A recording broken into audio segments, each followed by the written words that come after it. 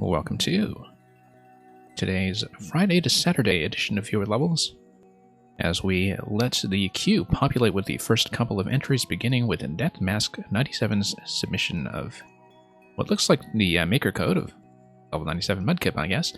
We're just going to begin with a quick warm-up level. This is going to be The Cake is a Lie, which is a level from September 2019 by Persia, who is a very distinguished maker from the South Korean community. Thank you for the follow.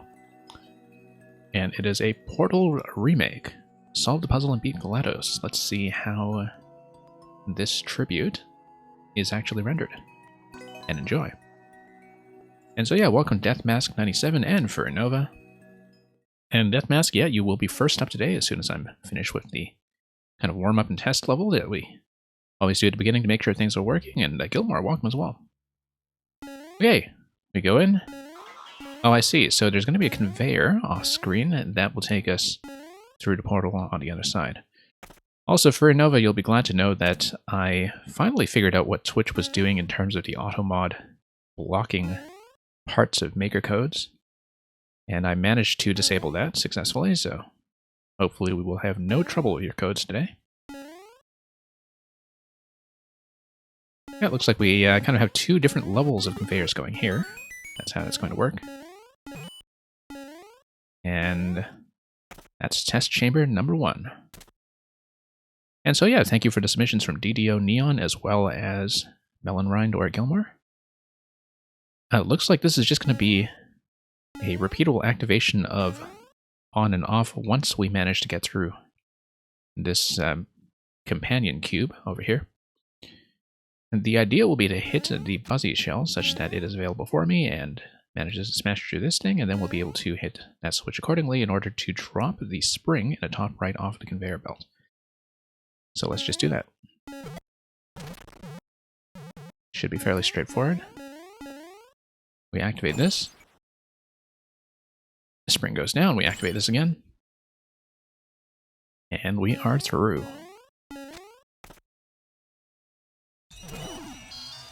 Looks like we're going to have a bit of an aquatic theme today between Lakeside Slide and Piranha Resort coming in later. This is, of course, a cake, and the cake is apparently a lie. We've been pushed into some other place entirely. Oh, interestingly, this is a cake, but this level was released on the 11th of September 2019, which, as many of you know, is the 4th anniversary of the release of Mario Maker 1, so birthday cake for a very special occasion. Okay, test chamber 3 looks like we'll have eventually some kind of P-switch mechanism, probably, to fire something out of the bullet blaster, and which will activate under the muncher. It might be an infinite P-switch scenario. Only way is forward. Yeah, it looks like that's it. So it looks like we have a bit of a side portal set up here. I wonder how that one is working. It might be something like a conveyor slope and springs, maybe.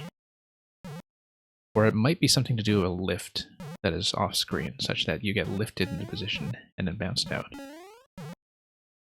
I think it's probably something like a lift, but can't exactly tell right now from what we're seeing with the off-screen setup. Anyway, we're going to drop this. And then it should be infinite P-switch off of that. And okay, here we go.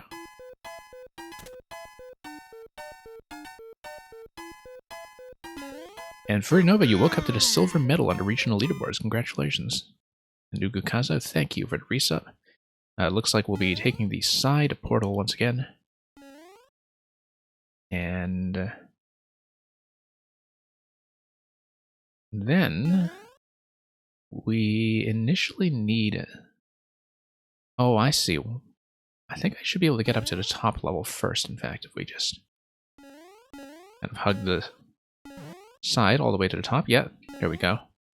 So I was just pressing towards the left there to make sure we didn't get deflected into the middle position. And now we should be able to hit. And now we go back once again. Whoops, all the way to the top level. And it goes well. Mang, welcome as well.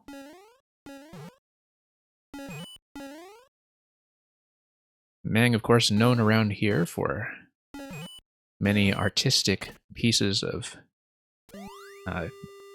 comment artwork, I guess, including that lovely piece of comment artwork that Mang left on Lupin Snoop's video about SD locks, which I did not fail to notice. Looks like we're in the Wayne Gretzky room here, test chamber 99. And the cake is still alive, as far as I know, so... Okay. Yeah, this is the cake furnace. Oh, whoops, shouldn't have hit that, but we'll go down the portal. We're not going to get killed by the cake, although I'm kind of curious about those question blocks. No, you can't reach them because of the one-way panels that block you from the cake. Swamp is going to go down, so... Sure, we'll grab that. Look at all of these little fake-outs here. Going a little bit slow for my own good, but we're going to hit checkpoint 2. And a glitch, welcome in as well. Hope we get to yours fairly quickly today. This, I believe, is where we actually fight GLaDOS. You can kind of see from the little protruding GLaDOS head over here. Looks like we just need to probably toss some shells down here. Okay, that'll work. Now, we have a switch activation, which does what? I want to eventually light the bombs on fire, which is not going to happen this way. I want to grab this shell and probably send it down next. And yeah, eventually the Muncher is going to crush the bomb. That's what's going to happen. Yeah, it looks like we have shells that are dispensed from multiple locations, so we just need to watch very carefully. I probably should have thought about what happens if I put on one of the shell mitts. I would assume that it just frees up the spawn of an additional shell on the latest location, but you never quite know about that. And yeah, Glitch, I will post the code for this afterwards. This is just the warm-up level. It is a level from 2019 by Persia from Korea. And so yeah, I'll post a code and then we'll go straight into the levels that are in fact in the queue. This is interesting. EHX, yeah, let's come over here. Oh, I see, this is just telling you how the side portal works. As I suspected, there was something like a lift mechanism that was off screen.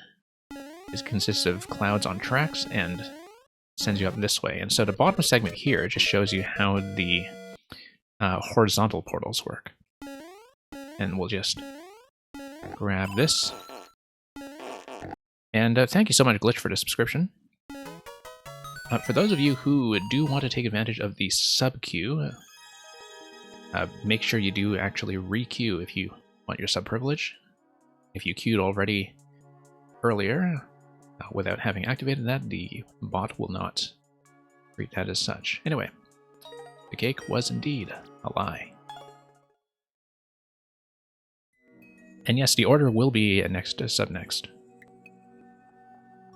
Okay, so let me type the code for this level in chat, and we will go straight in.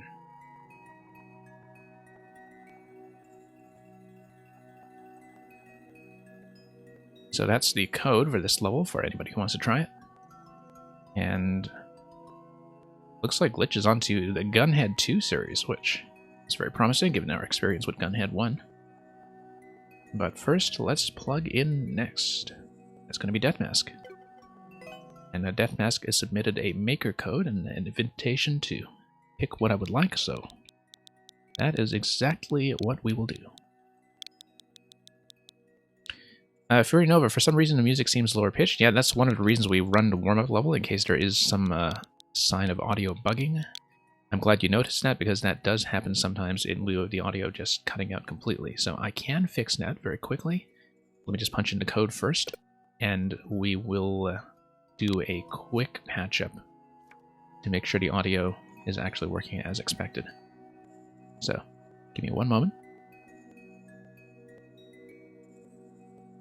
And yeah, that's exactly why we just try to start with a bit of a test, just so we can get you all recordings of your levels that are as clean as we can manage.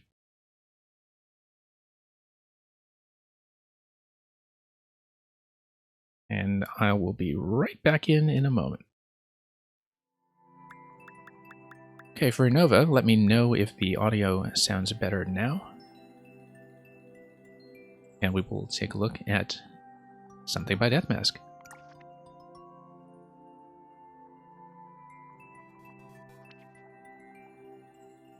Let me also see what's going on with the list currently. Okay, so it's going to be a whole bunch to choose from. This is from April. And sure, let's actually just start from the top of the list. Sudden Vertigo Grotto. And see how the view is going to make our heads spin.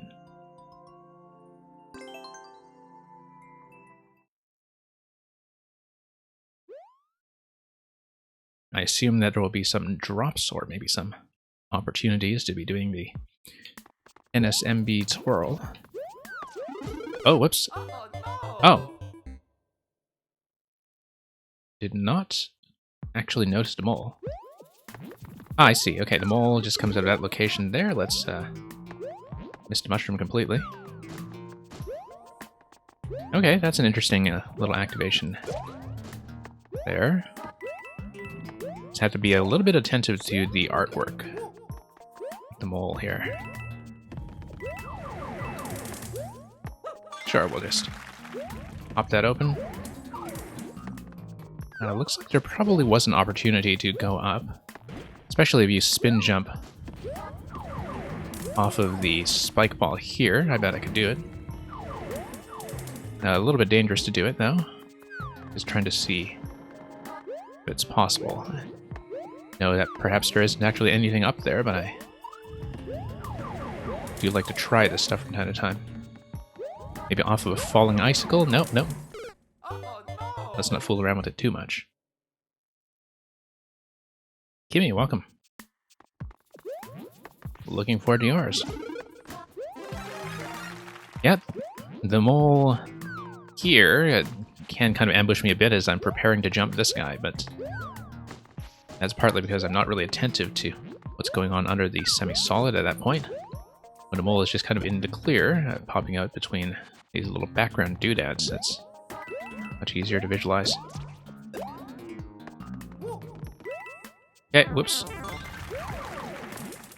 Nowhere to shell jump, so let's just go on. Next GM, welcome. Okay, so we are now upside down. Oh, hence the vertigo, yeah.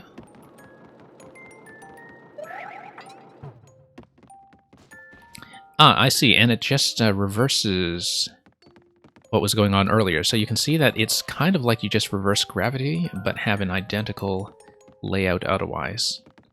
That's kind of mirrored from the other zone. And so it is just kind of a mock gravity reversal level. You would think it's a very natural concept for the upside down theme, and I think it was very popular early on in the life of Maker 2. But I feel like I haven't actually seen that in a long time, maybe because people just gave up on the upside down theme. And next GM, you're at work, so you're delayed, no problem. You're going to be a little far back in the queue anyway, so we'll get to you soon enough. Okay. Down, it says down. Let's mind the moles here. And not get trapped above the blue platforms. Okay. Same idea, except technically, if the other zone is to be believed, I'm actually above where I started out, directly above, so it is possible to fall all the way back to the beginning of the level if you're not careful. At least I think that's the implication. Oh, interesting checkpoint over here. I feel like it's actually possible to spin jump on a spike ball, but probably not reach high enough, so... I'm guessing there is some kind of standard progression that's... Whoops. perhaps revolves around the fact that you can just go for this checkpoint here. I was about to say something like propeller suit, but guess we just forgot the concept of the level. Okay. Kind of wonder if that is skippable somehow. Much better technique than what I'm demonstrating here. You did a level like this a long time ago, Glitch. Yeah, I don't think it's one that you've shown me, but I'm kind of not surprised that a lot of people would look at the Upside Down theme and get this kind of structure down at some point as a maker.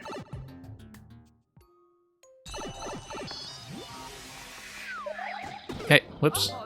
Let's be careful with that drop there from the shell that looks like it's just very crawling happily. And he was actually quite prepared to snipe you. Can be very deceptive to see the Buzzy shell there hanging around on the ceiling as though it's just crawling regularly on the floor. Look at that. Very deceptive. Whoops. Bit of an accidental crouch there as I was pointing upwards for some unknown reason. I really wonder about these icicles and whether it's possible to kind of wrap around like that. And I don't think you can actually make it over to the right side, though. You'd have to have pretty much perfect timing on the spike balls. As you can see, you can get on top of the icicles in midair. I think, actually, if I come around this side, then I could get on top of the top row of icicles and then jump from there. I'm not going to try very hard to do this. I just want to play around with it because the opportunity has presented itself. Oops. I bet we could do it. Maybe with an additional twirl. But yeah, I actually kind of like that Buzzy shell trick that you have as you enter the other zone. Because that's one thing about Upside Down zones that I actually rarely see used. Like the idea that you can kind of trick out the player's perceptions of how a Buzzy or a Spiny shell works when it clings to the ceiling. Or a spike top, for that matter. Although spike tops won't spin towards you, I don't think. I always forget my mechanics sort of in the heat of the moment.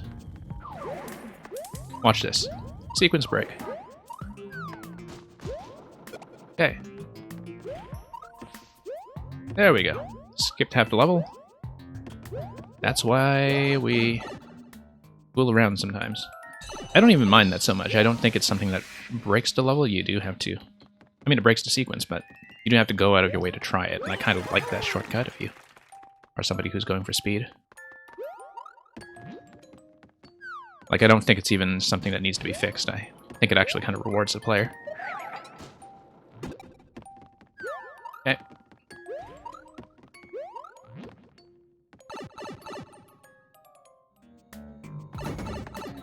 And you said something about requiring a precise and perfectly timed triple jump.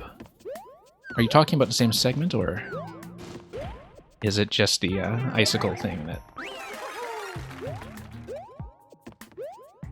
Anyway, I do like that you do the Nintendo-style checkpoint, by the way. In a level that plays out like it's more or less traditional, I think that Nintendo generally had a right idea about the mushroom at checkpoint convention. And it's one thing that I think a lot of makers kind of shy away from or don't respect for often the wrong reasons. I mean, there are a lot of levels where that just won't fit the concept if, you know, having a super mushroom just breaks the mechanic, but for a traditional level, I kind of like being rewarded for making it a checkpoint continuously. Okay. What is going on in this part here? Okay, so this is going to be an opposite segment. I kind of want to try... Whoa, whoa, whoa, didn't see that one coming. Let's not fool around with that. I feel like I could actually spin on top of the shell and get you know, a spin and then halfway up.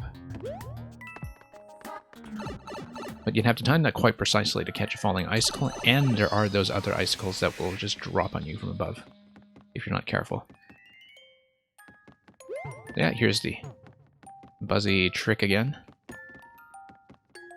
And we'll just ride this out, see where this goes.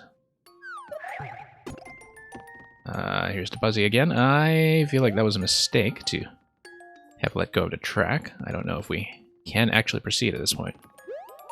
Yes, we can. Somewhat. That will get me out of here. Whoops. Now, if we do expend the skull, we might be in a situation where I'm just dead. That's something to keep in mind. And Kimmy, yeah, it's too bad you are not able to stay, but looking forward to continuing with your series soon enough, I hope. We'll be back tomorrow, of course, in the same time slot. For anybody who is unable to stay too long today, it is fairly typical for me to be running 2 days in a row.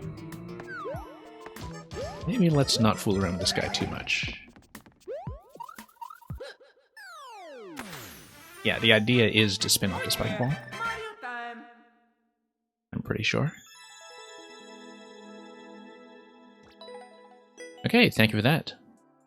Death Mask. And of course, Death Mask, if you are able to stay a very long time, you're quite welcome to resubmit after I clear you.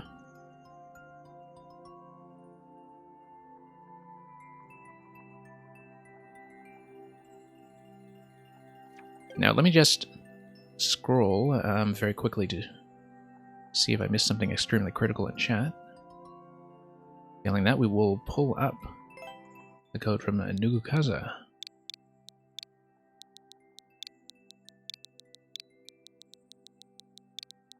So yeah, feel very satisfied with having found the icicle skip in the previous level. Nugukaza is having a blast. Well, even if you are deleting this test very soon, thank you for offering me a first clear on this version, I guess. Let's see how it goes. It's a new demo level, I see.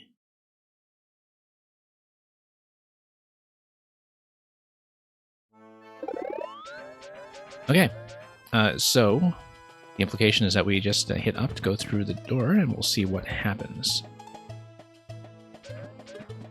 Looks like the idea is that we should get pushed into the coins once I actually fly down quickly enough.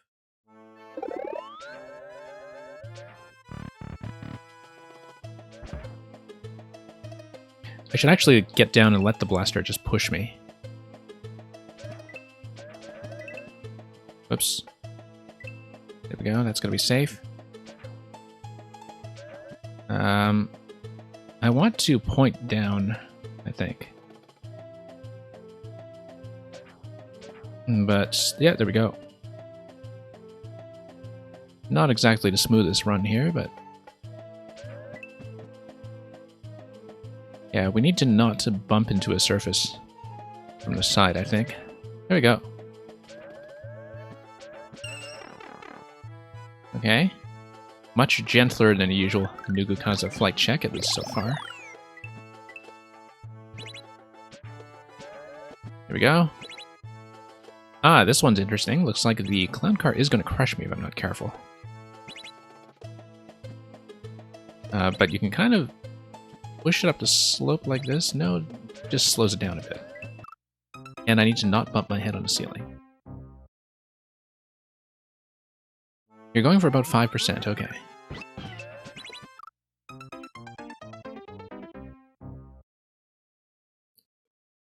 Yeah, at this point, I guess you've collected enough data about how people actually perform with the P-Balloon. You can get some fairly robust estimates. Interesting that you have every blaster in this room on a different kind of surface and following a different kind of motion. The Cloud, the Clown Car, the Conveyor, and the Mole. Everything's going to be a bit different, and then we'll see what happens with Yoshi once we get up top. I think Yoshi is mostly here to shut the blasters up. I'm assuming that Yoshi is actually here because you have Yoshi eggs in the blasters that are being blocked with the 2 Yoshi rule. If you have another egg off screen.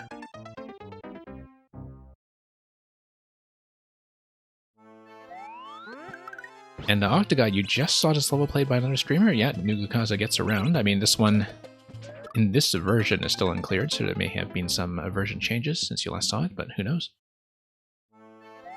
I think a semi-solid would be nice to start the second blaster, so it's... let me see if I can visualize how you're imagining that. Whoops.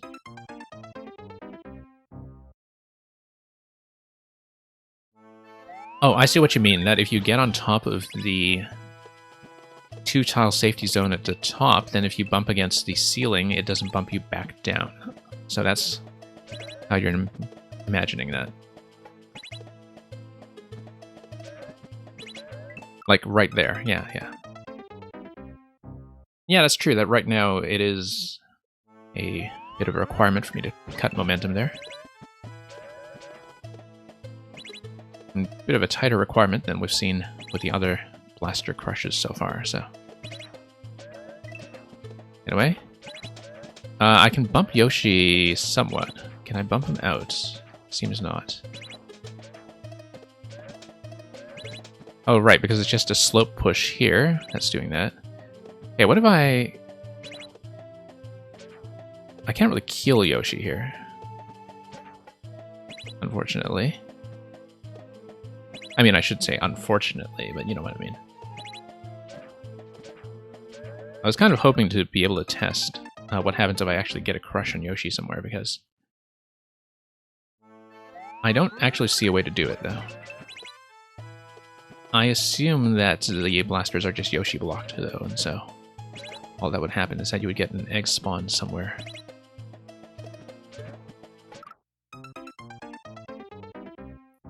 Yeah, I think it's actually the slope on top of Yoshi that's doing that. Although I don't know, because it might be the wall deflection, but I think it is something to do with the slope kind of sliding him out. I'm not exactly sure, because the slope jank is what it is, I guess. But I also know that the slopes up top, you kind of have that corner there just for the sake of symmetry to get everything looking neat.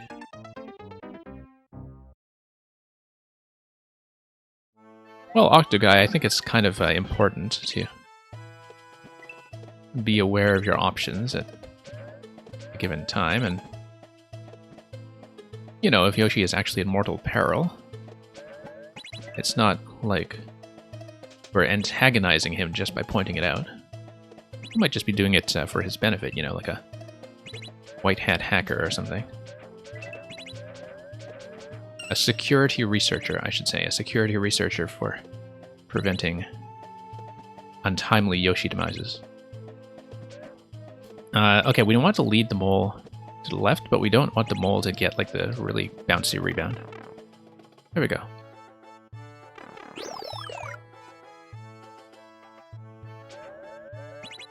Okay. Actually managed to do that. I guess if you do that kind of let up around a wall and do the full speed deflection and bounce back, that's what it's designed for. But for something like 5%, I mean, 5% is going to be for players who don't know the momentum control of bouncing back off the wall, so we'll just get around some of this stuff. Kind of like this, that you have a bit of a non-lethal reset on each of these as you get pushed around. It looks like somebody's troll-level anti-softlock in the making, to be honest. And yeah, it can quickly just take to death there if you do in fact just lose the P-Balloon, which was not something I was expecting. Okay, there we go.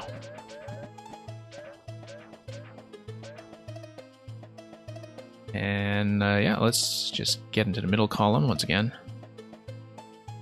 if we can. Yeah, you can do it without the stunless bonk. Exactly. That's what I was thinking. Sort of wonder about this. Oh, okay.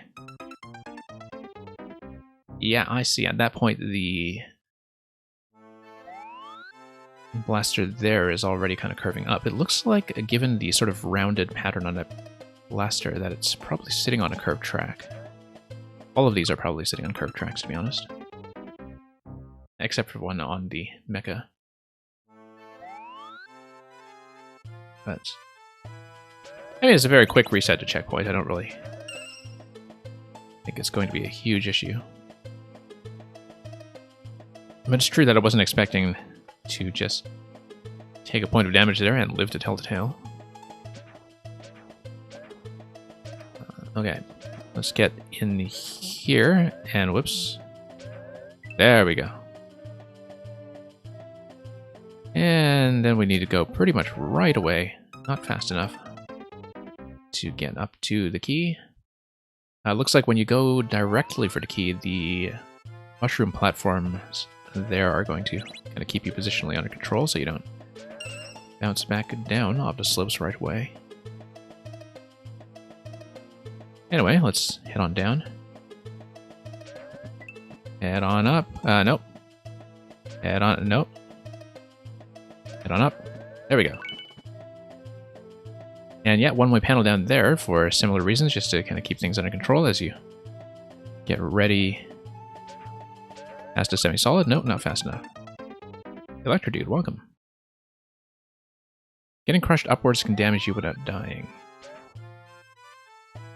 Is this only true for the P-Balloon, though, or is it also true for Super Mario getting crushed into Small Mario? And I ask for a very specific reason, because it was something that I was trying to trigger in a puzzle level that I couldn't quite solve. And I could never actually get that damage state to work. Yeah, because there was a particular puzzle level that couldn't quite get through where that looked like it was part of the solution, and when I couldn't execute it, I just kind of gave up on that line of inquiry, and I wonder if I gave up on that too early, looking at the crush interaction with the P-Balloon now. Okay. Yeah, still just need to learn the Magic Koopa pattern there. It looks like I'm definitely having some trouble bumping against either the blaster or the ceiling as I begin the sort of the Mecha Koopa, not Magic Koopa, the Mecha Koopa segment here. Okay, pretty smooth there. Just need a little bit of acceleration, actually. But to do that, we will need to not get bumped against the semi-solids. Oh, nope.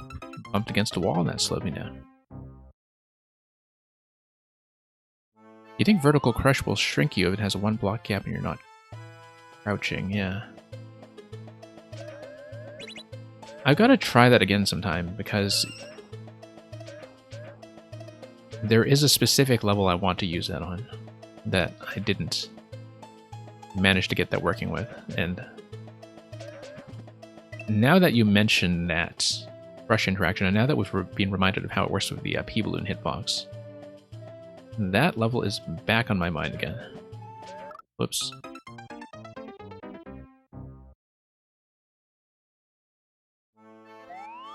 And those of you who have come to the puzzle streams before probably know which one I'm talking about. The Flying Pow puzzle by Bird Dog. And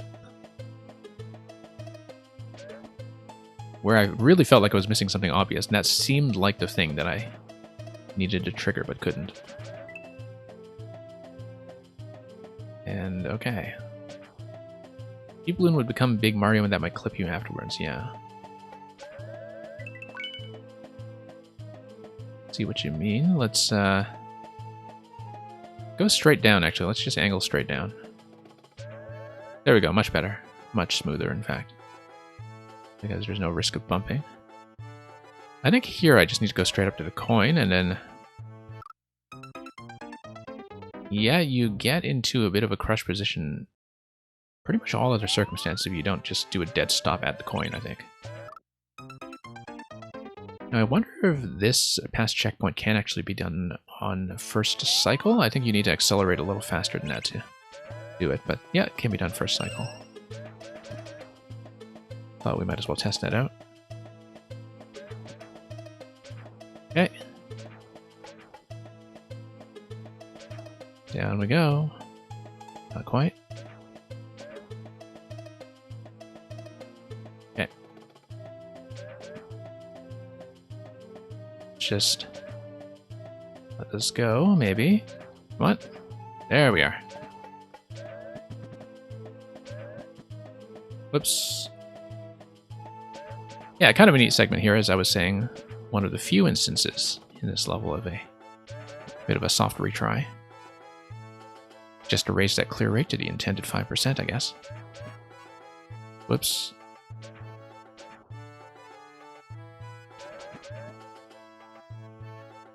And also just kind of test how well you can round a corner without bumping the ceiling. Not very well, apparently. Okay, there we go. Now let's just get in a position once again. I do like the coin markers. Very subtle in their own way. Also, one thing I hadn't really been noting throughout this level is the use of the P-block markers specifically to denote danger zones and crush locations. I think in a lot of levels they would be way too noisy, but in this one, because of the way they blend into the background artwork, it actually works. Like the yellow on yellow, I think, is something that makes the P-blocks function as a concept, especially. Yeah, also when you consider, you know, the mushroom platform trunks here as well. That at least you don't have empty P-blocks just sticking out in the middle of space all over the place, because I think that would just become unreadable. Thank you for the follow.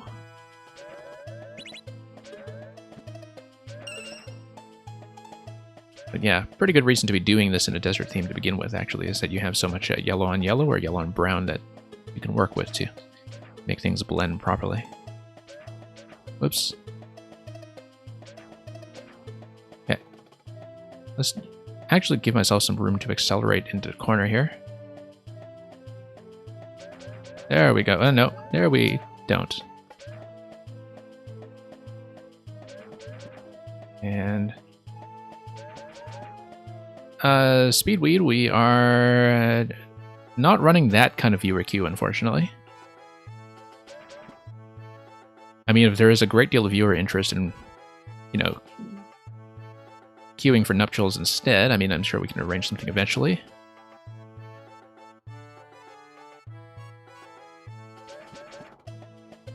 I think we would need to find somebody with the proper certification to perform the ceremony, though.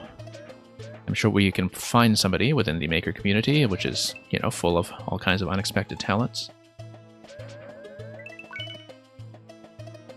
Okay. Now let's go down.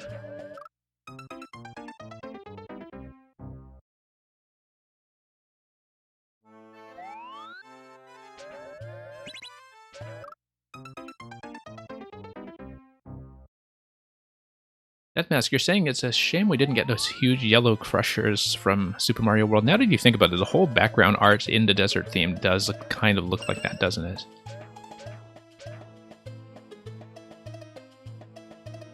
Looks pretty much exactly like that, in fact. I don't know if it's the same kind of texture, but it's definitely a very similar color palette. Yeah, because I think it's just a clear texture in Super Mario World, like a flat texture. Okay, down we go. Nope, not quite.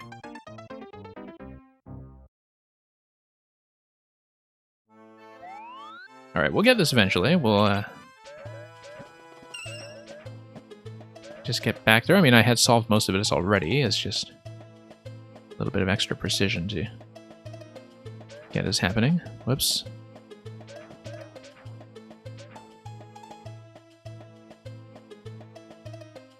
And down we go.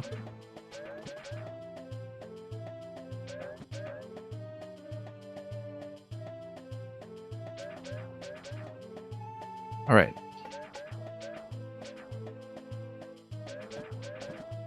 And yeah, let's just kind of struggle here.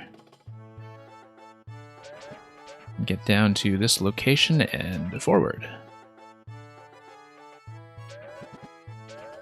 Nope, not quite. Too many bumps. Really do need to just straighten out and go vertically as fast as possible there to avoid any wall collisions. Okay.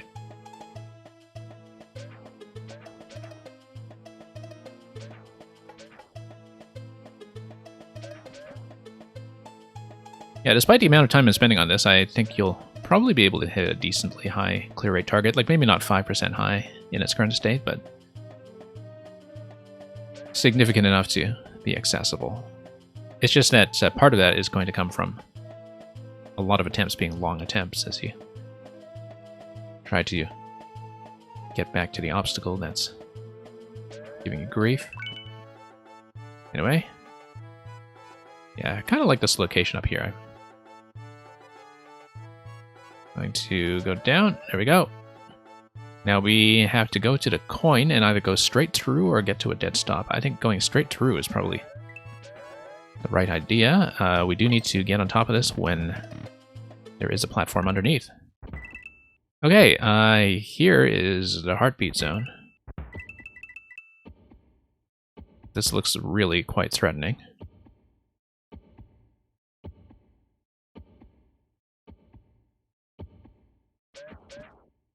Okay, there we go.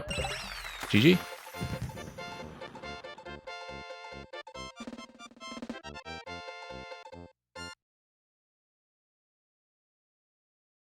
Yeah, it looks like going straight through is really the right idea in the bit before the key door. I mean, if you kind of notice that the death zones are all marked, then you kind of know that you shouldn't be hanging around, but I agree that it does kind of surprise you sometimes if you are thinking of the blasters going around a circle as being spaced apart, and then you suddenly realize that they do in fact get that crush.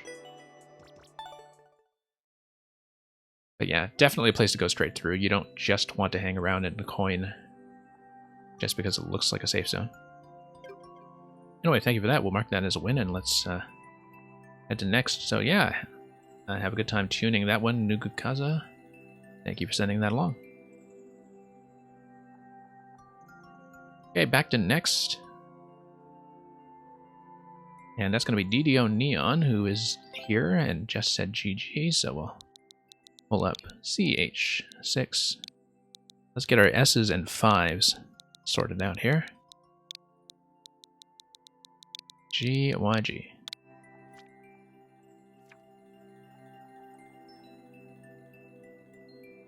Piranha Resort, Pyramids and Oasis. This desert paradise offers the best vacations. Unless you are Mario. So you're saying we should switch to Toadette. Let's try this Mario.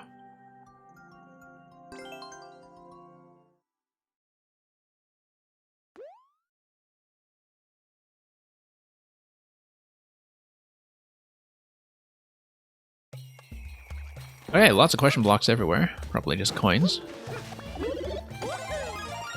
Okay, just gonna go up because we can. So it looks like we have a choice of paths by the looks of it.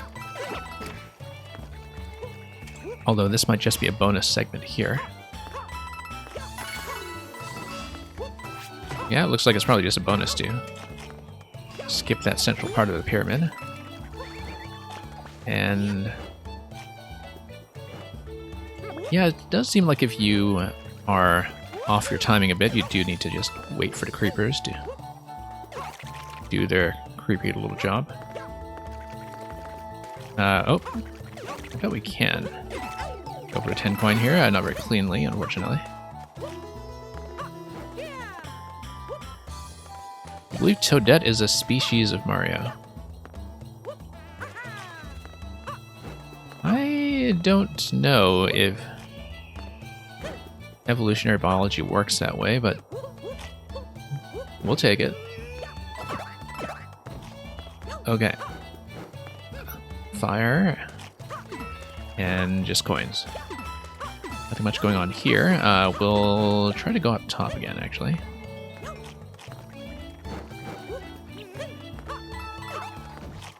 Yeah, it looks like, once again, really long pattern off of this creeper here.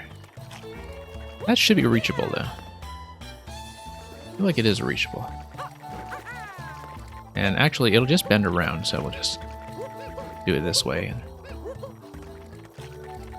eventually just take the top path. Not really going to be a speed savings or anything, it's just really for the sake of exploration. Should probably go down and check for a mushroom eventually, though, just in case we have the opportunity to recover a bit of health. Look at this guy here, just kind of hanging around all day, this slow way. Oh, maybe that is on a timer, and that unless I have the ability to zap it with a flower or something, or come around the right side, it is just going to be a bit of a progress blocker.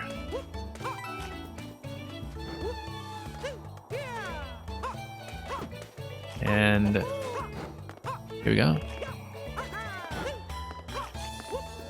Yeah, I kind of wonder about some of the creeper timings if they are tuned in such a way that you can kind of skip their first cycle by going fast.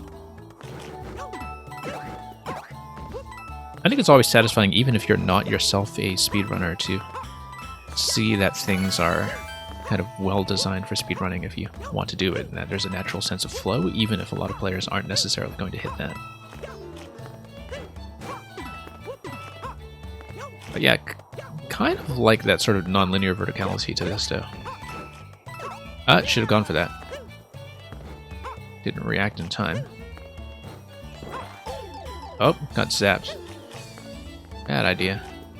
Yeah, if I had just gotten that bounce all the way up to begin with, this would not have been a problem.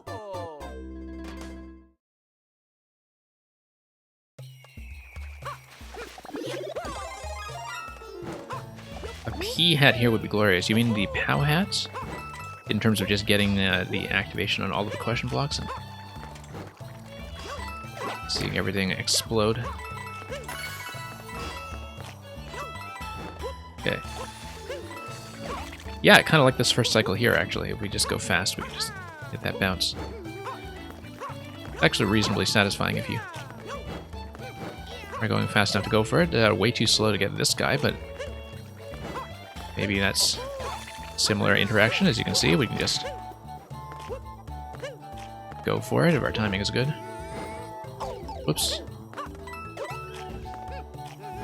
And Mr. Electrodude, thank you for submitting your code. We'll... whoops, forgot about this guy once again. Let's... Can I reach?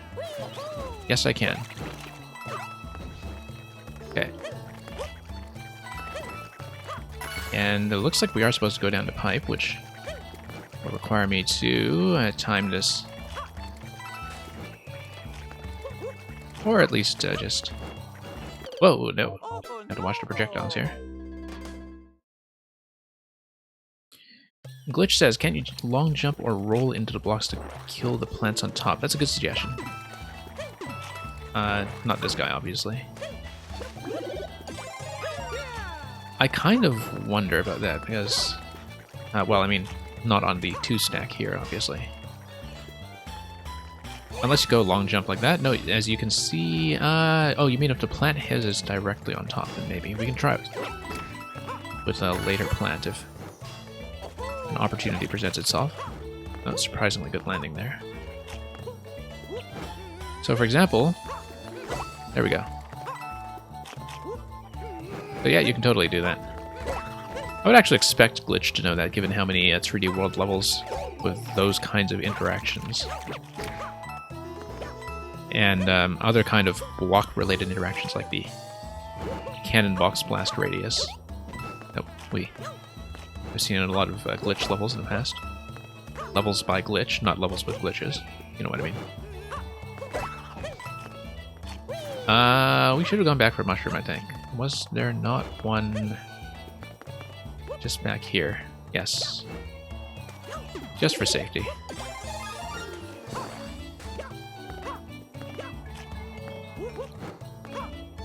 And yeah. Yeah, Glitch, I think just from the Gunhead world alone, 3D World is probably the majority of levels that we've seen from you at this point. Whoops. Not a very good landing here.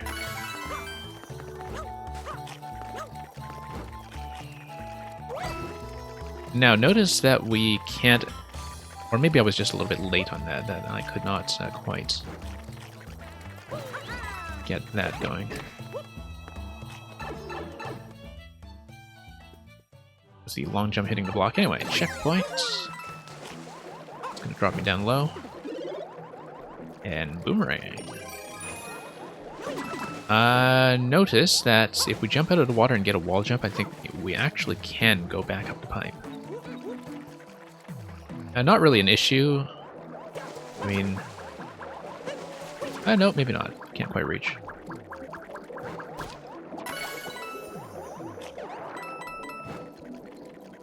Sure, we'll jump on this guy underwater as I can.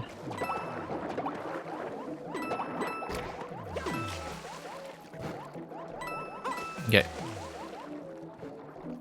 This looked like a spawning issue with the way that the crates were kind of separated here.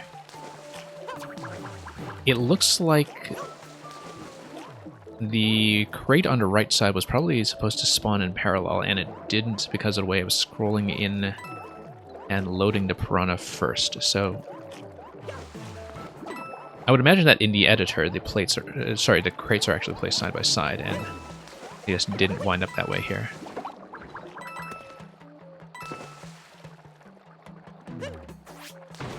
Okay, let's go down here. Okay.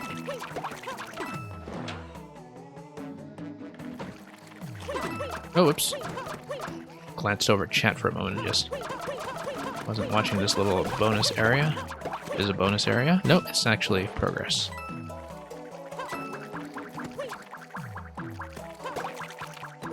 Yeah, they're vulnerable on their head, not the stem, so you can't have them facing out, like facing upwards above the block. I see what you mean. That the block doesn't actually get that collision in. But if the block is kind of under their cheeks on the side, I guess that's something that could work out. Nope, let's not fool around with the boomerang too much here. And just head back on up.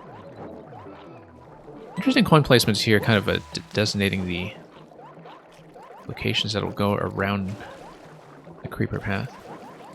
At least until you collect the coin, of course. Okay, that was awfully stylish.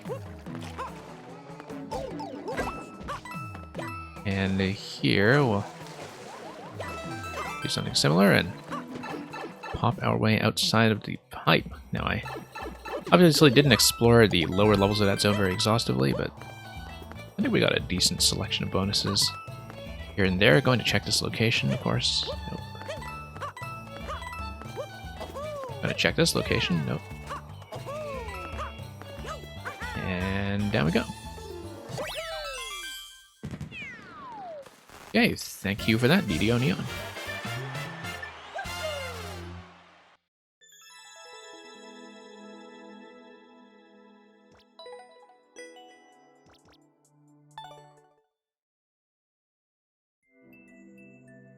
And thank you for the GGs. Let's take a look at Subnext, which I believe should be Glitch.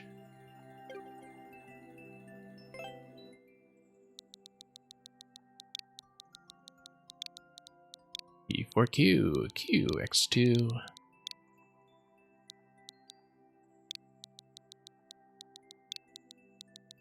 And Mamuga.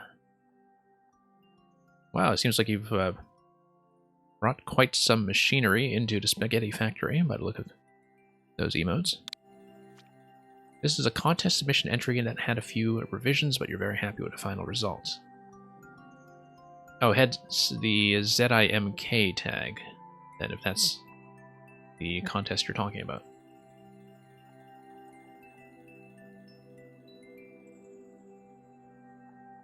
Anyway, world record here by our fellow streamer and very frequent submitter, Red Nye. our hero must ride these ballistic blasters. Boom. Let's do that. And yeah, Momuga, I know those are global.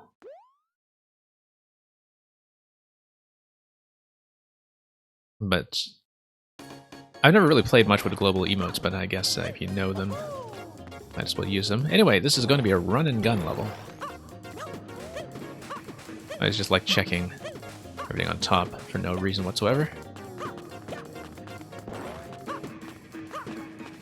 I know that in some of the older levels you just walk off the text, but I'm glad you actually let me do the run here. Yeah, also like the way you're kind of dropping me into the cannon box directly with the warp block.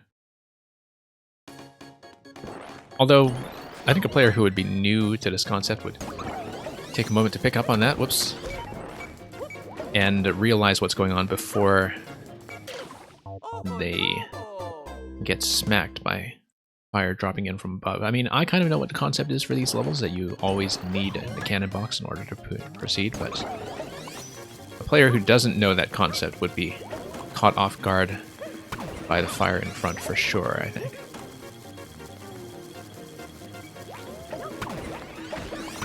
I think this part here actually reminds me of a different level by you that I still haven't beaten, I think.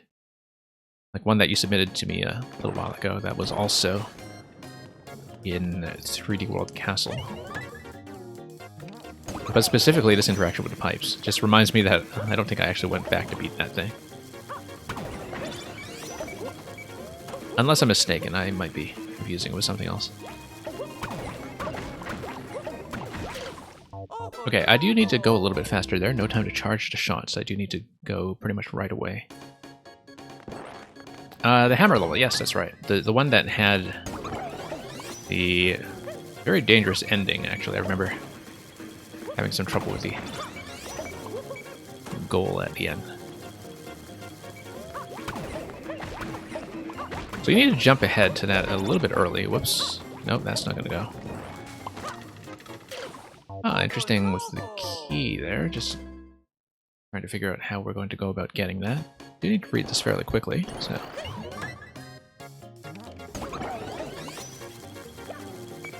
And... whoops.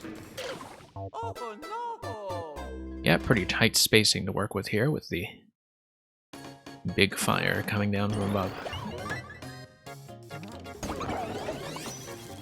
Don't know how necessary it was for the Kotobu here to be a 2x2. Because it does constrict a lot of space. I mean, I know it's aligned symmetrically, and maybe that's a consideration here, but it would come down symmetrically anyway, coming down from a too-wide pipe. So. But yeah, definitely kind of constricts a lot of space. I don't have too much of a problem with that. I do think, once again, though, that it is going to come down too quickly for a lot of players. Okay, I do need to go around there and activate the snake block first, and then the thwomp, and still have enough time left to get back onto the blaster afterwards. I think that's the implication. Okay, there we go. There's a little bit of a safe zone at the tip, the right side tip of the bullet blasters here. Nope. Yeah, I actually need to get right up to the key and hug it right away, I think. While it's on the right side of the platform. I cannot go over the thwomp, even if I do the spin into high jump. That's going to be way too slow and just lose too much time going back and forth. So I think the idea is that I slide directly into the key as soon as possible. There we go. Just like that. And then we ride this out. Okay. Oh, I see. I was supposed to read this and take one tile here. Yeah.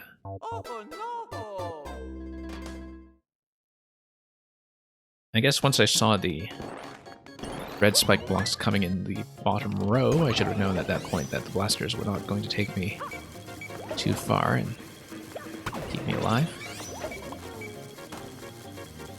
So, let's get back over here. And there we are. Whoops. Yeah, good reaction time. You leave me back there.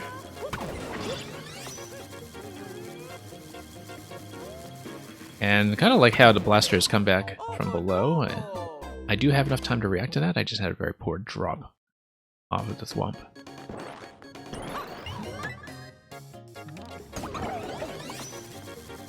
Now, I wonder how much of the blaster alignment relative to the thwomp there is going to depend on that initial activation off grabbing the key. That if your timing on the key is just a little bit off,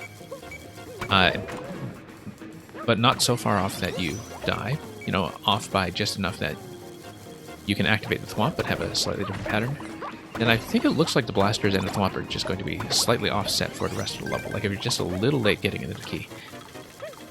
Now I wonder if you actually can be a little late getting into the key and still manage to do all this stuff safely. I think you can. I think I actually need to jump there, in fact. Okay, I cannot do a wall slide. You see, I have much more space this time. Oh no, I needed to send the thwomp through, didn't I?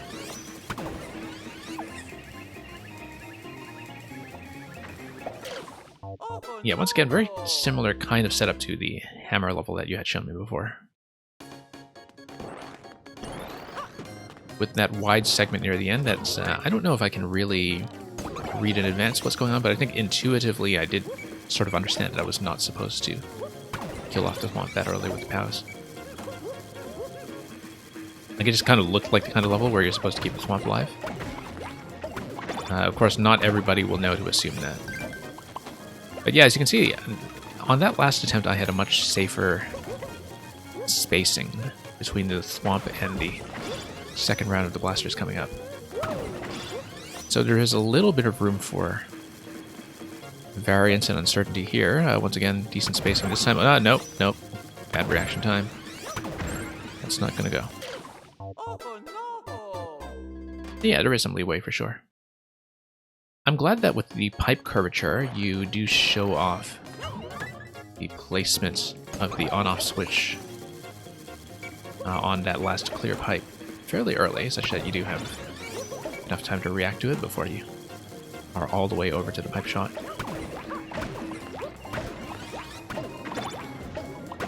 Okay. But yeah, going for the key as fast as possible, I think, is the thing that will be safe. Nope. I do need to jump. Thought I'd try it once without, but nope. Not just going to slip into the pipe. Not when I'm short. And okay, up we go. And okay.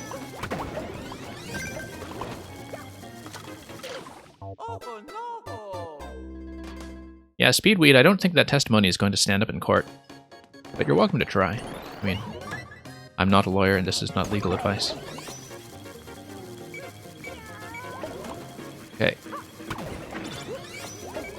Because of getting back in the blasters, you can't reverse the thwomp and retry. Yes, exactly.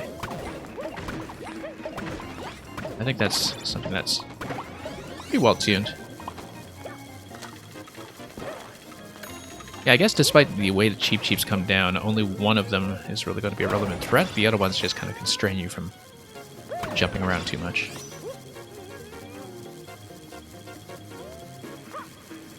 Okay. No, once again, too late. Way too late. This took me a moment to understand what was going on, even though I'd seen it twice already.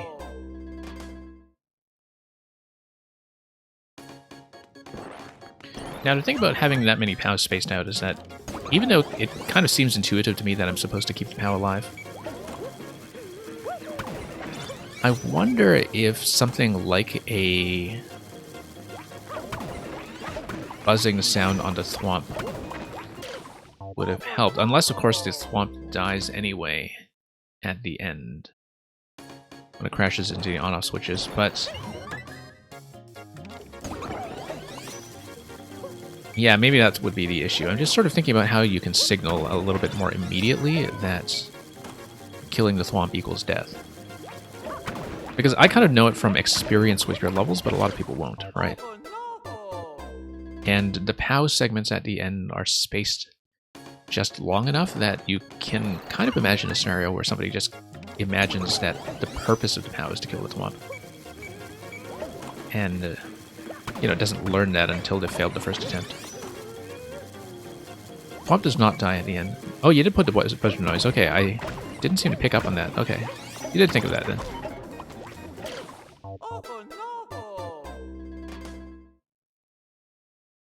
Yeah, despite killing the Thwomp multiple times, I wonder why I didn't pick up on the buzzer then. Huh. Okay, never mind. Just going to give you all kinds of inaccurate commentary here.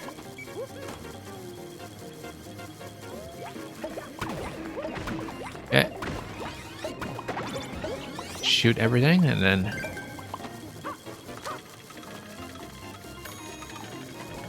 down we go.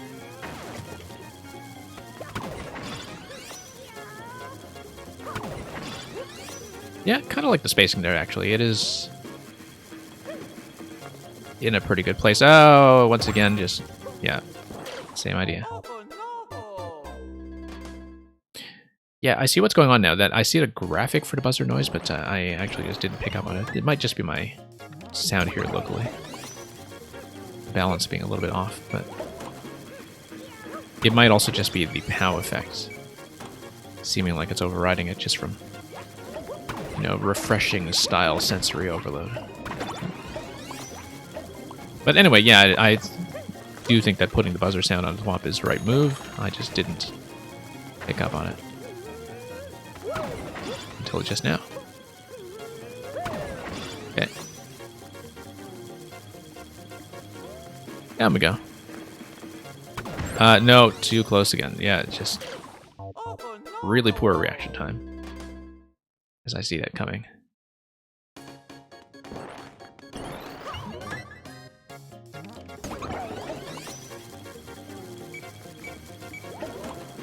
Okay.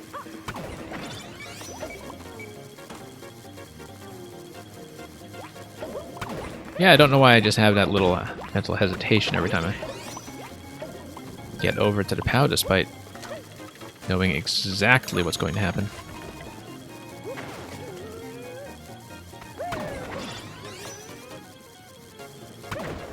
Whoops. No. Yeah, that's not great. You think riding a Thwomp was one of your favorite things to do in 3D World? Yeah, Thwomp momentum is a lot of fun to play with. Actually being able to toy with it safely, I think. The way that you can in 3D World, from touching the surface. Always has tons of platforming potential.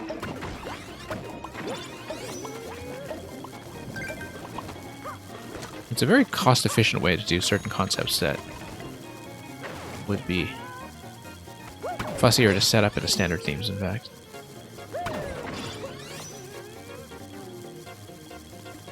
You know, the way that in the standard themes to do this kind of Thwomp ride, you would need to have stumps everywhere. Okay, let's stop doing that.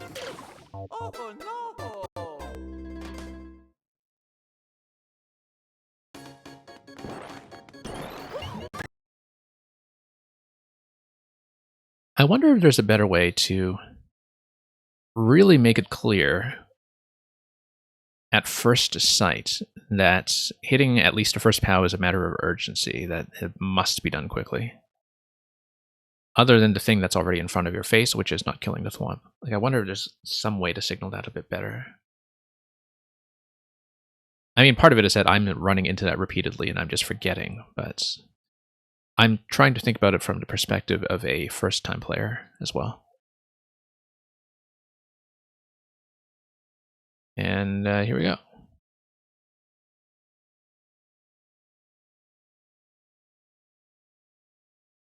And a Death Mask, in terms of a Thwomp ride in a standard themes, I mean, you can do it with a dry bone shell, and that would be an inexpensive way to do it in terms of entity budget, but The dry bones shell also kind of breaks enough other interactions that you wouldn't necessarily want to rely on it. Like, for example, you couldn't use it in a lava ride because you can just take the dry bones shell on a lava ride. So, and you can do some other things like the shoe as well. But with both the dry bones shell and a shoe, the Goomba boots and such, sometimes you might not want to have their kind of movement pattern where they bob their way up. Like, I think there are definitely things that you do with 3D World Thwomps that aren't as clean to set up when you're not in 3D World. And you can kind of build equivalents to it with things like Chomp Stumps, etc. But there's a sort of elegance in just having the 3D World Thwomps out of the box the way they are. Game audio got really quiet. Thanks for letting me know. I think it actually did get cut. So, yeah, we've been not encountering that problem too much lately, but thanks for pointing that out immediately, and I'll fix it. It happens when my streaming machine is running a little too hot. I've got my fans on full blast already, so...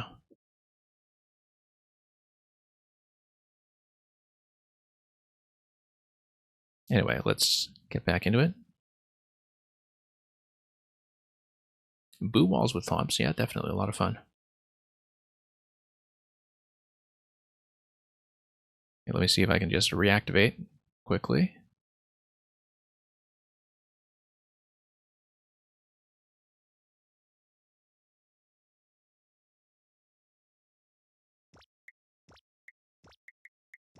Okay, audio should be back. Let's get back in.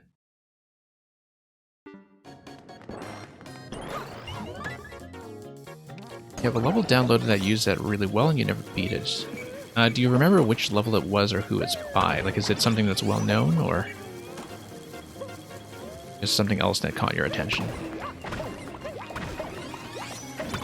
I'm just wondering if it's something that I might have seen or played. Okay.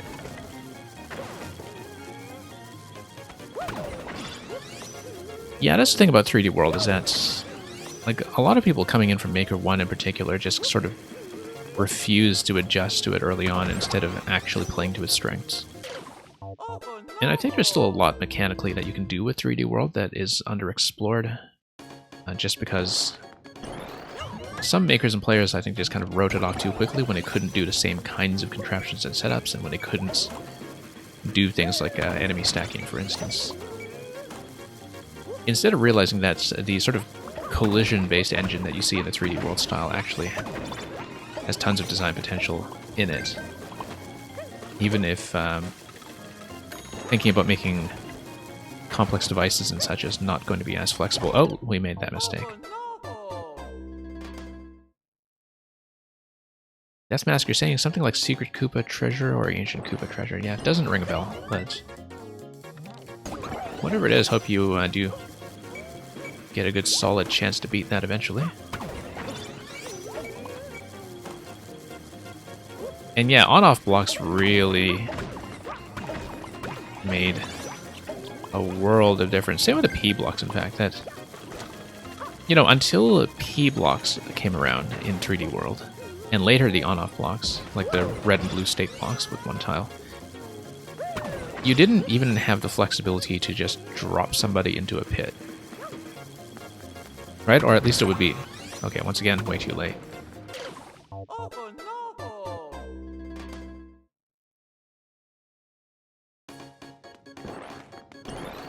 That's such a simple mistake to avoid, and I can't believe I'm just late every single time. Like, I absolutely know it's coming, and I know I have to react quickly to it, but... something catches me off guard there. All the time. And I do feel like I just need to kind of anticipate it in advance. Because playing reactively is not going to do much for me here. Yeah, need to get down to the lower level and pretty much just shoot right away. Even if I shoot right away, it feels like I'm going to be way too late. That if you look at that spacing there, that as soon as the POW scrolls in, you know, there's going to be a certain distance that my shot needs to travel. Like, no wonder my reaction time is kind of shot there, actually.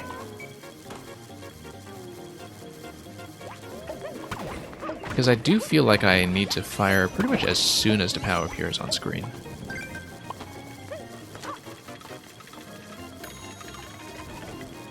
Because judging by that last attempt there, there's really not that much space to work with between the first POW stack and the thwomp, at least with the thwomp spacing that I've drawn for myself here. Okay, now we finally got it. As you can see, it's quite a close thing here, this timing. No, we do need to let the thwomp hit the switch. I don't know why I backed off and tried to fire myself. That was definitely a choke. Okay.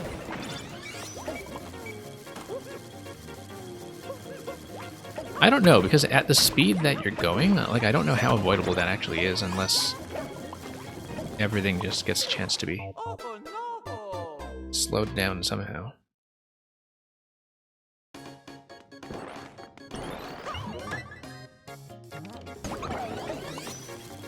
Because the way the camera is tracking you, like, you and the thwomp are going to be pretty much in the middle of the screen.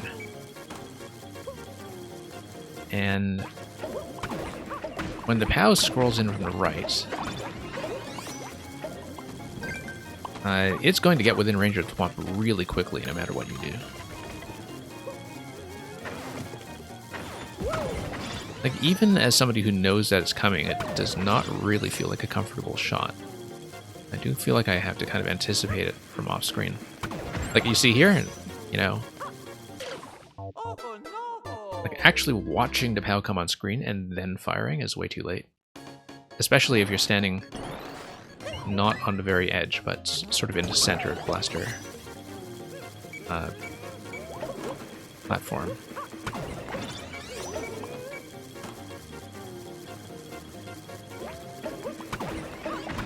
You changed that part to be a bit tougher because previous versions were too easy. Interesting.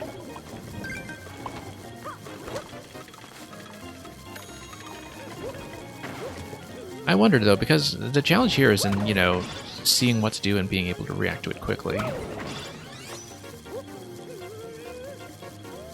But it seems to be tuned in such a way that even if you do see what you're supposed to do, it can be really difficult to give yourself enough space, simply because you have to account for the fact that the thwomp is constantly moving closer. And that it is going to be a bit of a long shot in terms of distance.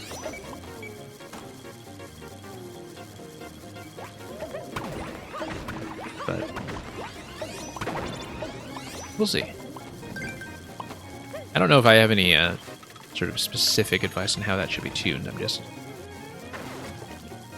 saying that I seem to be having a great deal of trouble with it, and I'm trying to figure out why. Okay, just barely. Yeah, need to shoot pretty much as soon as you get in. Okay, let's get on. Nope. Looks like that's going to be a wall jump down, actually. Curious. Yeah, because you do need to keep the cannon box, of course, so you can fire at the pipe on top that is pointed to the left. Nope.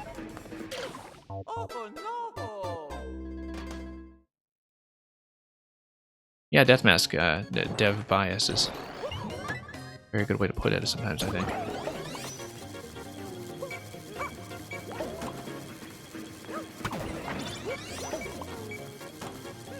Okay.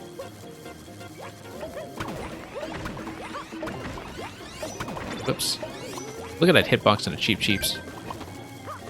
So many times I thought it would get caught, and they just totally missed me instead.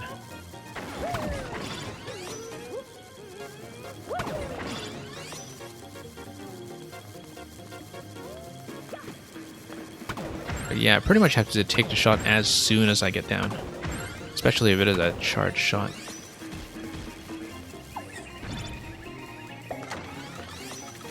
Okay. Also, your pipe entry is going to affect the synchronization of the blasters with the skull platform. I do feel like this is supposed to be wall jump down.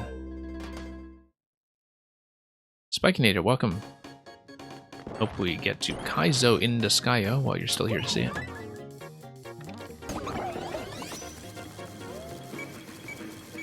Yeah, I mean, this one ended up in, what, about 2%? That seems right to me. I mean, it's not very technically demanding. It's just that you need a good eye for reacting to things.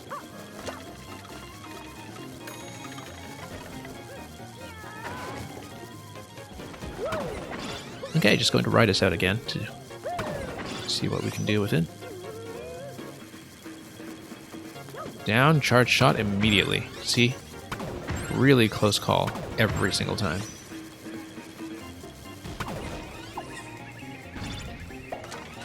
This time we have tons of room between these platforms. Once again, still getting a bit of a slide under Snake Block. Ah, okay, you don't need to wall jump. You can actually just run it. But then I need to jump up and shoot to the left very quickly, and then that will block the fire from coming out the right side. And Spikinator, we're doing well. I mean, died on something repeatedly in this level that is really not hard to execute or correct for, but I still had a lot of trouble perceiving anyway.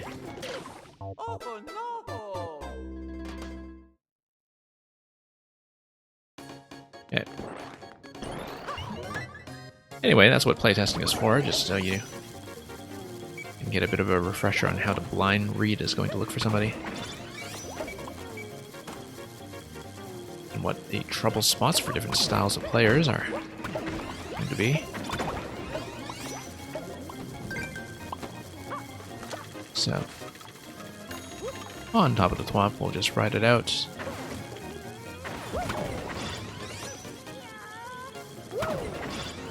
And what have we got here? Just down.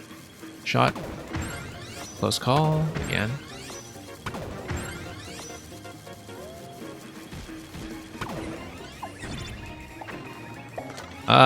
No, bad spacing there. I was a little bit late. You need to go fairly early, just to avoid any issues with being able to get up to the Snake Block, because it looks like I'd need a slight dash off the blasters to get up on the Snake Block, and in order to do that I need enough spacing between those two as they move steadily to the right. And so because of that, the strategy for the clear pipe leading up to that Snake Block is go as fast as possible. No need to stick around. Nope. Oh yeah, now there I hear the buzzing sound clear as day.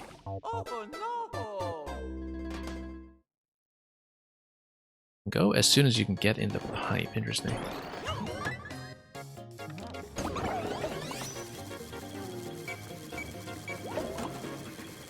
Yeah, I know that some players are just going to do that instinctively. I think I tend to hesitate there because I am trying to guess at how long the thwomp is going to take to actually hit the on-off switch. Because what I don't want to have happen, right, is the on-off switch to hit, like for the thwomp to crash against that and have that happen too late to the point that I'm already bouncing backwards in time. Okay, no way to cheese the on-off switches here, I don't think. Ah, nope, too late.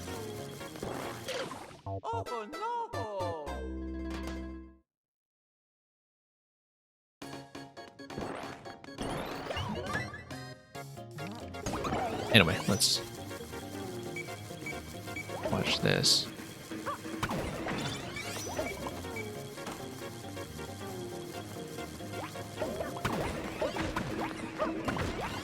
Okay, here we go.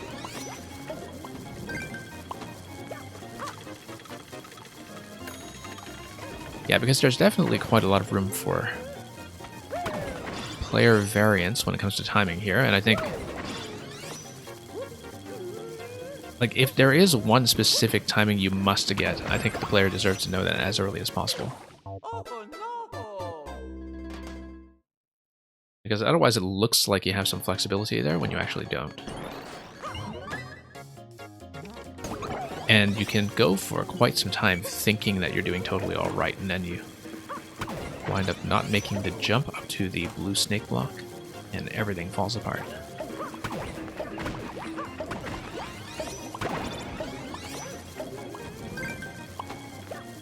But yeah, in general, I think if there is going to be some player-introduced inconsistency, that if it's possible, I think it's better to just accommodate player for all of the possible timings. Even if it looks like the difficulty tuning is going to feel a bit loose. Nope. Same mistake. Too late. I have to release the charge shot as soon as I go down. And yeah, Spikinator, you're right about that. That's since I have to charge shot anyway, I shouldn't waste time walking. It is just a bit of a habit anyway, I think, just because I don't have a very good intuitive sense of the reach of the charge shot. How did I miss? That was unexpected. No, can't go anywhere. Oh, I see. I forgot to take 3 shots in that type. Yeah, no, that was just a total brain fart. Okay.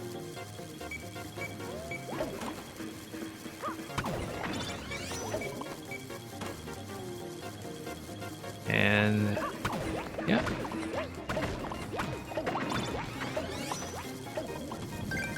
Okay.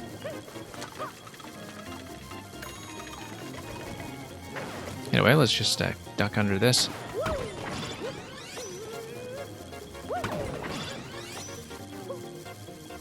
And go back down.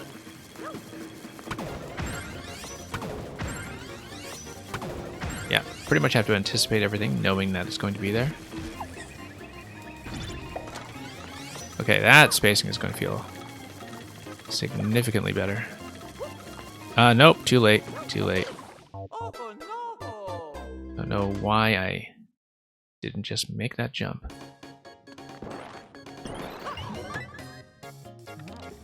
Anyway, we are progressing. Really should not have been locked for that long in that specific segment. And yeah, no, I do see the chute left. I absolutely see that pipe. I didn't make it that far, though. That's the thing. And then I hesitated a bit while I was in that red block sandwich that you have in the middle of that segment. Okay. No, too late, once again.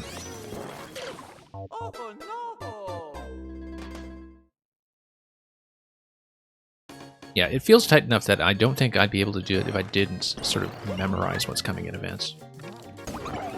I'd be really surprised if a player actually managed to get that on the first attempt, even if they knew that they have to keep the thwomp alive. Like, I'd be really surprised if people could just one-shot that part blind with the pows. Okay. Up we go here. Same out here. Here we go down. We release the charge shot right away.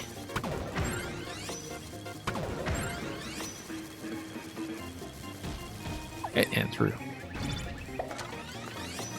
Let's not choke this time. Oh, whoops, we choked. Let's practice this jump, though. Yeah, no, I can't get stuck there. I do have to go immediately up to the gap.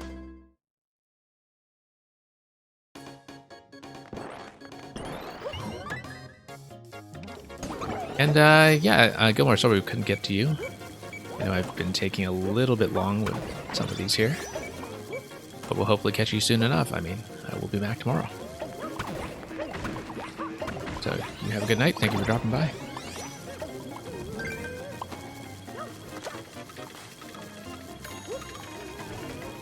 Okay.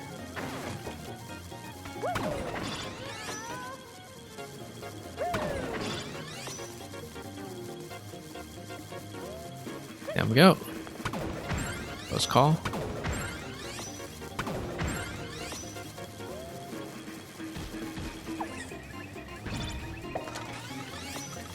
Okay. Nope, missed a jump. I bumped my head on a ceiling, I think.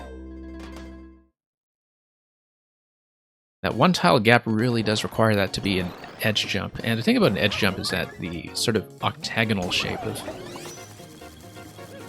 the corners around a red spike block can really throw you off in terms of where your takeoff location is going to be.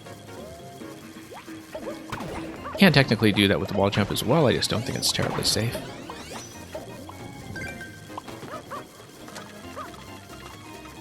And Meng thinks I'm blind to something, and is probably correct.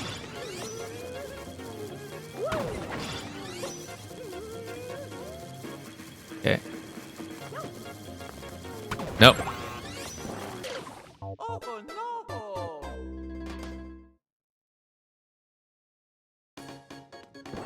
Yeah, I mean, Death Mask, there are certain concepts that are just not going to work with auto-scroll. And so, you know, this one, for instance, would not work with auto-scroll because it would require you to move the initial setup forward using a scroll break instead of using something player activated.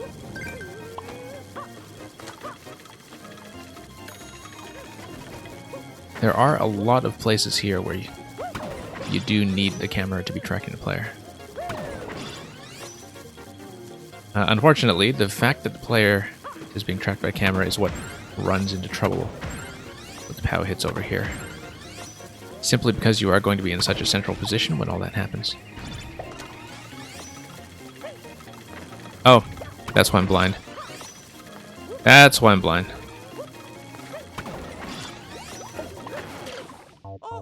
Yeah, no, I was only thinking about the one shot on the next pipe, I think.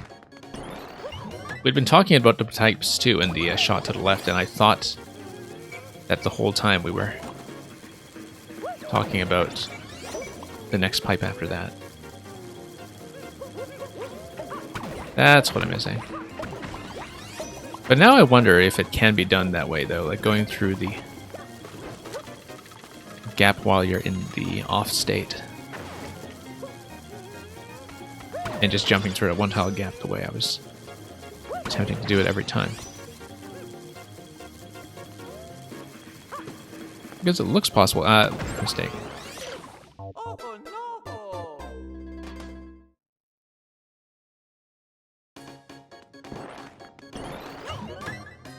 Okay, that should be at least a mild breakthrough to get through this.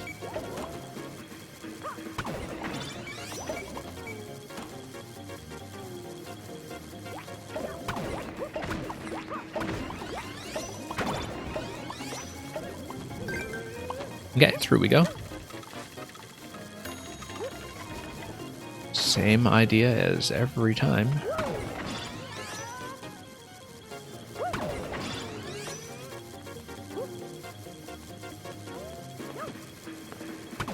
Nope. Too late. Oh, no.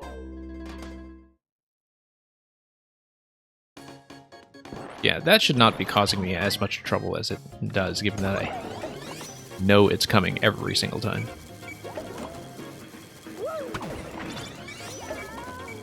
But I wonder if there's some way to incentivize the players to shoot earlier. Like, even if you have an enemy in the way or something, that will at least just motivate a shot. Although you'd have to motivate a second shot, depending on the collision, so maybe that's not such a great idea after all.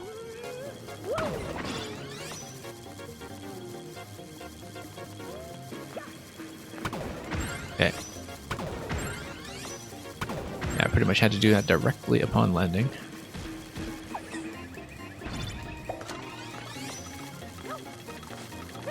Nope.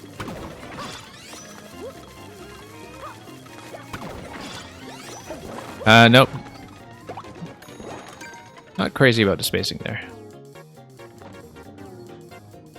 And, yeah, that's gonna be an SD lock issue.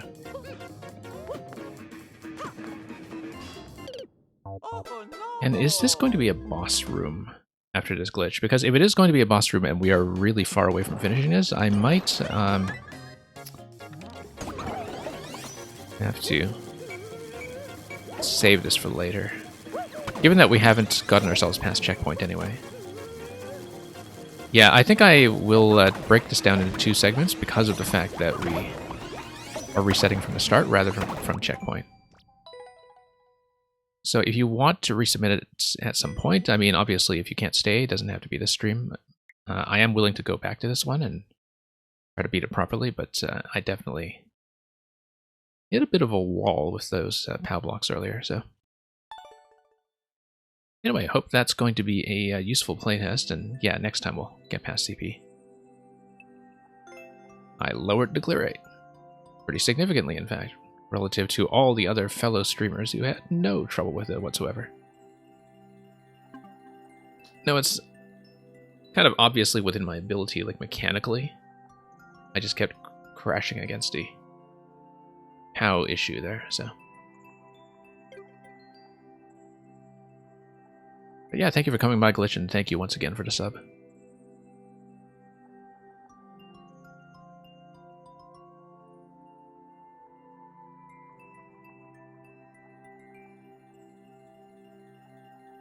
Okay.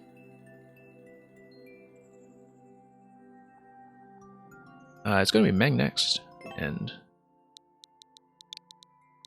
I believe you had a new Sonic level of some sort. But we'll see what lies in store. Super Sonic Space Station.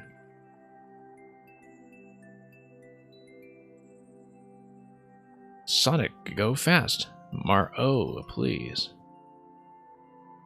World record held by I Am the Supersonic Space Station.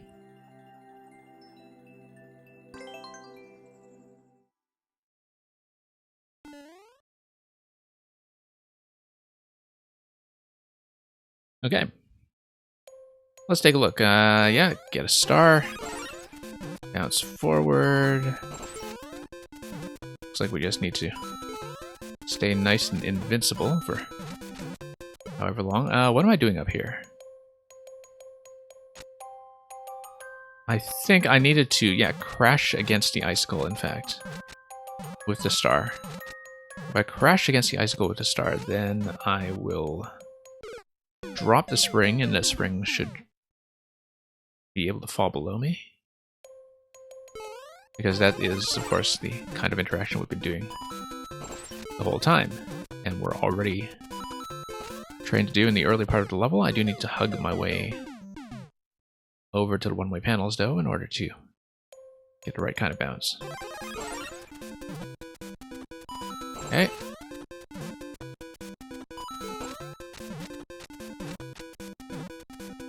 Okay.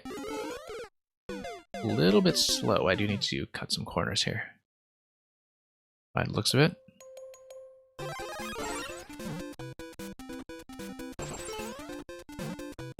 Yeah, don't need to do jumps that are quite that high. Whoops. Just losing way too much time around some of the corners.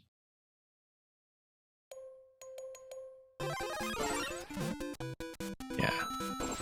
If I can get a lower jump, that would be ideal. Yeah, too slow.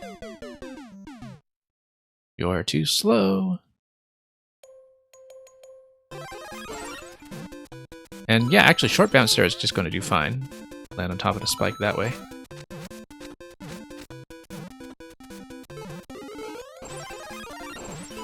Okay, what's this doing? Ah, I see. Mang bounce there just applies to the muncher, not to myself. I guess maybe that's what that early track was telling me to do, just to get all that going. Nope, too slow. I could see that there was one particular location there where I was losing time, though. Okay. I can do it on the second bounce. I wasn't doing that because I thought I wouldn't be able to get over, or rather across those one-way panels. But I may be wrong about that. No, actually, if I get high bounce once and then second bounce after a high bounce, then maybe the spacing should be fine, in fact.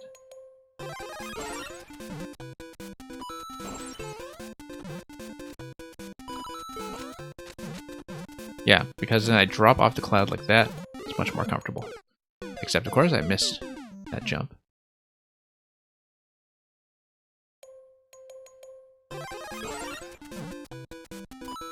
Okay.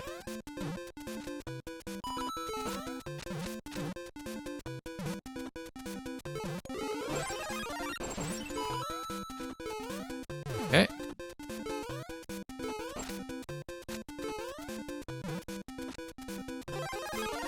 I need to break this icicle here. Too slow here, I'm losing too much time.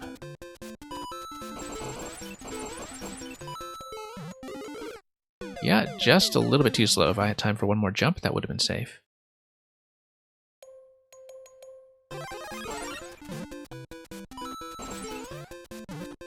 And okay, up we go. Supernova, welcome.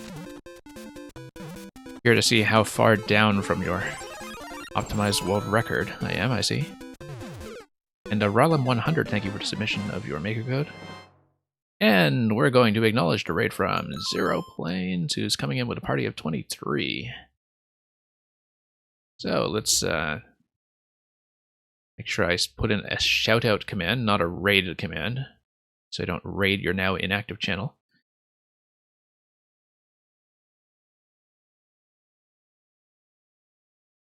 And yeah, Ralem100, don't know what you were trying to do with the YouTube link there. But anyway, welcome Zero Planes, and I guess Zero must have been doing viewer levels today, so Supernova, you might have just submitted there. Didn't you? So yeah, welcome in everybody who's here. If anybody's new to the channel, I do run viewer levels regularly in this time slot as well as the same time tomorrow on the Saturday to Sunday stream, as well as a variety of programming throughout the week. Usually Mario Maker, although lately we've been doing some of the late game and DLC content in Captain Toad Treasure Tracker.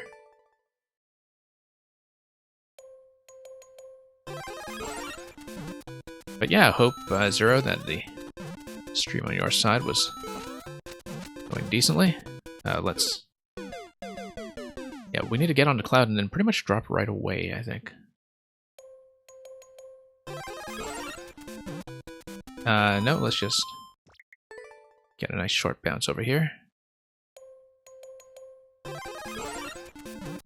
No, not short enough, actually.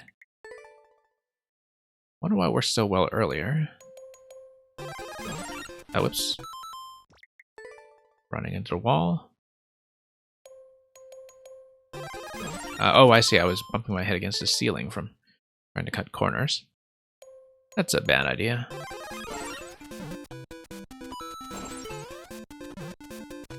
Okay.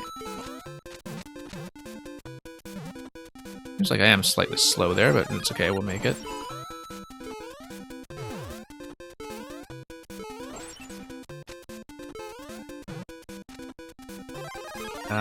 Oh, nope.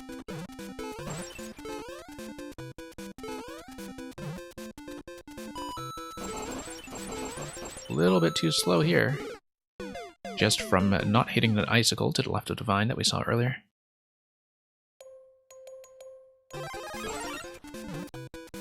Zero Planes and Deathmask having a bit of a staring contest in the chat, I see.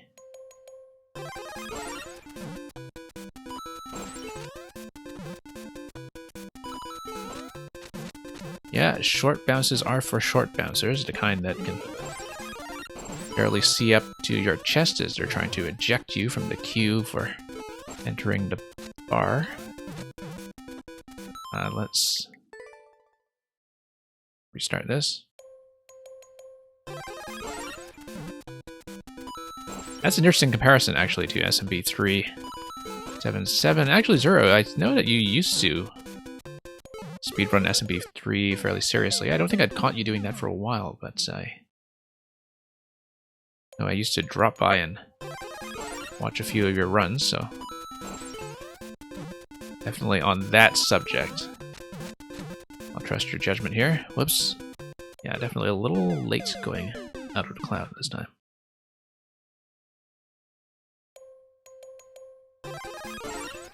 And yeah, watching Guy, I guess you're one of them too. So we're all in that club together. Okay.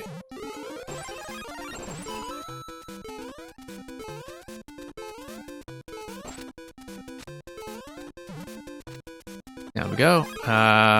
1 second. Let's get this for once. Still a little slow out of that, but we'll see how much of an issue that proves to be. Okay, got it. Let's get ahead here. No, too slow. I need to get up onto the Muncher much earlier in order to get over to one of my panels.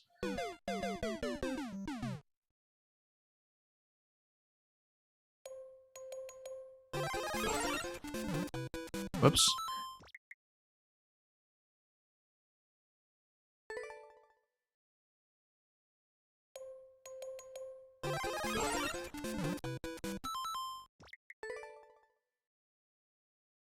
Yeah, I don't know if the short bounce is actually optimal here, but it did seem to be a bit of a savings earlier, so.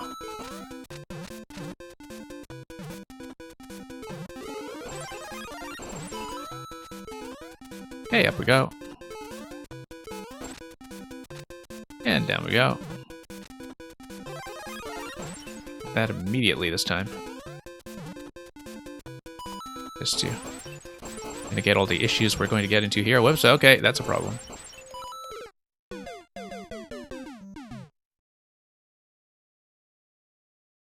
And Adam, thank you for the submission of Bill Block of Thwomp Bash.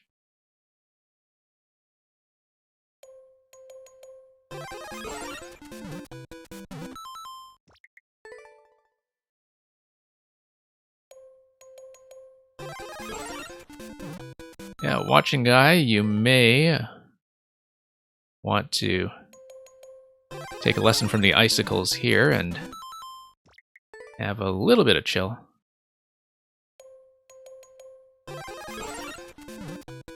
Before you make everybody feel really awkward.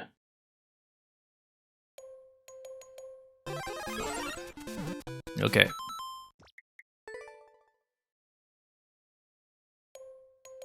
I'm pretty sure I've seen Watching Guy here before, and it was perfectly civil that time. So, one of those nights, I guess.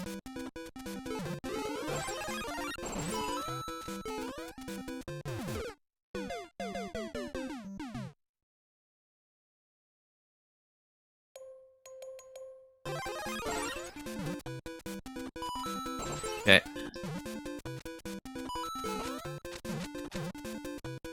Yeah, gonna be way too slow here. Oh no, not too slow. Okay. So maybe we don't absolutely need the short bounce at the very start. Whoops, no, that's a disaster.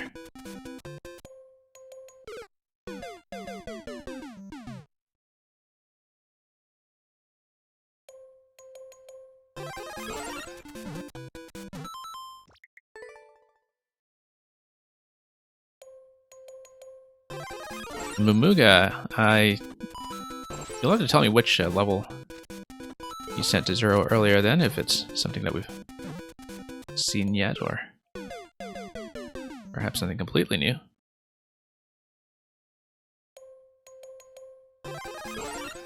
Oh, the no jump level, yeah. The one with that seesaw at the end.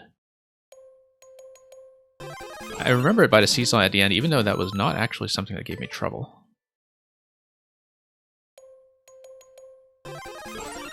Zero, I don't think I saw your cheese of it. I did receive that level from Amuga last week, I believe. Okay. Go! No. Jumping the gun there instead of jumping on the Muncher.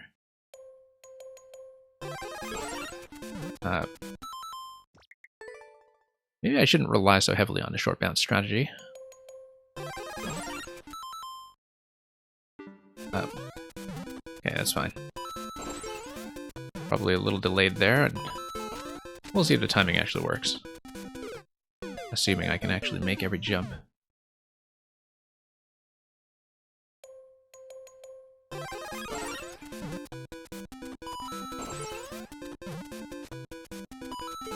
Okay, there we go.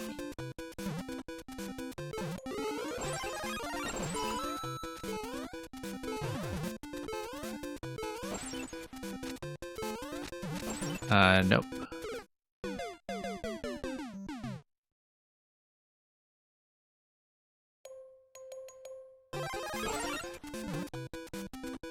Okay. Here we go again.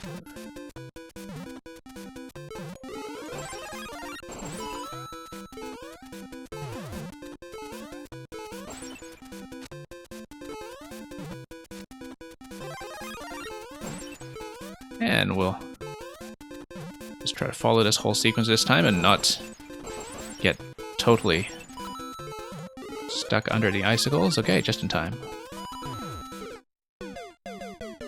Yeah, I want to go up through that icicle, which is only really required because of the one-way panels. And then just get on top of the whole one-way panel column by getting on top of the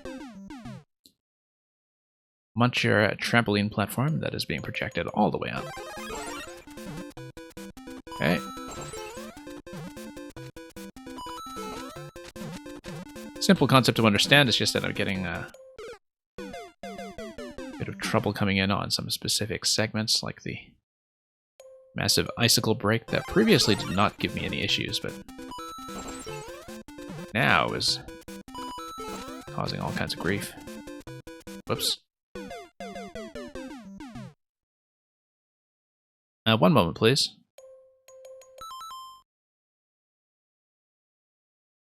Watching guy. We'll consider this temporarily a measure that maybe we can release or discuss later, but I did issue a warning.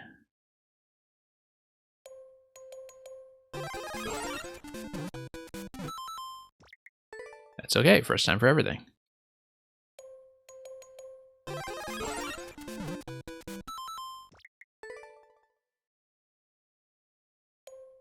It's okay, I know it's just a secret ploy to get me to start appointing a regular rotation of mods, but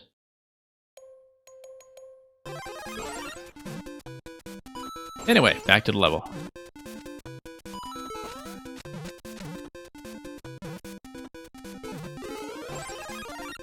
And we'll move up. Nope. Nope. That's okay. Star is right after this, as long as I can actually make it. Nope. Not quite.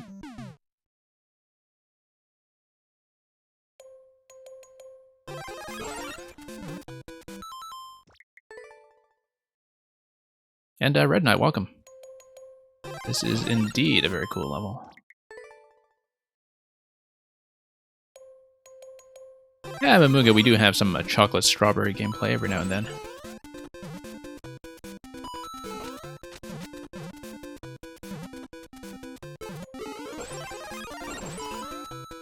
And up we go.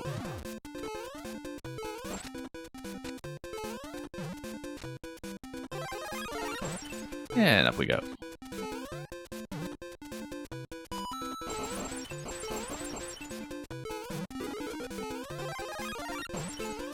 Okay. Finally going to do this properly, I hope. Just going to run through here, grab the star. And then, what on earth is this? Oh, I see. I was supposed to get on top of the muncher and jump over. Okay. I just misread that completely. Because of the priority of the overlap of the icicle and the trampoline down below, which would not have gotten me very far anyway. And thank you for the follow.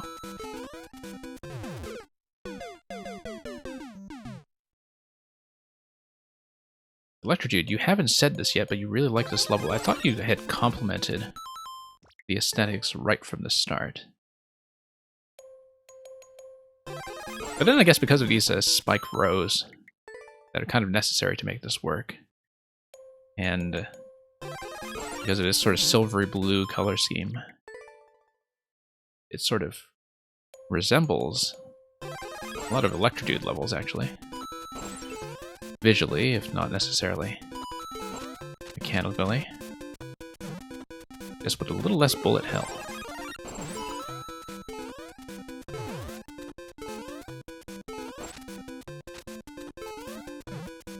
Okay. Oh, that's going to slow me down a little bit. Gonna make up for lost time as we grab that. And back up.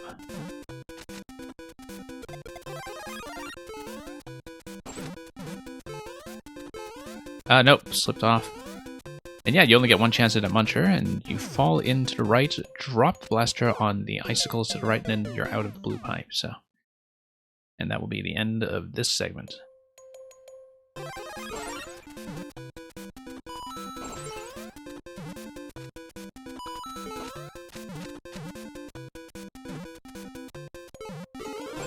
And here we go.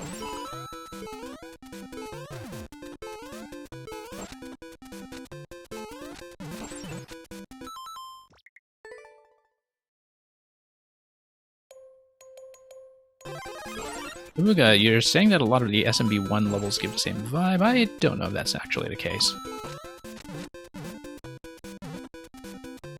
Especially considering, you know, how much vaster a palette we have in Mario Maker compared to what original SMB1 actually looks like.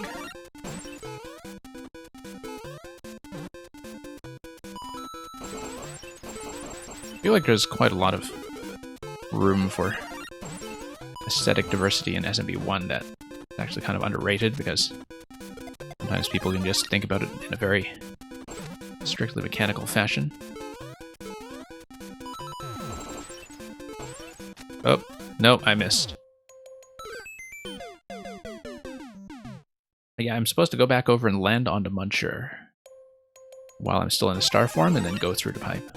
So, fairly clear to me what's supposed to happen.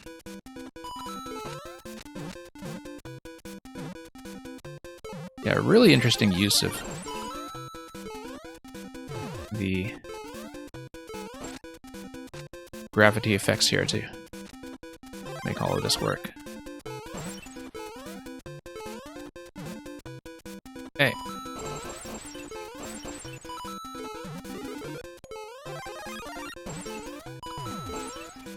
Up we go. And yep.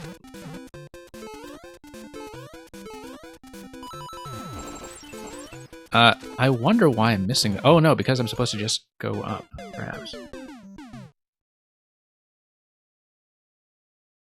Yeah, that's sort of strange. I would have expected that to just give me a high bounce, like all of the other icicle trampoline setups do, and just kept missing that for some reason. Anyway. No doubt we'll have a second segment after that, too. As we enter the pipe. Lots of fun so far, though, this one.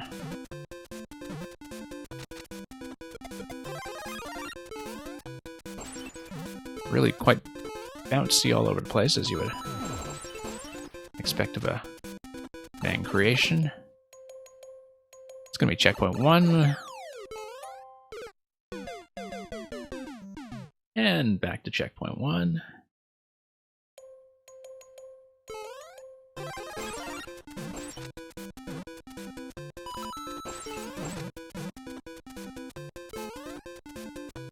And okay.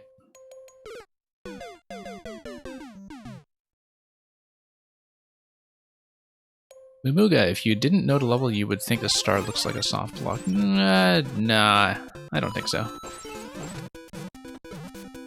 Well, I guess if you really don't know the style. Yeah, I'm supposed to wrap around here and go under. That's what's supposed to happen. Okay. I understand now. Yeah, I guess it depends on your familiarity with the concept. I don't really play Endless, so I think the methods people use for kind of determining a skip aren't really something I keep in mind. Okay. No, I have to go forward. Yeah, losing too much star time here. Bump that and then head over to the right. And we'll continue from there, yeah. I kind of like the transformation of this concept into a vertical climb. I think it works very well with the fact that you're getting so many spring bounces. Oh. Okay. Yeah, it was that pullback on spring there that threw me off slightly. That timing was fine. I just double tapped to jump, not knowing what I would find there as I was scrolling the camera up. I mean, I knew it was about time for the star, but not quite what I wanted in terms of position.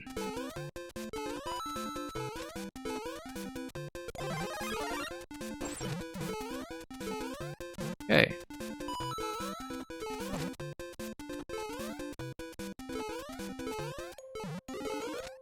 Never trust in the level in Endless? Yeah. Speaking of which, Zero Planes, I hope the Endless streaks have actually been going well for you lately. Okay, fell all the way back down here. Let's just wait for the reset. Because I know you had an active personal best last time you came here with a post-Endless raid, so hope that's been going all right.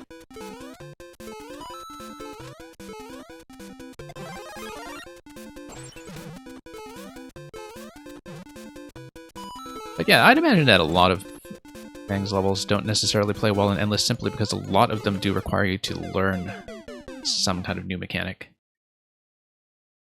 And I can see Endless players having very little patience for that, especially if they see things like one-way panels everywhere that totally look like traps. Okay. Whoops. I lost a bit too much time with that little mistake there earlier. So yeah, the double tap on the question block on the top right was the thing that was killing me earlier. Got a single tap that time, but lost too much time in an earlier collision, so.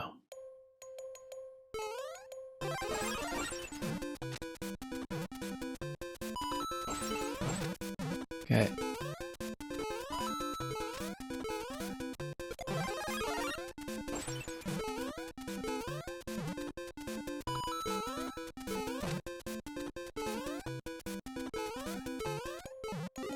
Okay, there we go. Probably should have gotten on the Divine directly, but you know, we won't be too picky about that. Now, how is that supposed to go? Probably to the left of that muncher.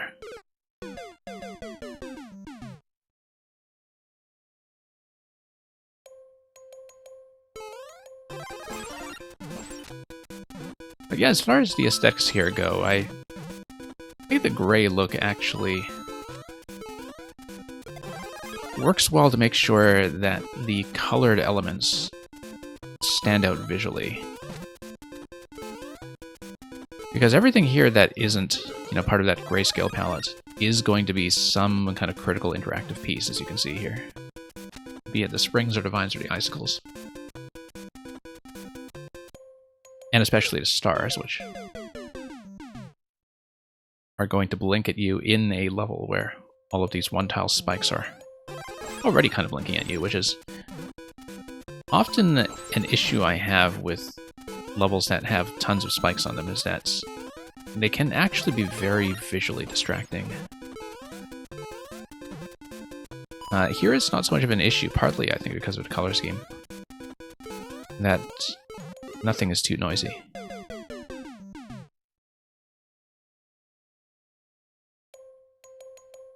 Anyway, those of you folks waiting very patiently in queue, I hope you don't mind if I try to stick my way through with this one. Having a great time with it so far.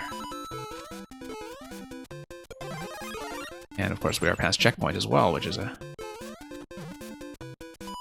bit of a consideration. And thank you for the follow. Whoops. Nope, missed that.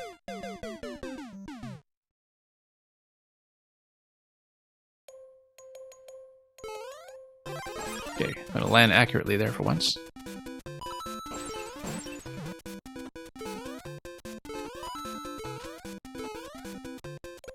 Yeah, and every time we grab a star, the timer effectively resets.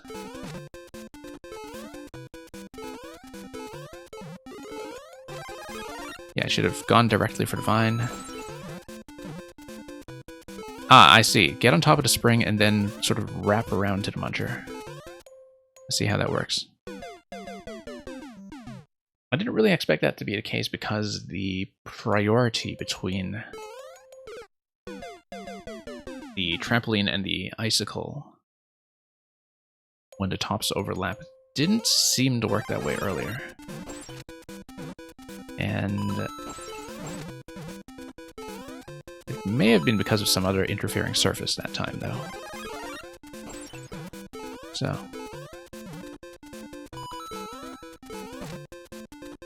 we'll just keep that in mind as we try to flow our way over there. I did manage to grab. But yeah, you see a little bit of a problem here. I did not get to bounce that time. Oh, I see. No, they're above the one-way panel, so I should be able to bounce on the spring and probably loop to the left of the muncher.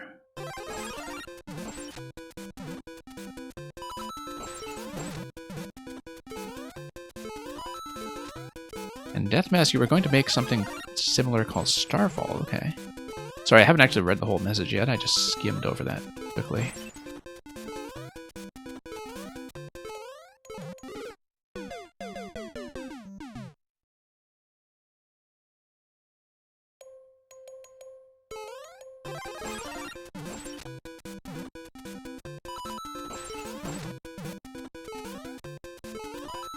But yeah, definitely a nice twist on levels where you have to stay permanently invincible.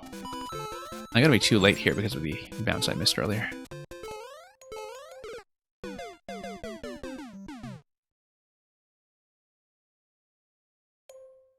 Okay, drop in once again.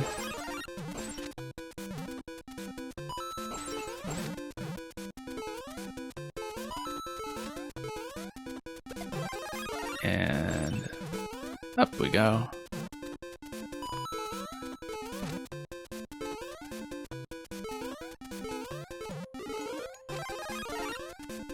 Yeah, I don't know there's a graceful way to grab that vine immediately. Okay, this is not quite working out.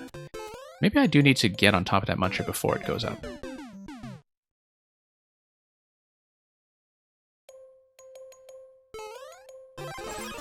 Don't really have my method down for that segment just yet. So we're still kind of in the learning phase for that specific obstacle.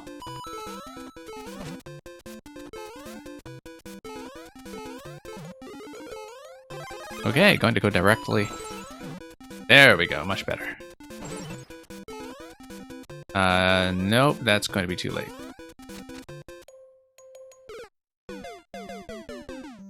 Yeah, I wonder if I should be wrapping around the right side here just to follow that muncher. It's going to take a little bit of learning here as we wrap our way back. But yeah, if you get your hands on this level, it flows really well in terms of that sense of momentum when you're Doing everything at star speed, of course.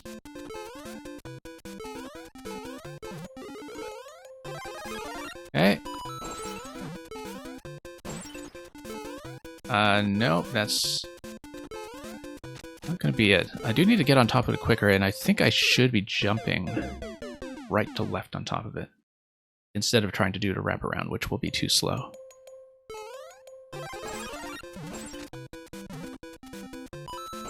I don't mind figuring out things like this. It's not too much of a pain to get back there, especially once you understand what to do up to that point. Whoops, losing too much time there, I think is going to get me into a bit of trouble. And yeah, Green Heroes, we've been getting a lot of enjoyment out of this one so far. Sure.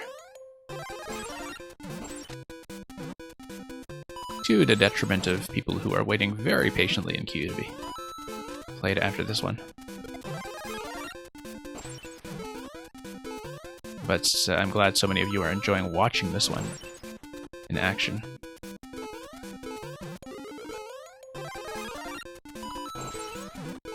Okay. Nope. No, it's not going to be right to left. I'll just bump into everything and...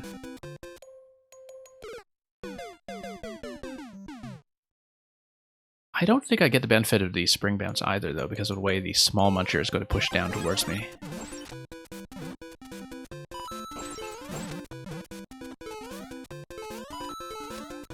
Whoops, nope.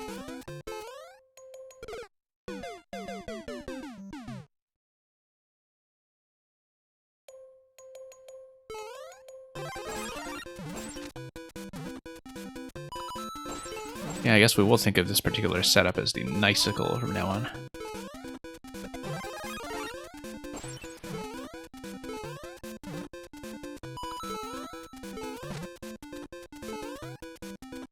Okay.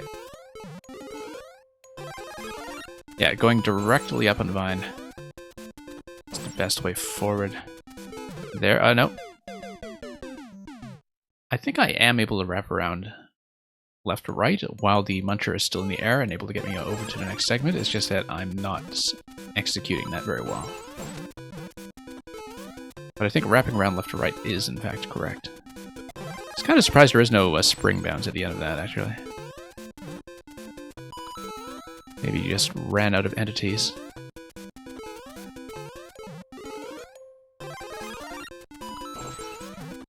Like, isn't this exactly where you would expect a spring bounce? You know, like right here, to the right. And the fact that there is no spring bounce there kind of indicates to me that maybe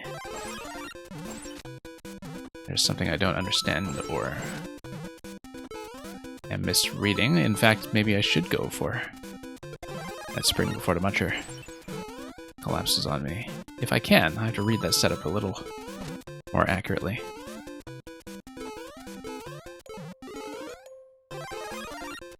Yeah, there we go.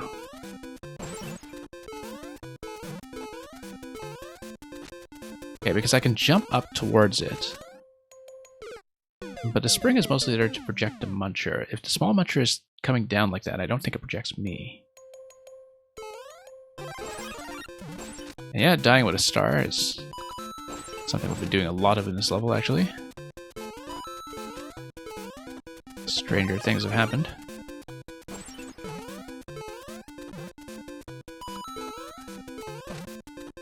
Okay, up we go.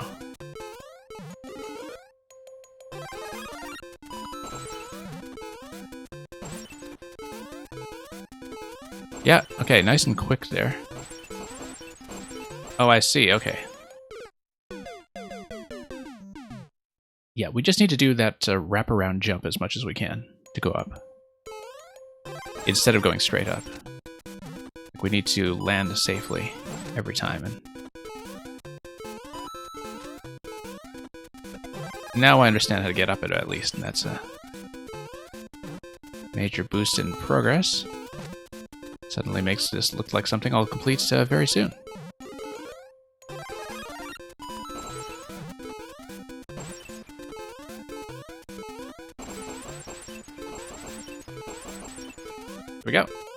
Looks like hard mode is coming here. No, just a 10 coin. And a miss. And a fall, and a fall. Okay. Love that little effect there at the end, just to celebrate the fact that you've seen that part of the level. Very well-placed popper.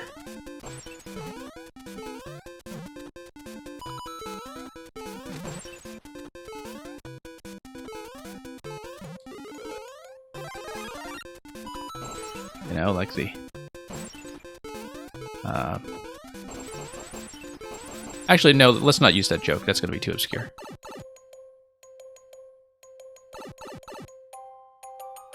Hard mode? Yeah, we're doing it.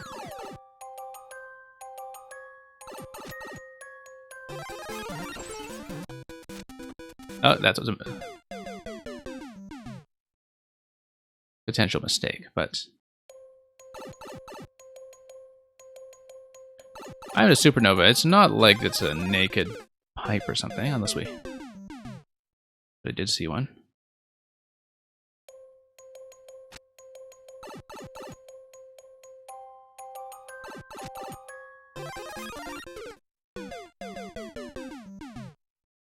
Yeah.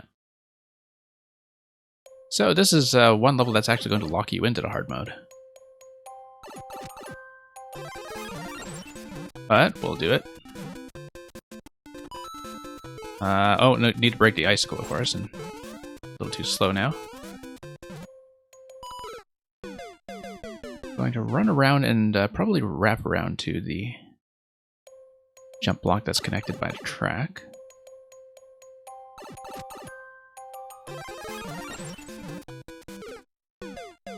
Green Hero is probably just for the commitment. I mean, I'm much less likely to drop the level at this point, aren't I?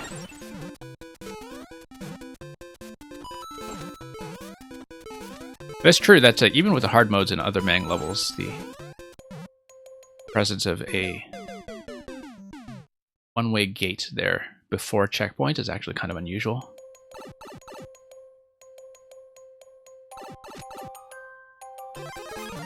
I don't mind it, but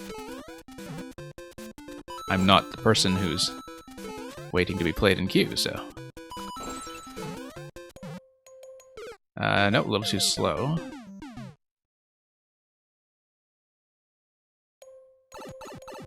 I guess, actually, that does perform a function of proving that it is beatable. I never thought about it that way.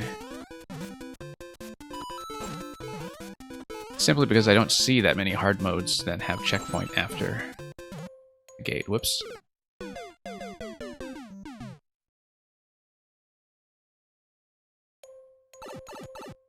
I mean, you can quit hard mode at any time, it's just that you won't get to clear for the level. So you won't have that moral victory.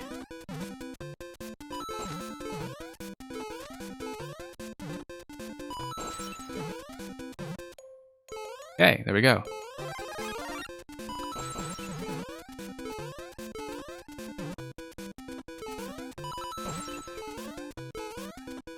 Okay.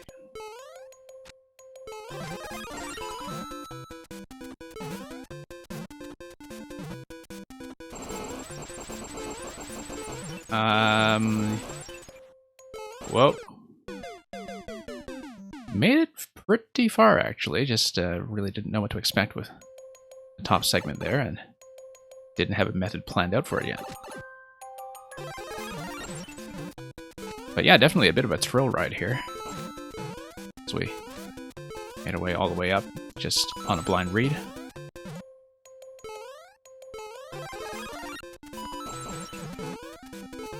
Okay.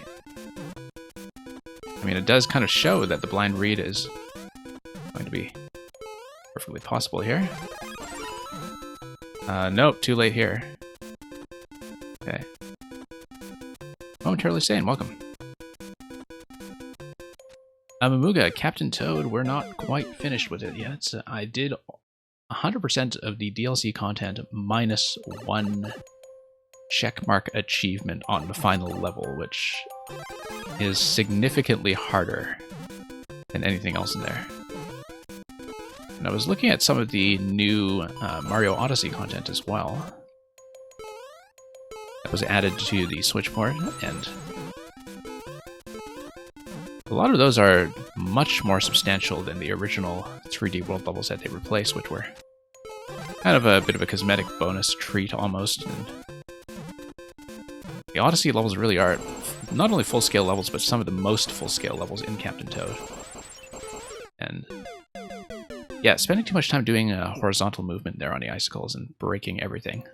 I do need to go very directly. Okay. Supernova made it to that point in the level and decided to restart to get first clear. I mean, if you are that confident that Meng isn't just going to re-upload when you're unavailable.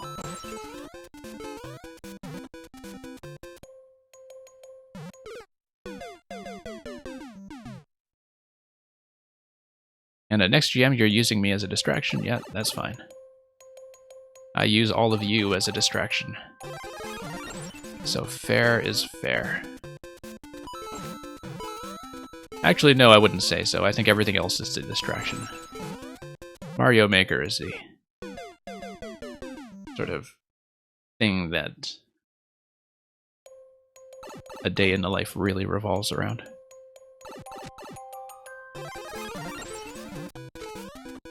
Seriously though, I always look forward to doing this and seeing what kind of madness all of you have created for me this week. Not for me necessarily, but just created for the sake of exercising the art form. Oh, just missing the vine. And yeah, next GM, glad you like the lurk text. Enough people were typing the lurk command even before I had a lurk command that I thought I should actually put something there to acknowledge their efforts. And now we have one.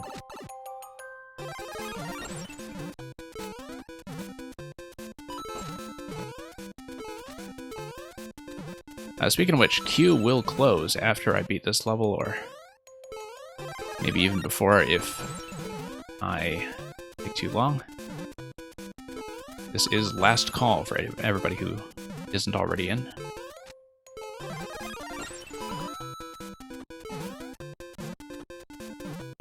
Okay. Nope. Oh, this is going to be a disaster. Not even close. Looks like we're probably just 2 jumps away, though. That's what I would estimate, but I need a significantly better plan to go into that, because even after the preparation of seeing 2 different icicle stack segments earlier in this level, I felt a little underprepared for that.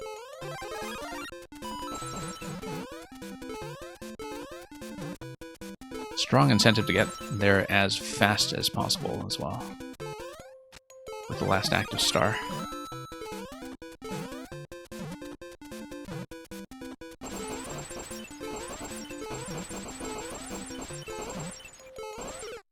Okay, we could have done it that time, actually. I was missing the second last jump there. But applying the same sort of wraparound method to go up 2 icicles at a time that I used in the second icicle stack segment, I think actually does give me plenty of time.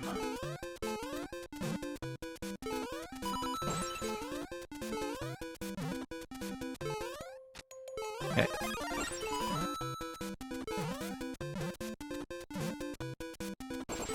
Okay. Wrap around. No. Miss. That's going to be a loss.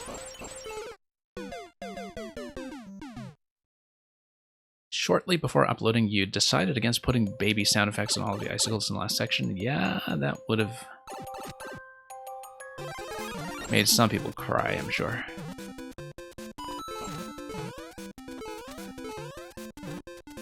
Okay.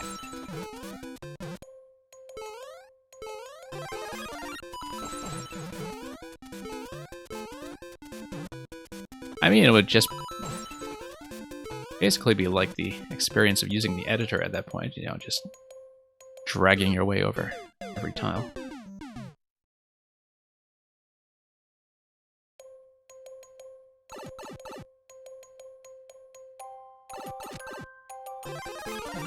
Okay.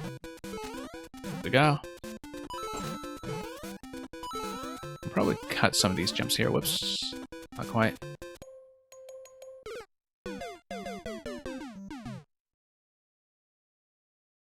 Interesting that this little slope up front here is one of the first signs of the red ground tiling in the airship theme that we see in the entire level. Just there to make the slope work, I guess.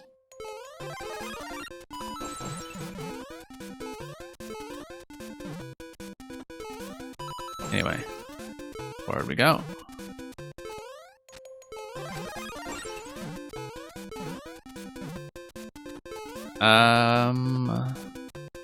I think I actually went too soon that time. I was trying to get up the vine to the sideways trampoline much earlier, and I actually went slightly too early because the blaster had not fallen into position yet at the time that I was doing that, to attempt to cut some corners before getting into the icicle segment up top. Oh, whoops, not quite.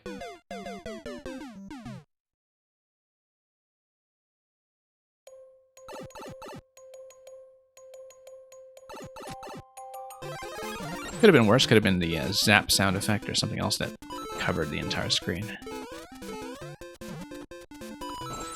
Could have been the mysterious Mursame Castle. Okay.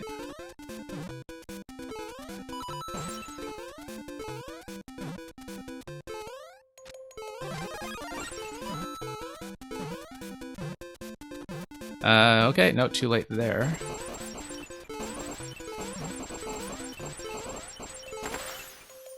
Here we go. Let's hit this. And let's go over to super hard mode. No, this is just the tip of the icicle tree, I guess.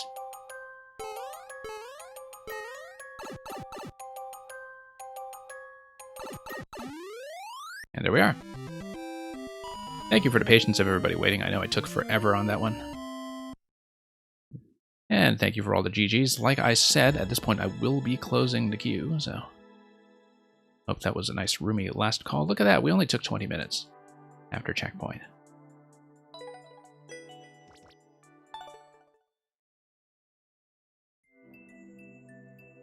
Okay, going to take a moment to first of all pull up the next code, which will be sub next if there is anybody which that will apply.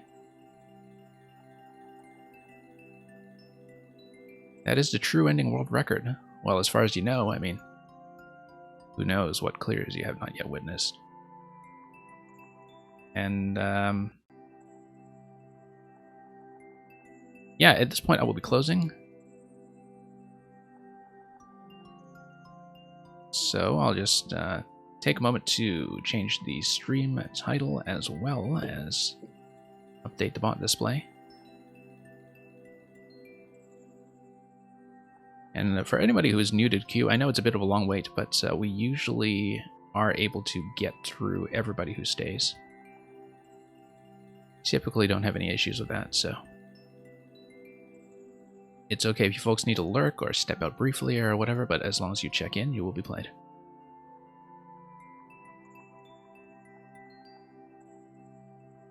Okay.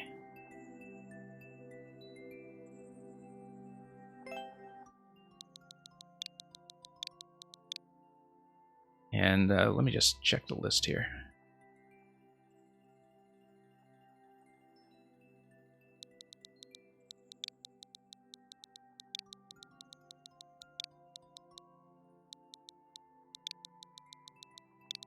Well, you've even got a POW in the code, which... It's just your maker code. I'd actually forgotten that you do have a... Oh no, because you've got 2 2 accounts, don't you? Or at least I think you do. Maybe not. Having a blast test, we played that earlier. I assume... I mean, we can learn some additional segments here. I won't be doing the whole thing, but we had been learning bits and pieces of this, if I can remember which ones I've actually done. So why don't we work on this one, and that way I'll have a little bit of flexibility in terms of when I choose to bail out. So yeah, this is a bit of a longer-term project as we try to learn all parts of this 7-part P-Balloon level. First of all, though, I need to make my way through the intro segment efficiently, which sometimes adds things out by about 10 minutes or so just by itself. Last time it didn't give me too much trouble, though. No, miss.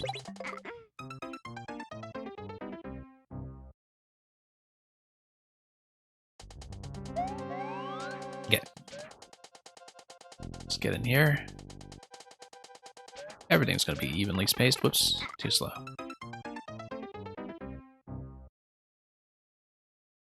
And next GM, yeah, thanks for warning me about that.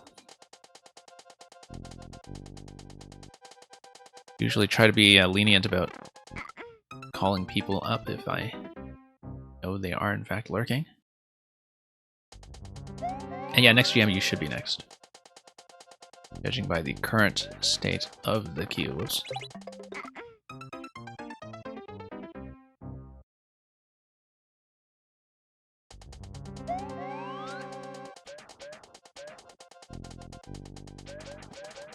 Nope. Alright, just needs a little bit of cleanup here. I mean, I have done this before. It's just... oops. I actually did hit the P-switch that time, much to my surprise. Just curved out of it at the end.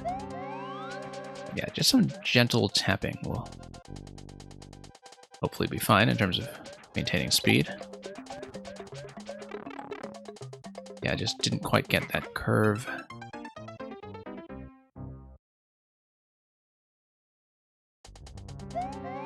And we'll see. I'll try to at least learn one of the standard segments after this. I need practice in this part anyway, even though I do eventually grind my way through the whole thing. I'll only need to do this part once. Okay, let's not do that.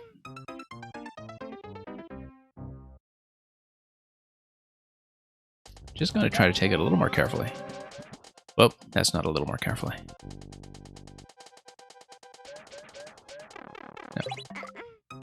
Still a little bit too slow getting in.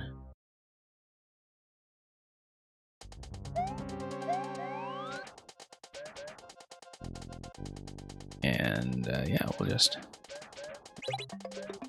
nope. Not rounding that curve very well.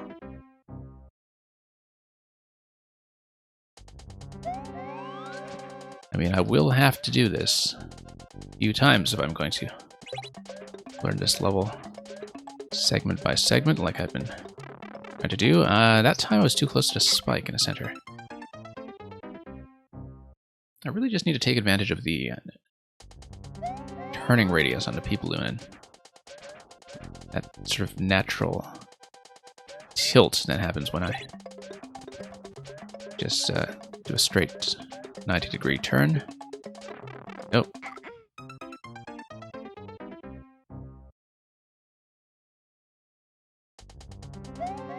So yeah, we'll try to make this work.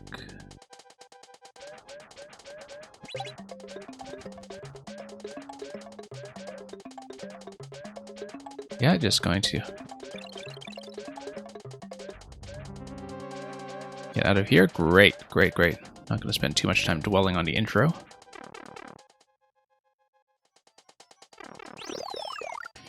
Now let's see what I did. I did the mole room previously. The mole room was great.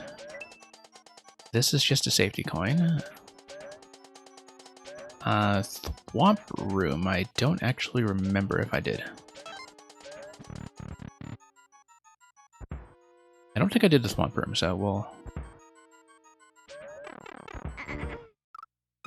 probably just try it a few times to see if we can learn the pattern. Yeah, I know I learned a Mole Room. I know I learned at least one of the other ones on the flip side as well.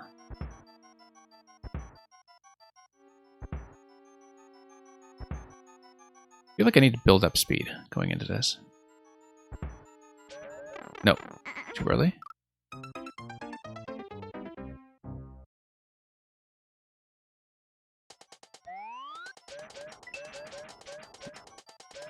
But zipping through that timing, if I'm at full speed, is something that I think I should be able to do.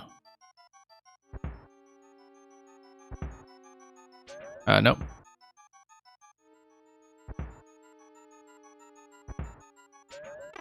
Too early.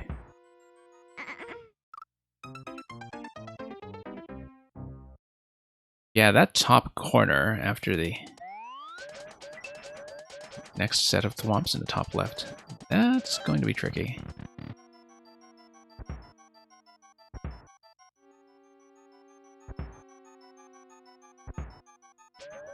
There we go. Okay. Double tap was actually not too much of an issue here. So yeah, I do need to just kind of pull and not hit the corner of that top thwomp. Probably with a directional adjustment up top. Nope.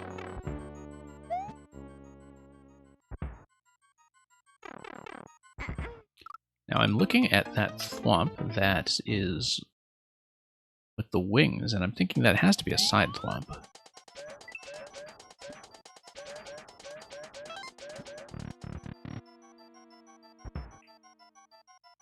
Where's the Q learning emote? Yeah, there really should be something to that effect when I have more emote slots.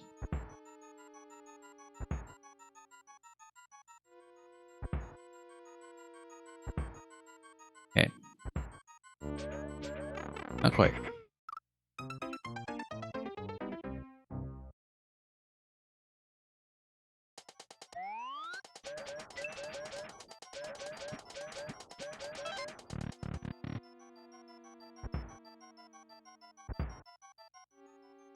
Okay, previously I actually did manage to get this in 2 taps. Nope. It's probably better to just go straight, though. I just need to commit to a timing, and that's going to be okay. I just need to go full steam ahead with the right time, because there at least I can just bump into the slope on the right side and have no consequences for going full steam ahead. Maybe I do want to get right up to the thwomp. There's no need to take the time to build up speed to the left. I don't think. Or maybe.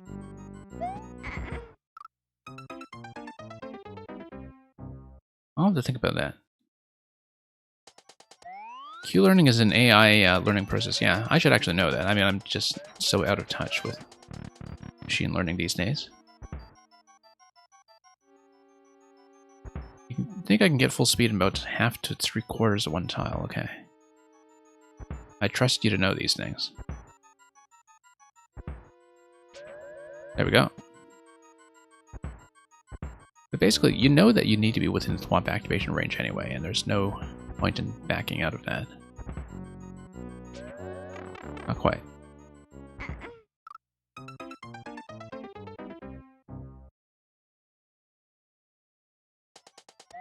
So yeah. I don't remember if I did the bumper segment in the top left. I feel like I must have at least looked at it. Okay.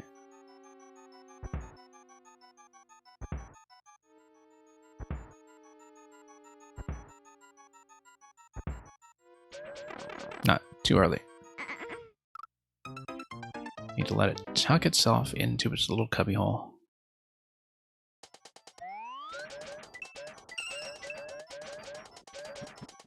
Well, very nice of you to give me the Constellation 30 coin every time. Not that we'll put it to much use. Nope. Too much of a distance. getting into that, I think.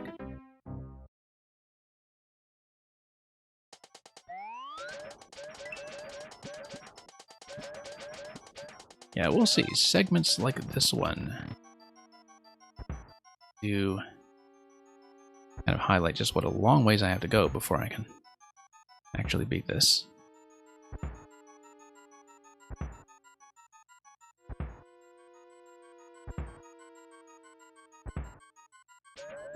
Not quite. Had it previously, but just not consistently. I actually kind of think that in case there are any marginal differences in hitbox and precision, that I should hug the bottom first and then rotate.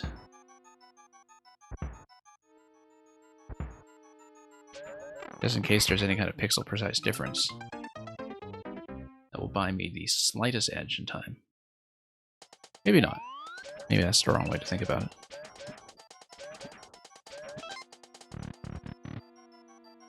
Yeah, if I'm really not making headway in this one, I'll try at least one other segment and see how much we can scout. Nope.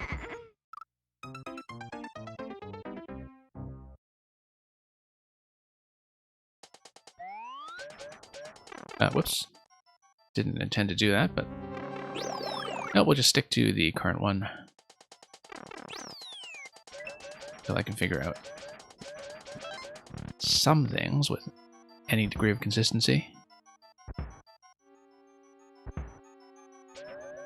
Not quite. Here are all those baby sounds, by the way, that were not present with the icicles in Fang's level just before this one.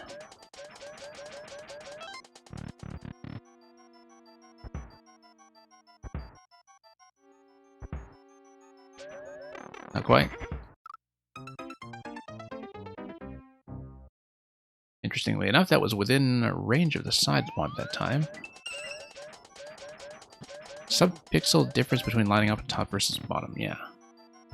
Yeah, I've seen that in precision concepts before. I just didn't know how much of a difference that would make in terms of time. Not quite.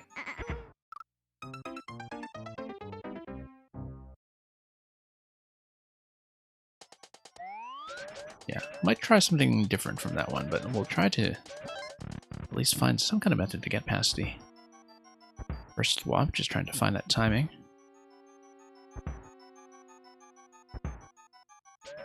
There we go. Let's do this. Now I need to not be taken by surprise when I do in fact pass over this swamp. Look left. Nope. Joked. It matters for things like seesaws, P-switches, and spike door entries, yeah. I feel like in that underwater precision level of yours, and probably some other people in levels as well, I've had that shown to me.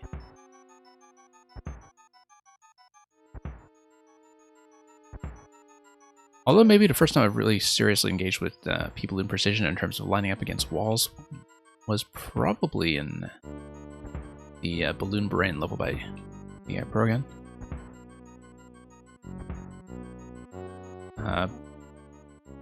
In terms of kind of really sticking it through and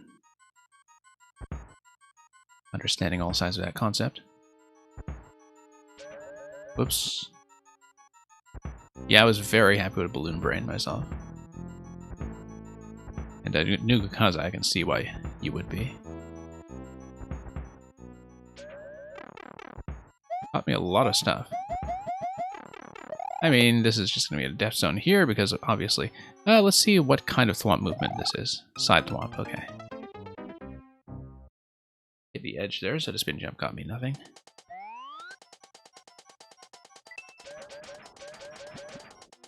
Sort of thought that would be a side thwomp.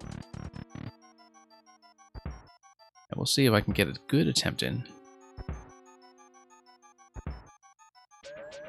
There we go.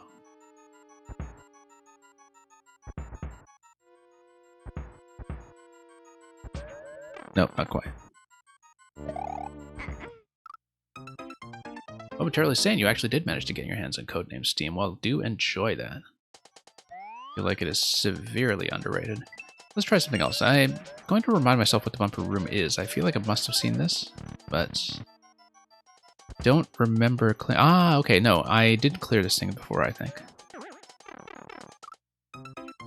Yeah, I remember I actually did clear this one once, so let's look at a different one. Just to swap things around a little bit.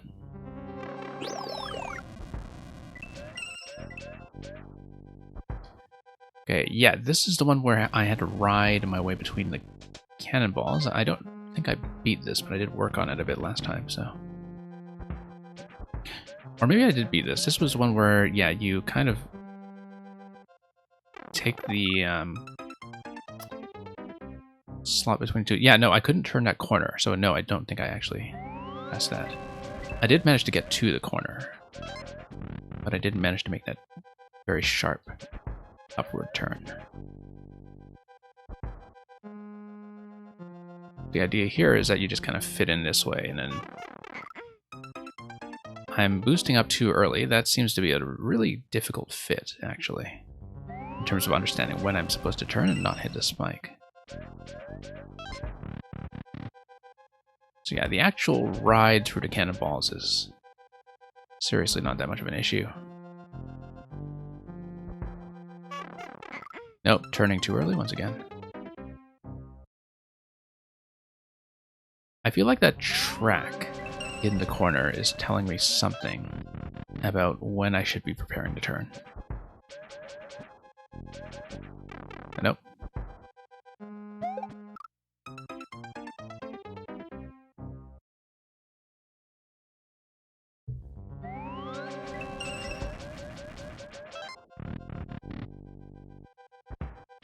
Yeah, because that turn really does look like it's kind of a pure precision element. It's not like I'll have any opportunity to align myself against something.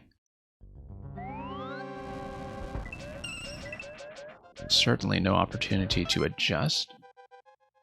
I mean, if I hit the ceiling there, I am just dead, so... Nope, too fast. Need to just slide against the slope instead of trying to boost.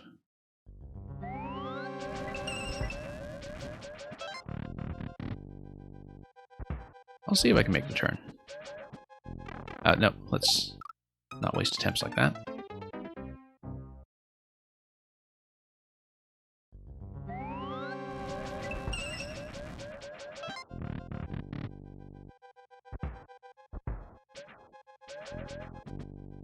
Mismatched hitboxes make it difficult to line up between the balls. Yeah, that's going to be a bit of an issue there.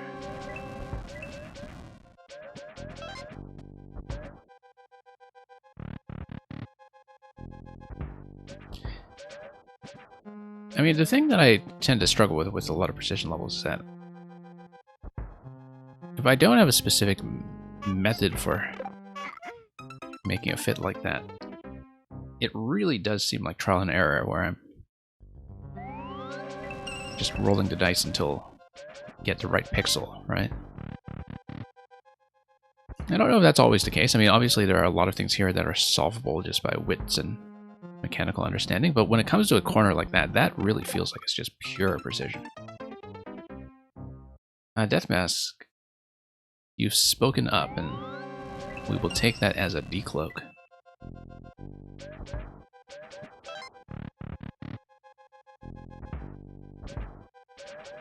Now, Momentarily Sane I definitely didn't do it. I didn't manage to make that without taking the hit. No.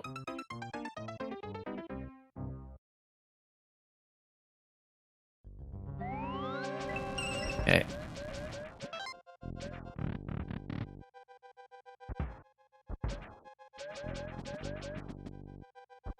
Let's see here. Let's just try this once again. Nope, not quite. Still not quite turning that corner. Yeah, Red and I actually haven't put in an unlark command yet. Like I said, I only put in alert command in the first place because people were trying to use it regardless. I mean, if you unlurk, it's pretty clear what you're doing. Whoops.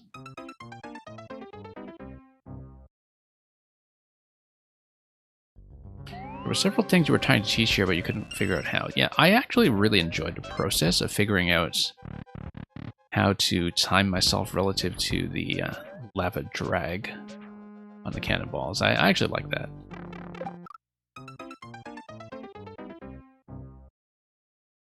But I have no idea what to do with the corner. I don't think I actually understand it.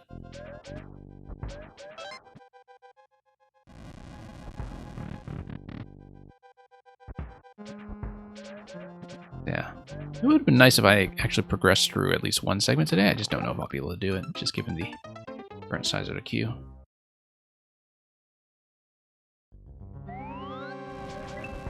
The slope entry, yeah. You placed a spike in the lava to keep them against a wall. Yes. Yep. No, I remember noticing the spike last time I did this room and wondering about what it was doing, and I think I did understand what you were going for there.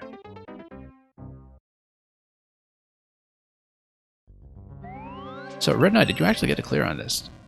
Because if you did, congratulations.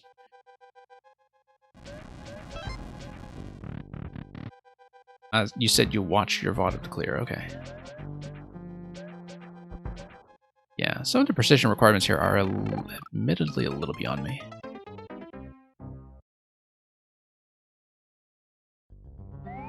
So I think I mean, it would be nice if I could at least get one room today, but if I'm not able to do so, let's at least see remaining rooms that I haven't actually looked at yet. I don't think I've looked at this one. Nest. Oh, interesting. The nest of the fire snake, I guess. And there is going to be a power-up detector. Okay, let's just take a look at that a few times. And it is just a bit of a flying accuracy challenge here, I think, to not get slapped by the slopes too much. I know. And then once you make it here, just a timing challenge. Hey, we actually got it. Fairly quickly, in fact. Okay, I feel accomplished. So yeah, we know we've beaten the top two. We have not beaten the Thwomp room. We've beaten the lower corner here. I'm trying to remember if I actually got this one. I thought I got one of the rooms here. Oh, this one. Yeah, yeah. After bumping all of those Mang icicles earlier. This one gave me grief.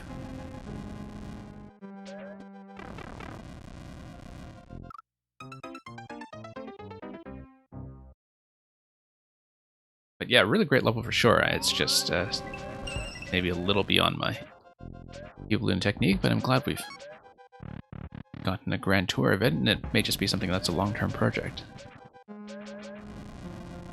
Glad we cleared one room smoothly today. That's a very important accomplishment. That's going to get, of course, harder and harder as we learn more of the level. Whoops.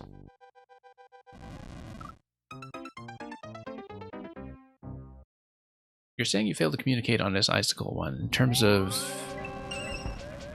Yeah, because I'm looking at this and I'm trying to think about how to use the left side icicle column. I mean, it's not just there for damage, right? Like, it's actually doing something for me here.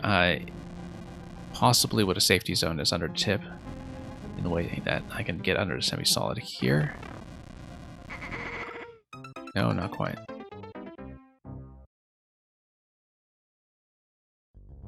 Wait, new cause. Let me just see how I'm doing for time. I'm glad I got one room, but may have to hold this one and continue to come back to it, just given the current size of the queue. We'll give the icicle room one more try, and one more half-decent try. And we'll just recognize our little feat of progression. small as it may be.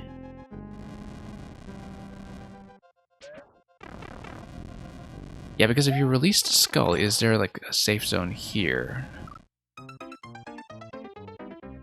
It seems not. Okay. Let's tap out for now. I mean, we're learning one piece at a time. Eventually, I'll get better at the intro zone as well.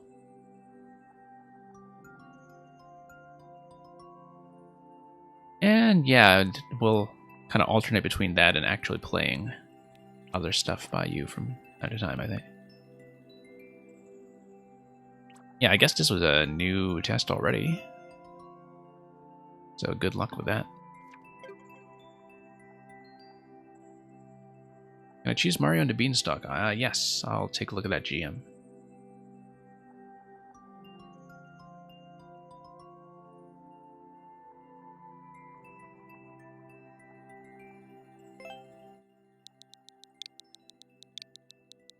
Thank you once again to the extreme patience of everybody who has been waiting in queue today. I know we had a couple of really long ones all in a row. Sometimes they just come and go.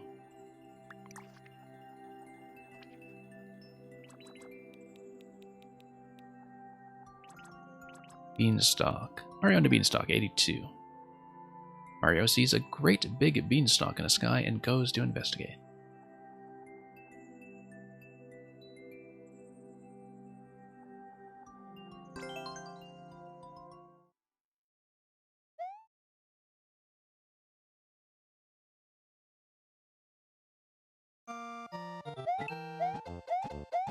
Well, he's going to grab a mushroom first. And yeah. Going to do all the traditional stuff here. It's going to eventually lead us to the target.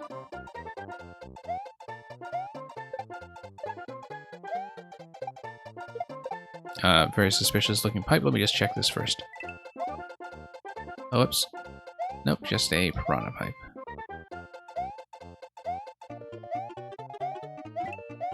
Okay. Coins.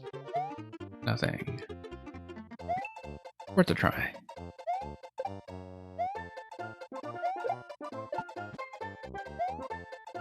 And, okay, Goomba. Whoops. My mistake.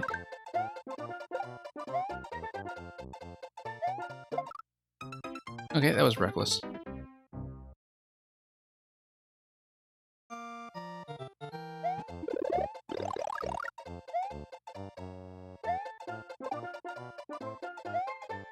Freenova, you don't have any levels yet, but you're making a level that you hope you can finish, I see. Yeah, given that I am closed for today, unless I get through everything really quickly, hopefully we can take a look at it tomorrow, if it's something you'll get done by then.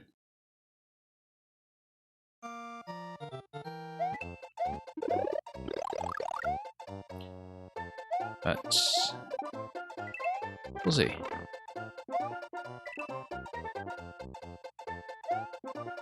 Okay, let's pay attention here instead of just completely imploding on this 18% level.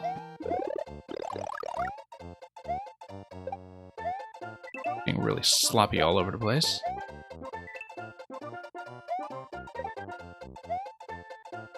Yeah, those piranhas do have my number. How else would they do delivery? Okay.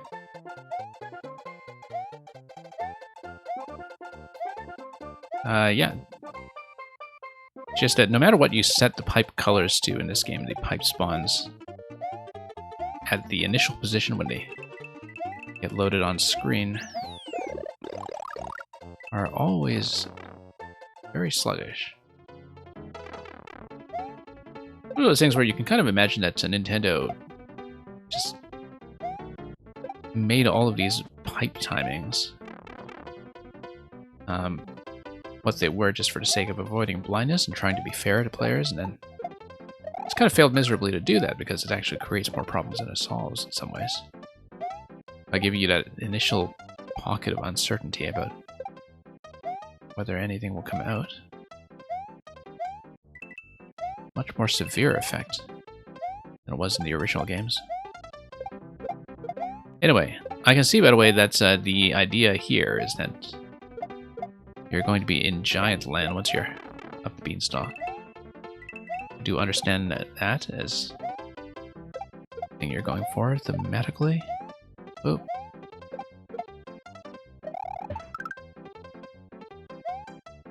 And yeah, just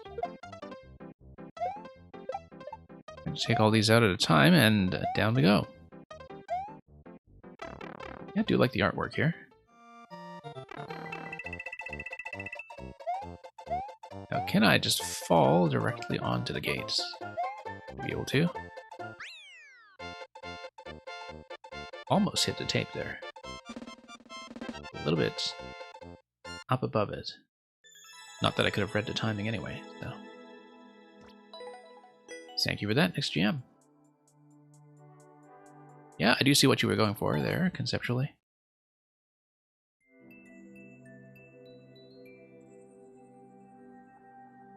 Now, let me just take a look at my queue management quickly. I'll just be 1 second.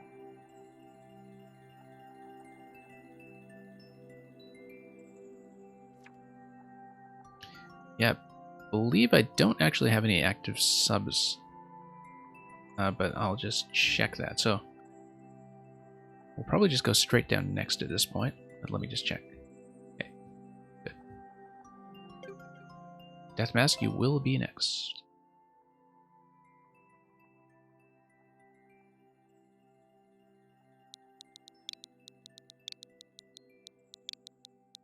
And we'll see what we're doing this time. Deathmask, you submitted Bowser Jr.'s Airship Assault. 7.6%. Yeah, kind of nice to cool down with some of these higher clear rates after some of the earlier ones we played today. Nice to have some variety. This time we're going to be asked, can you stop Bowser Jr. before he can deploy his Mecha Koopa army? We'll see. See feathers and claws already.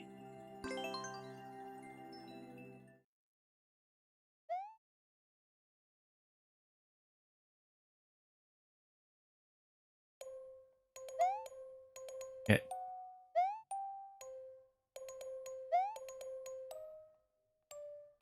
And yeah, let's not get too fancy. Just going to try to ride this out before they get firing missiles all over the place. Oh, let's not choke quite so badly.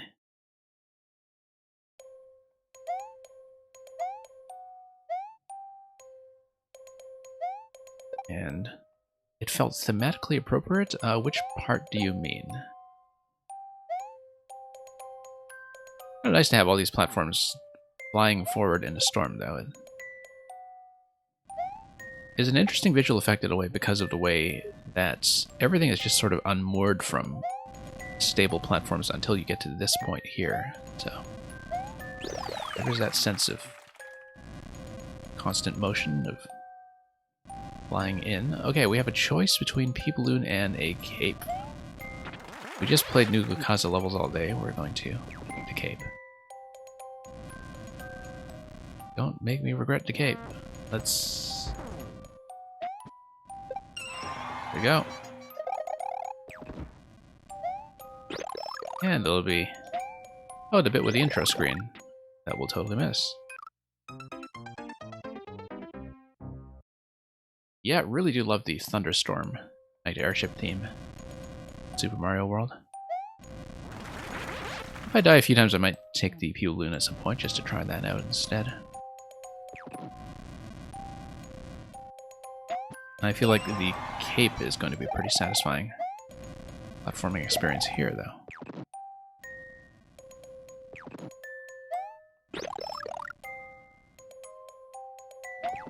Okay. I'm bumping my head all over the place.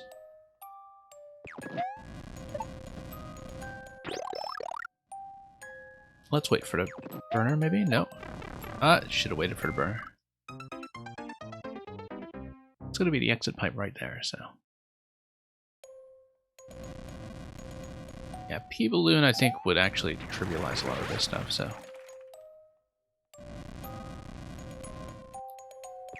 Really do love the decoration in this one. I can see the effort put towards making the airship parts behave like ships.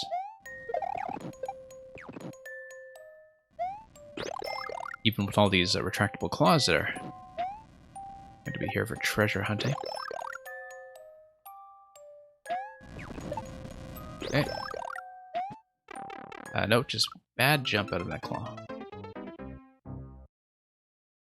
This was originally 100% cape and people hated it. Oh, interesting. I've always loved a cape as an item.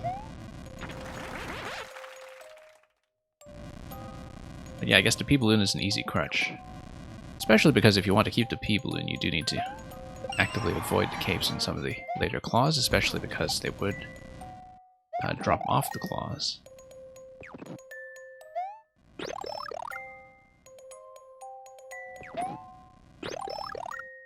The cape is one of those items where if you played a lot of Super Mario World originally, you know, the moveset is likely to feel second nature, easy to work with. If you didn't play Super Mario World originally, you might be looking at it quite a bit differently.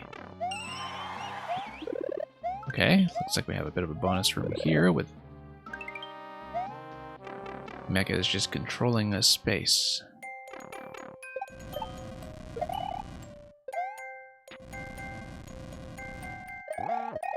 Okay, here we go.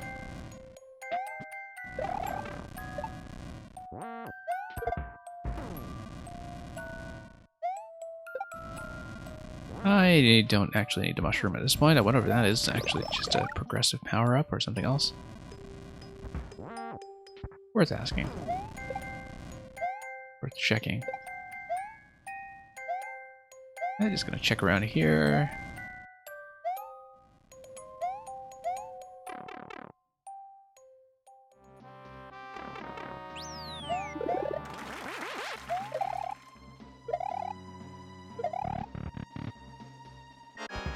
Okay.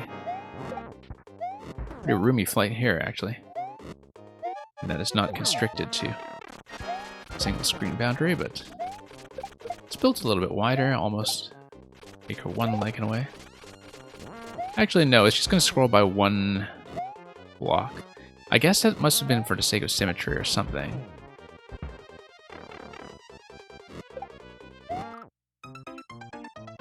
Unless you meant to make this perfectly scroll stopped, and apart from the up and down night airship camera bob, I mean. Does strike me as a bit strange sometimes when you have a scroll stop that allows the room to scroll by one tile. But again, maybe there was an artistic reason to do it that way.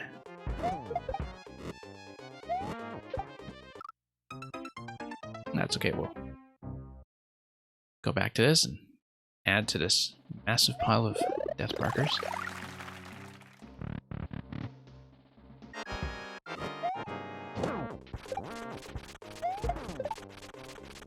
Okay. Kind of nice to have the Mecha Koopa throws available for when Junior is in the bottom layer, since you're much less likely to get a jump on him. Okay, this is just a mushroom check.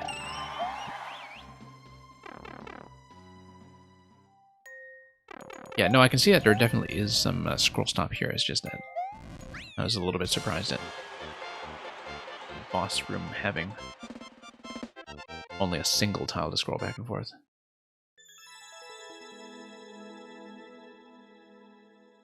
Thank you for that.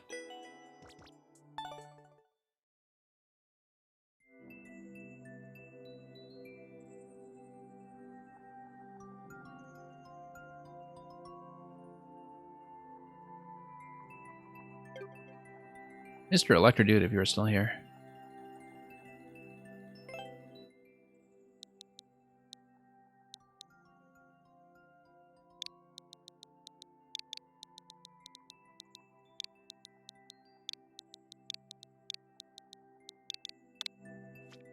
I'm guessing we're going back to the Fire Flower level. I need to practice. For sure, I mean, I actually did make it all the way up to the Reclaim without actually having to do the Reclaim, because I was one jump behind that last time, I think, with the Piranha that segment. You warned me about it, but just to get to a stage where we can do most of that stuff would be nice. And yeah, Deathmask, you have a great night yourself.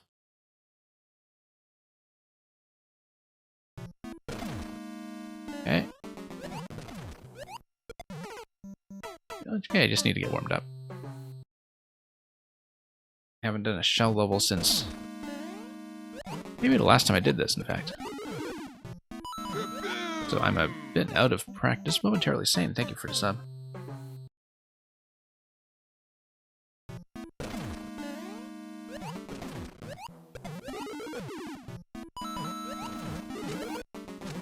And okay.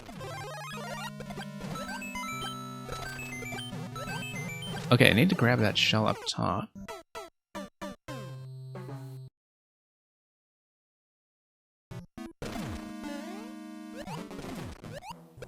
Yeah, Momentarily Sane, I do know the queue is closed right now, so you can't re-queue, so hopefully you're okay with me just continuing to go down next this session, just because a lot of people have been waiting.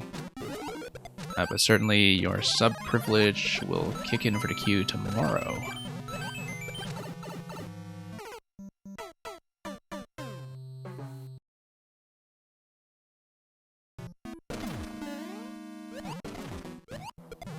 Oops. You're leaving Sunday for Virginia, I see.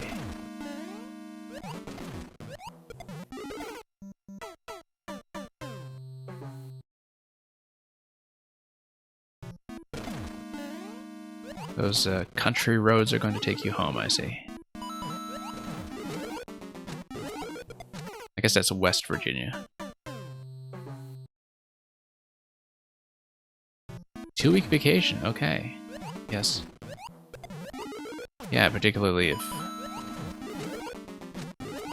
you've gotten the vaccine out of the way and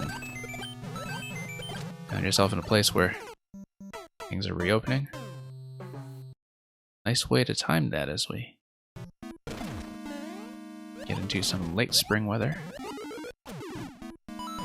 heading into early summer.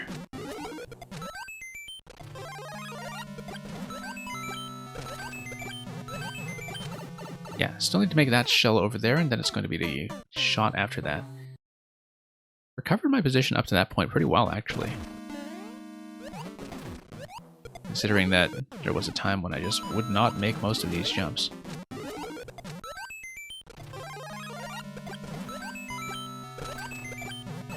Okay, landed a little too far to the left of... Well, you and your best friend from 2nd grade are going down to visit your best friend from 5th for about a week, okay. Very impressive that you still are that close to people that you've known for that long. I can't think of a single person I'm in contact with that I would have known in the 2nd grade. 5th, yeah, I can think of a few from 5th. But 2nd grade, not a chance.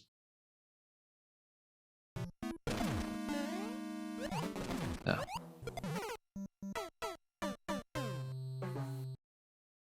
Definitely very fortunate for you to have bonds that remain active with people for so long. I mean, I know that, you know, even sometimes when you have friends that go way back, you do eventually reach a point where, like, all of the time you spend together becomes reducible to reciting old war stories rather than actually creating any new adventures, so... And the fact that you're still able to go on new adventures with them is, over this kind of time scale, definitely an accomplishment. So.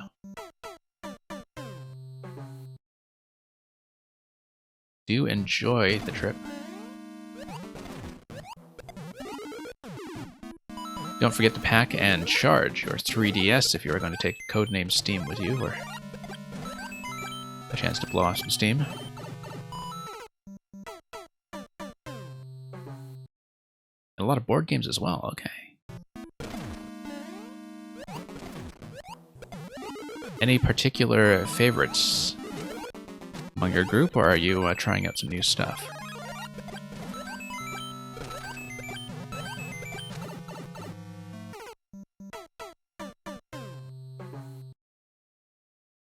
Yeah, we have a lot of board game people who come by here. I mean, I guess there's a natural crossover between that and Mario Maker people from time to time.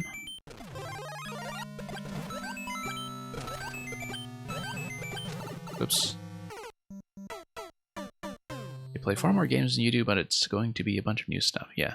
You know, people who really keep up with new releases of board games, I find, you know, when they're in a position of really being the ones who introduce their friend group to new games, I'm always impressed by what collections they build and how many games do they learn on the fly. Because, you know, if you're collecting that much, you're not necessarily going to be focusing on learning the metagame for one thing. You're going to be spending a lot of time just teaching new people and maybe even absorbing the rules yourself for the first time instead of actually having a lot of repeated sessions. So I find that I've only ever known, like, compared to a lot of people who are really serious about board games, I know very few games, but I try to know them well.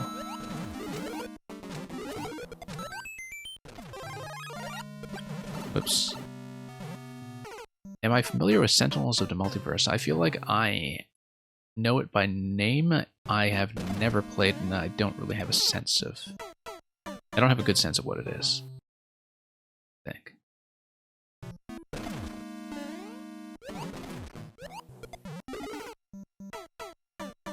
Yeah, there was a while when I was really quite serious about Catan, actually, when it was sort of in the early years of really taking off.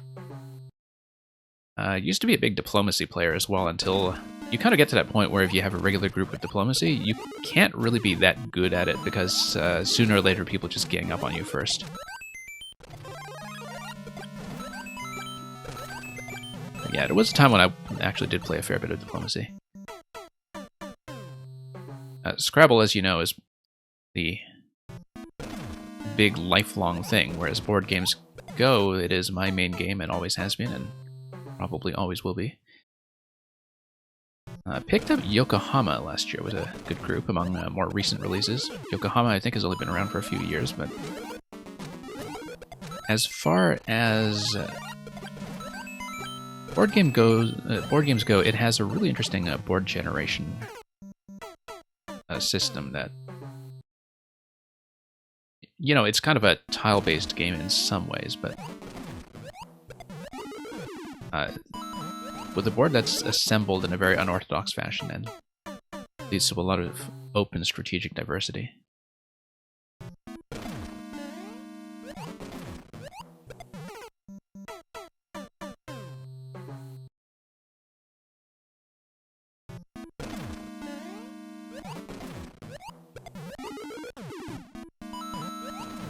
Anyway, let's get over here. Yeah, I haven't really kept up with Catan much in a long time, though. Not since Cities and Nights. So I really don't know what's been going on with it as far as any continued expansions or further developments with the metagame. It's been just a long time since I looked at it.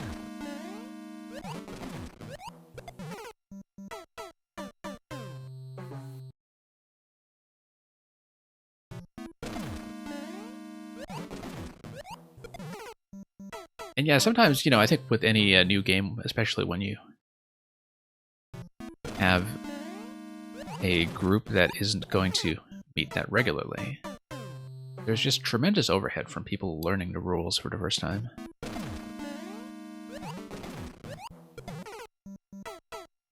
Like, I was introduced to Scythe about probably 2 years ago. I haven't really played much of it since. It's a great game. I can see the potential in it strategically, but I've never actually seen it firsthand because I just haven't gotten much of a chance to play it. And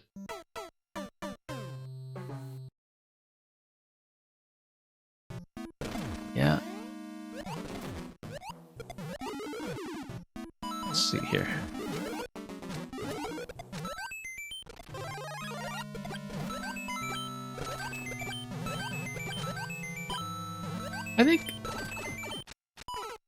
I mean, not that I feel particularly qualified to comment on this, but in my experience, ADHD manifests itself in so many different ways when it comes to how people engage with games. Like, you would think that it just sort of stereotypically leads to them flitting from one thing to the next, but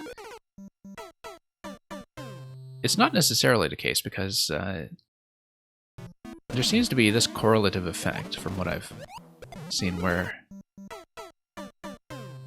some people with pretty severe ADHD actually find games to be the one thing where they have an incredible sense of focus.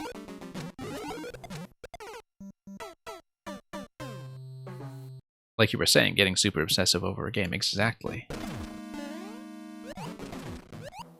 And so you're not necessarily going to have, from that information alone, much to work with in terms of predicting whether somebody is going to really fixate on a game or flip between a bunch of selections. Okay, let's try to get some of the early stuff cleaned up here so we can get to those fire shots that come later on in the level. Know how I missed the bomb that one time earlier. The next bomb after this probably just shot too low.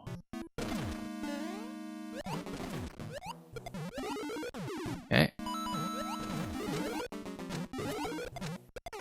Not quite.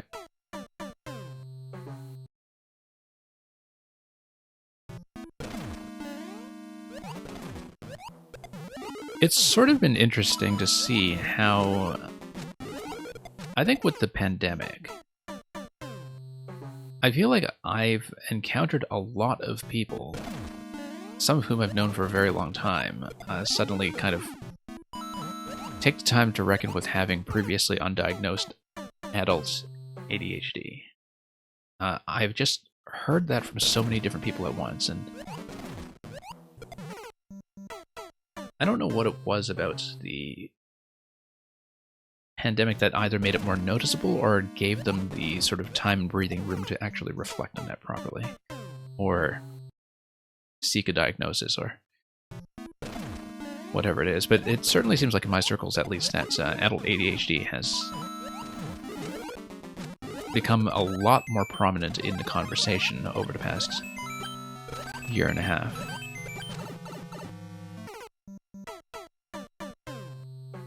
So there's definitely some kind of a populational trend going on here. But again, I don't feel particularly qualified to comment on that stuff. I just observe the trends as I see them.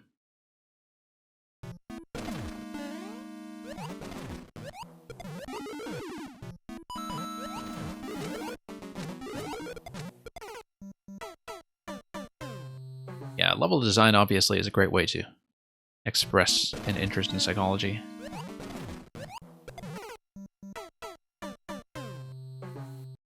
Given how much of it is about trying to actually apply some predictive power to what player behaviors are going to be, and you know, just to think about design that way, as an interplay with somebody who you don't necessarily know yet, but whose tendencies you might still be able to anticipate and work around.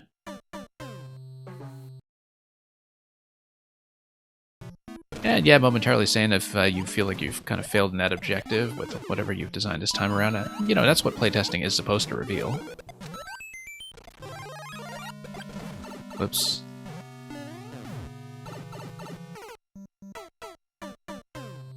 I'm hoping I can get at least one really deep run. I'm nowhere close to the progress that I had previously made with this level just yet.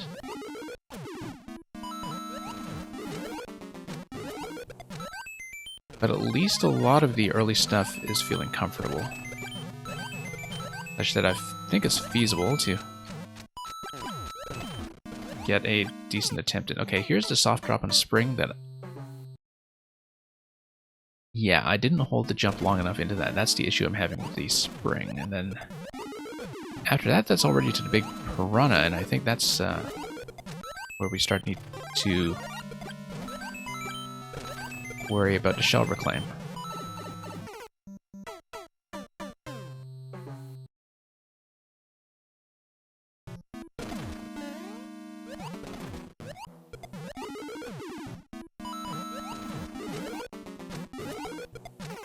But yeah, Electrodude, if you're here, I don't know how much progress we'll really realistically make on this one today. I'll definitely give it at least about another 5 minutes or so.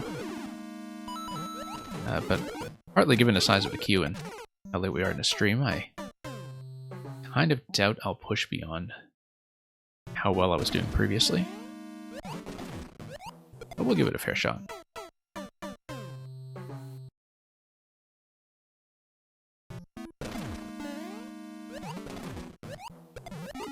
Okay. Yeah, I find that, you know, with board games and video games, that a lot of satisfaction comes from really learning the systems deeply.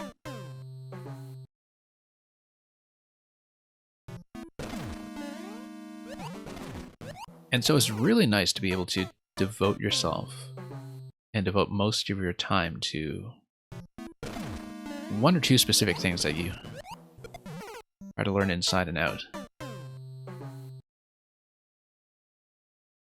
I mean, in terms of video games, for the past 2 years, that has been Mario Maker.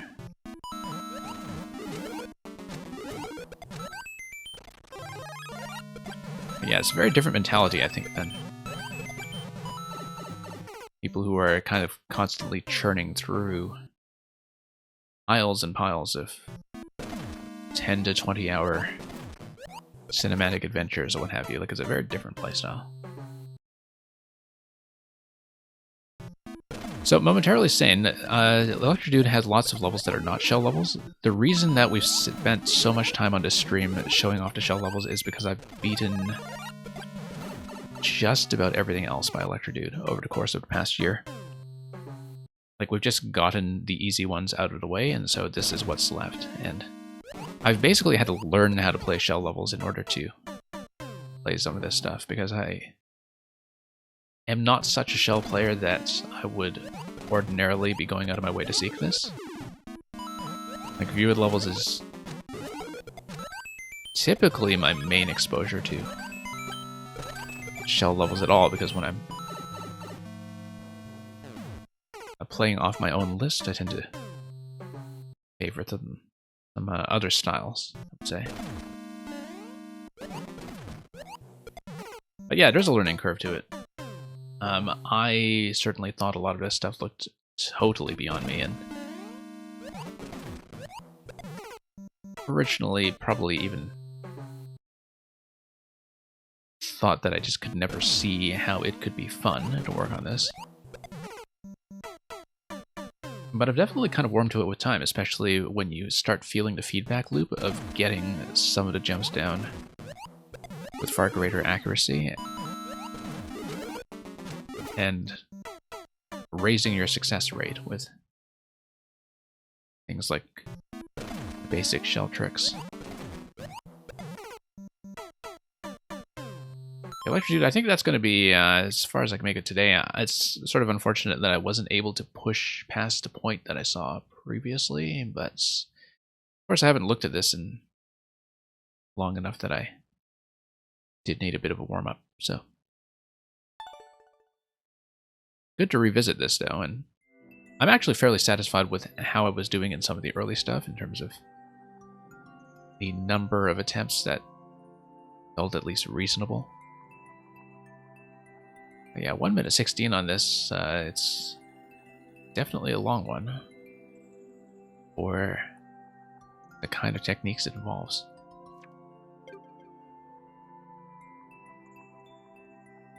So yeah, momentarily saying something that Electrodude, among others, has told me in the past, that's in the process of making a shell level. That's actually an excellent way to learn how to do shell tricks. It's something that you can learn by making, simply because as a maker you have so many repetitions that you're going to be doing. As you tune things, and as you also understand how the basic tricks are actually set up, like how the shell pickups are going to look, and how certain jumps or throws are going to be signaled.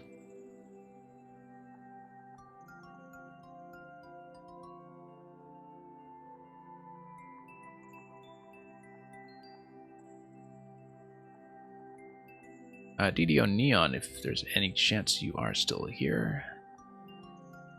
We did play one from DDO Neon earlier today, so let's see if there's going to be a second one coming in. Let me just check.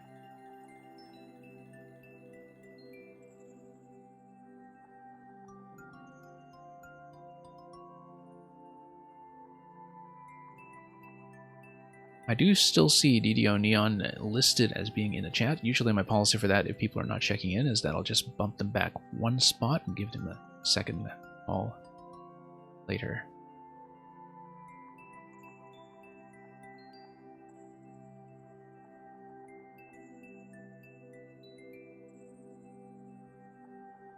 You watched Cruella earlier today, okay. I have kind of generally lately steered clear of a lot of the whole Disney live action based on or spun off animation enterprise that's been going on for the past decade, just from prior experience. I'm sure it's capable of turning out some good material from time to time, but I have not really been pleased with what I've seen of it so far. So, might be something I return to and look at some other point. So going to back DDO Neon back one spot and see if a Spikinator is here to check in.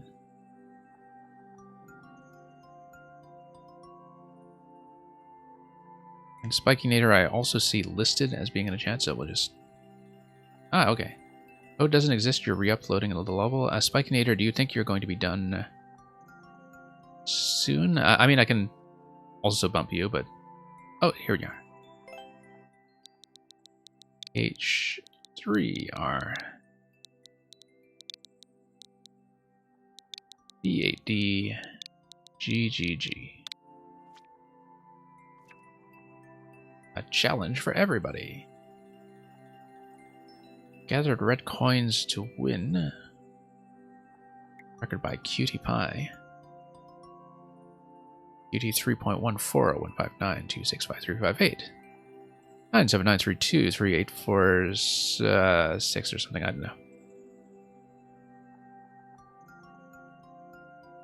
There was a time when I could go way deeper with that, but not anymore. It had some terrible cheese in it, so you had to take it down. Okay, so we'll do a challenge for everybody instead.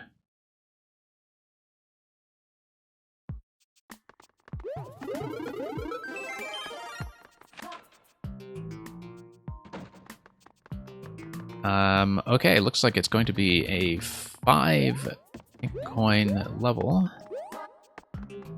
No sign of anything like a safety coin, so it's not going to be something with a recyclable checkpoint system or anything of the sort. We just need to do all 5. And Spike Room first, probably against my better judgment. Ah, kind of like a boss rush, okay. Eventually, I'll need to drop down a donut platform in order to get this slot here. We'll just camp out here because he's not going to rise high enough to be doing much here. Okay.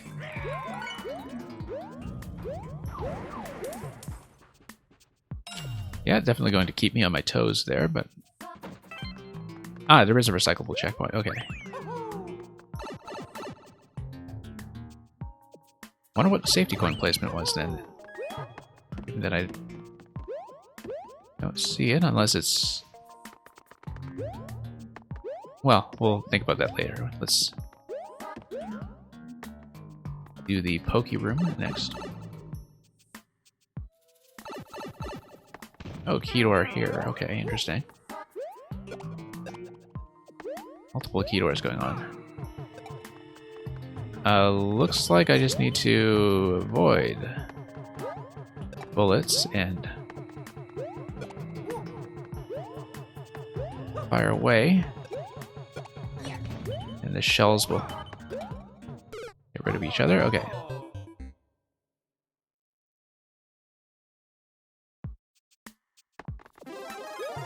Yeah, that's fine. We'll just go back and do it.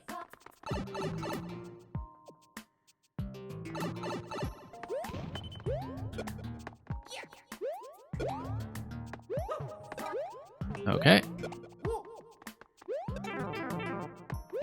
Let's not stand under the blue pipe. That's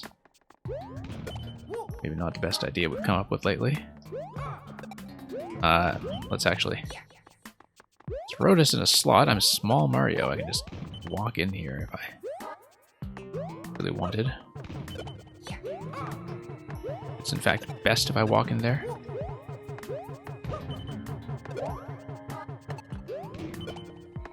Okay, let's not let Koopa drop in my head.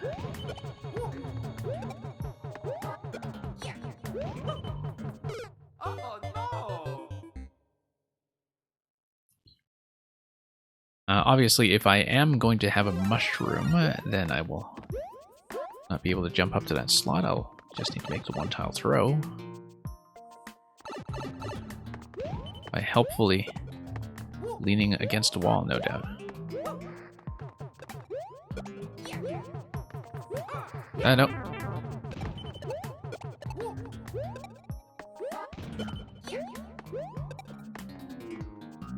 Yeah, the blue pipe placement is definitely more of a threat than it looks at first. Just because of the way that between the bullet spawning position and the blue pipe, you actually don't have that much of a safety margin to work with when it comes to running around without risking your neck running into things everywhere, or having Koopas dropped on you for same reason. Yeah. Oh no! Once again, just got out of position on the last hit. Momentarily sane, you've been playing more at Mario Maker 2 lately. Does it feel like sometimes the hitboxes are off? Yeah. Depending on the style and depending on the objects you're working with. For sure. I mean, the whole precision genre exists because the hitboxes for things like spikes and Oh no! saw blades, etc. are, well, maybe not tidily represented by their artwork.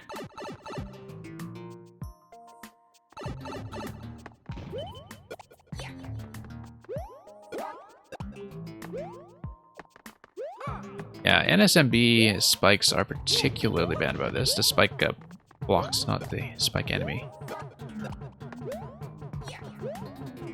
Because of that sort of quasi 3D effect that is on the edges of the spike, that kind of, you know, poking it out and retract and do all that. But yeah, a lot of stuff about spike hitboxes that often feel like they're just protruding a little bit much.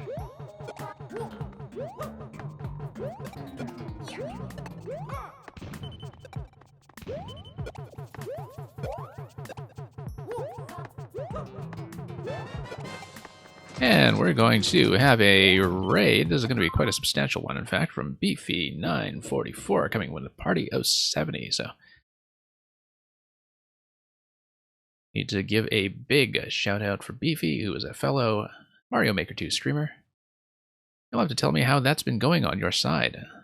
Folks who are new here, I do viewer levels usually at least twice a week. My queue is closed for today, but I'm also going to be running at the same block tomorrow. So thank you everybody coming in,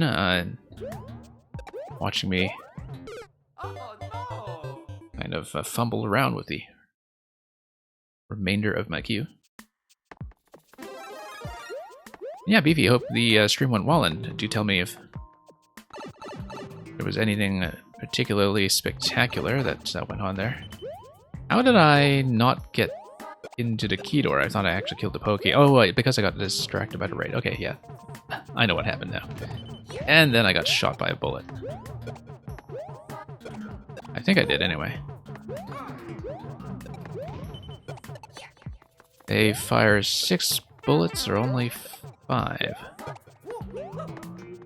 Okay. Let's see if we can get back in order here.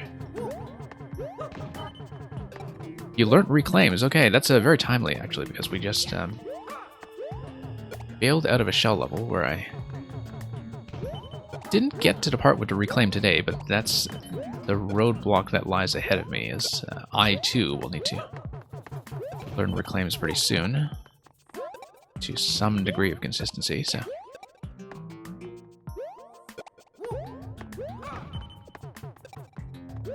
Anyway, really glad to see all of you come in here.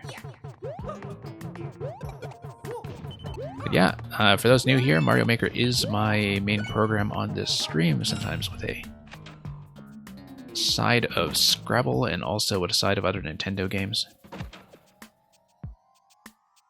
I've been running a bit of Captain Toad over the past week. You beat a tough Jungle Mutt level as well, okay. I don't think I really know much about Jungle Mutt's list. I don't think. I might have seen something from it before, but... Alright, we just need to unstack these guys, I think. And I'm gonna go for the other one in the split from the bottom of the stack. Yeah, there we go. Except I need to ride the icicle now, don't I?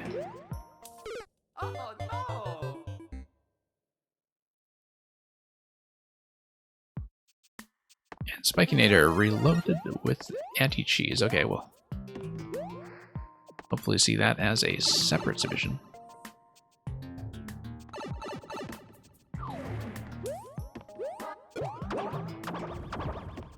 Oh, whoops. Yeah, riding the icicle down is going to be maybe a bit of a pain. Okay, lost track of who I was actually supposed to hit here. Let's pay attention. Well, that certainly narrows the field. Okay, I do need to ride the icicle down. This will be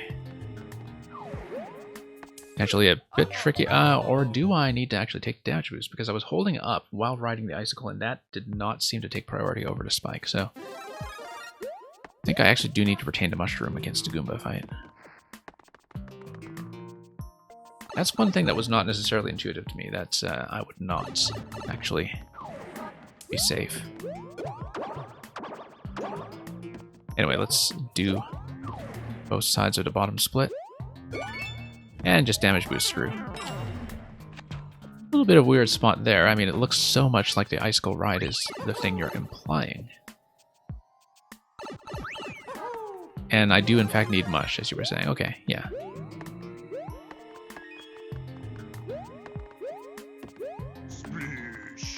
Thank you for the follow. Oh, hardest challenge yet. Actually, that tells me something about the on-off switches on the left side, doesn't it? Nope, not really.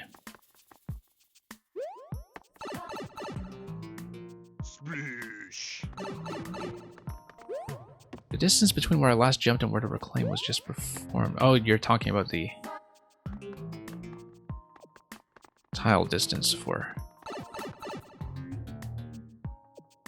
all of that. You ran into the pipe limit, that's why. Okay, I see. Yeah, given the amount of warps you have here, including this transitional zone to the side, I can see why that's going on. Okay, P-Switch is doing what for me? It's imposing a timer. And, oh, triple jump. Okay, that's what this is. Looks like there is a reset door coming out of that as well.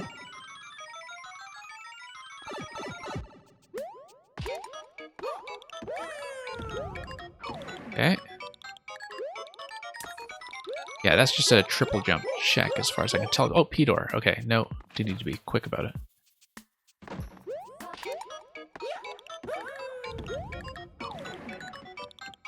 Okay. And through.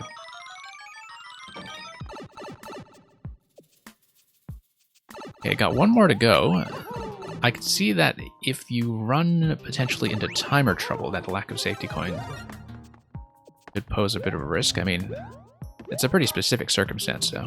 It's specifically going to be a timer death issue.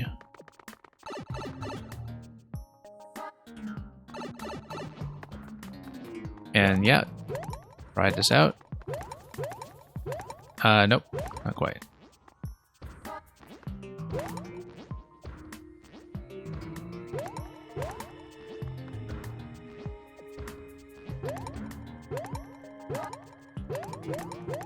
Yeah, no, we need to just let it fall there.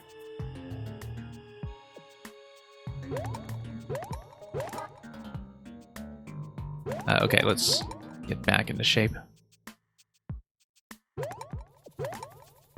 Tap, fall, tap, tap, tap, tap, tap, tap, tap. There we go.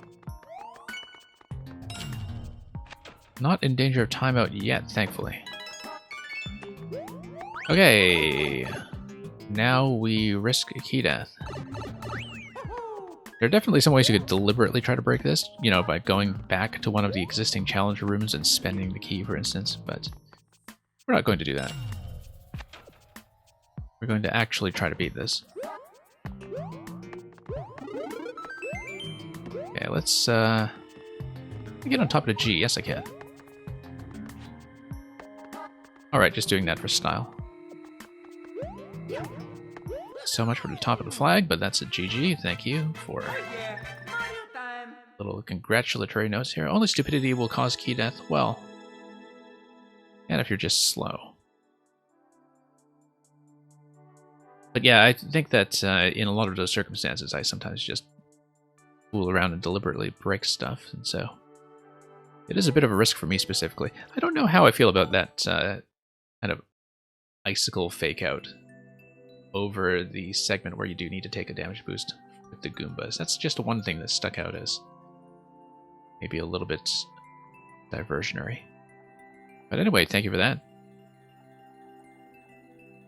I see now what you mean by a challenge for everybody, that there's going to be a lot of challenges to go around, and somebody will hopefully like something about that. And thank you for submitting that, Spikinator. Hope we see that newly uploaded revision of yours in a future session. I guess it would be our newest thing if it's... Oh, right, that's right. Kaizo and Escaio, yeah. If you're able to drop by tomorrow or in a future week, we'll see that.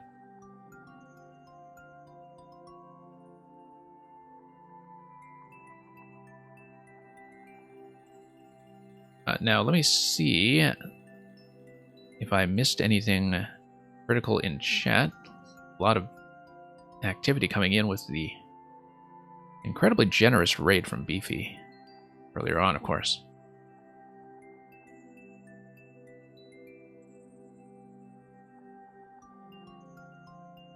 And yeah, hello to everybody that I didn't actually greet who had come in the meantime, including Dark Flash and Mr. Greggy Spike and our various regulars, as well as our new followers like Pichu82. Now, is the bot actually going to pull up the next code? Snowbear, welcome. Yes, okay, this is second call for DDO Neon. We had first call earlier, and I don't know if they're AFK or what, but we'll be ejecting DDO Neon from the queue if not. We did play one thing by him earlier tonight. DDO Neon, great, you're here. Good, I was kind of wondering about that earlier. Snowbear, we're doing great. Just received a gigantic raid. And the clears have been coming and going. We did have some longer levels that we were hit with earlier today. Snowbear, I understand that you're actually kind of deep in a partner push right now. I hope that's going well and that the numbers have been going up and up. And that the levels have been keeping things interesting. Here's Ninja's Carnival of Despair. After her failed revenge, Pom Pom once again rises against Mario. Okay, looking forward to this. Given that one thing that has kind of come up on the stream before is the difficulty of making Pom Pom interesting. We've seen some concepts that do that, so we'll see if we can add this one to the set.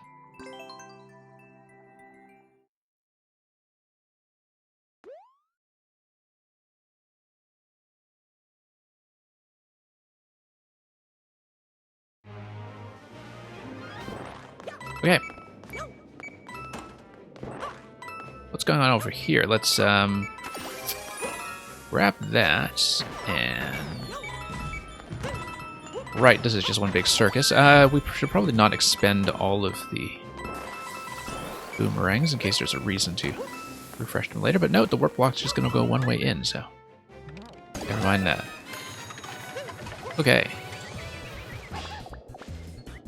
Oh, I see. So we just need to spot Pom Pom with the green little bow and smack her this way. If I can. Okay, this actually is an interesting Pom Pom concept as long as I managed to grip the bottom of the tree, which, given the up and down camera bob that the airship and therefore circus theme is so notorious for. It was kind of obstructing my vision of whether I could actually hold on to the bottom of the tree there. So we'll just need to take that into account when we're dropping into the lower position. Let's pay attention here.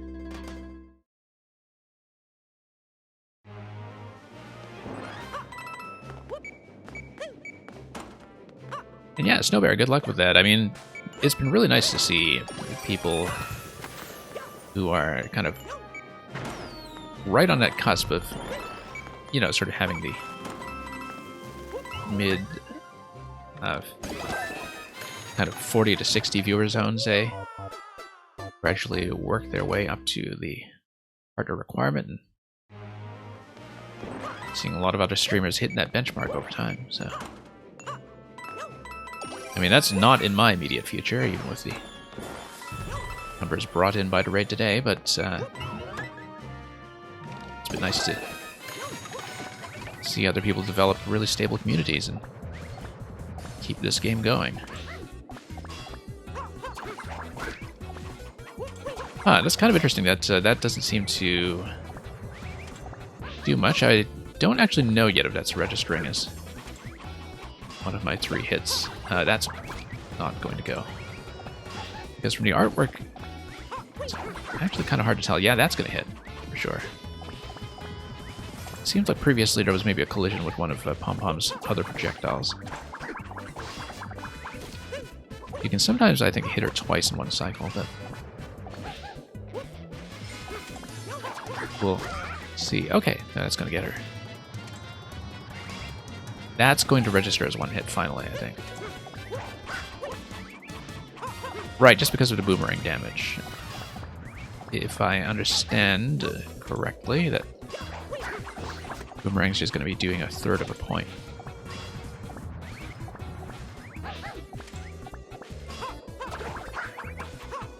Yeah, this is a pretty good Pom Pom concept, actually, because her various warp locations are going to be controlled, hence the giant vacancy in the middle of the level that gives her no landing space that will make her approachable with a jump. And then her projectiles are not going to obey any geometric boundaries here. Oops. Okay. Need to actually get the throw down before we require the tree. So yeah, that's going to be hit number 5, I think, out of what I believe should be 9. Hit number 6, yeah, 3 more to go.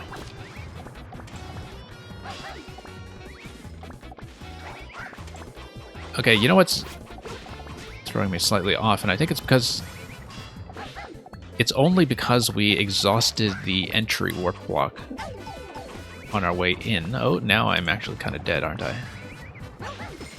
It's the asymmetry in the middle section here, but that's only because we blew up the left side block already from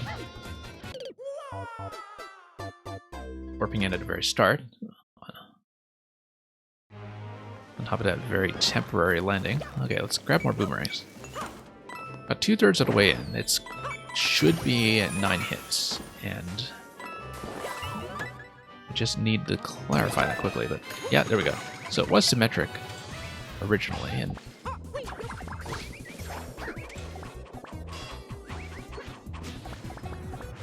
cube teleporter, DDO, you were saying it gave me a boomerang.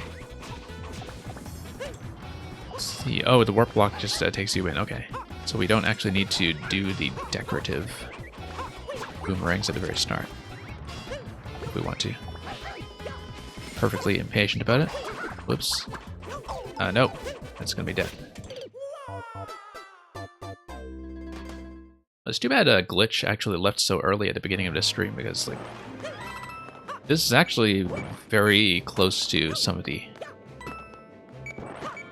3D World boss fight sets. Glitch sends me from time to time as well, stylistically. Like I think there's a lot of common interest there. I'll have to keep that in mind as a recommendation for later.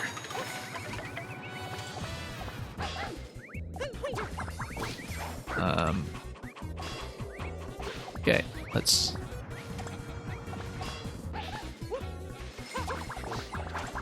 get over here.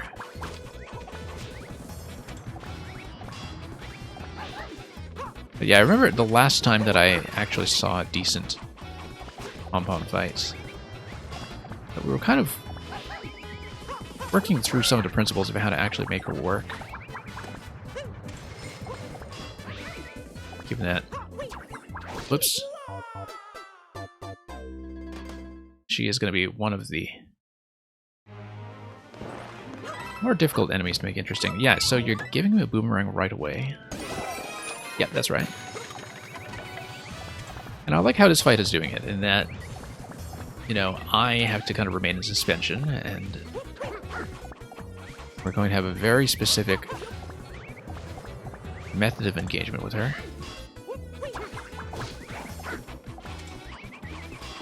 Now, I'm, of course, only allowed to take 1 hit. It would have been nice to have some kind of safety buffer against that, but of course I know that, first of all, this is already a pretty packed level, and secondly, without the use of tracks in 3D World as a bit of an extra limited item dispenser, that can just hang around somewhere accessible.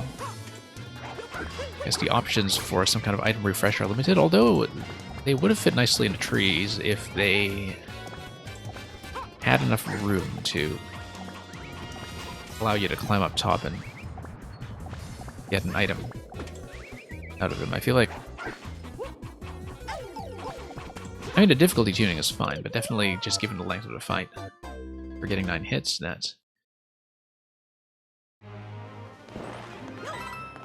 a boomerang in the trees would actually have been a natural way to go if you wanted to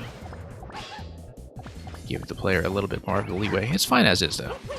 I don't mind it. Just need to be very careful. especially when I'm near the bottom. Really feels like the tree placement doesn't extend very far at all. You can see the bottom of the tree right there in the artwork, in fact. So that's why I was having some trouble falling off. Yeah, as you can see, I am trying to do the cling at that point, and I'm just landing far too low, and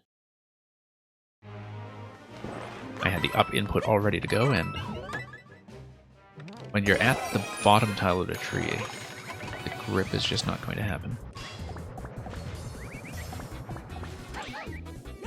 But yeah, Greggy Spike, I have to agree with that. This is a good fight.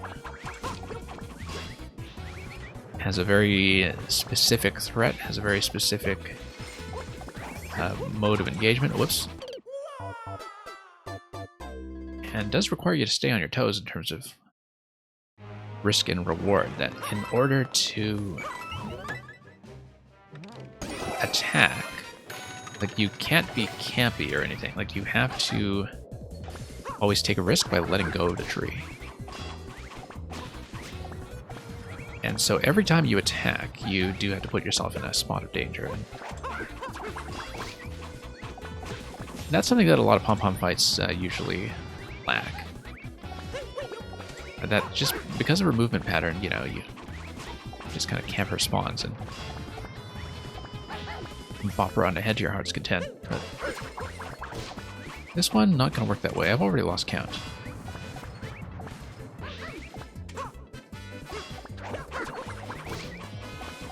Yeah, kind of interesting. She's not really going to spawn in a top position, I think, unless I... Oh, here's an idea, actually. After the next hit, I'm just going to try to scroll up top and see if I can manipulate her spawn so she doesn't get all the way to the bottom. Because if I can get the bottom of floor off camera, and just try to keep her under control up top, then at least I can avoid running into so many issues with grabbing onto the tree too low, which, as you can see, I'm having trouble with that when I'm falling off center, which, of course, is just a natural consequence of the risk and reward design of actually trying to approach the attack. And okay, forward we go. Nope. That's going to be death.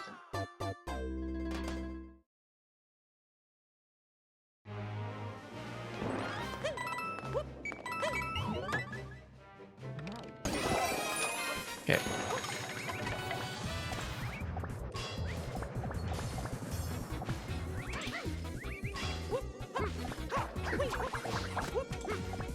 That's going to be 1, I think. I don't think that broke against a projectile or anything. It's going to be 2. And 3 is going to get to knockdown, which... yeah. Early on in Maker 2, I spent quite a lot of time trying to figure out the rules around Meowser's flight pattern and all of its forms, big and small, with or without wings, etc. And a lot of similarities with Pom-Pom in terms of the warping logic, in terms of having a particular safety zone that they need in order to land either themselves or, in Pom-Pom's case, any of her clones. So everything is controllable if you just know how to design it properly and create particular spaces that she's going to find acceptable.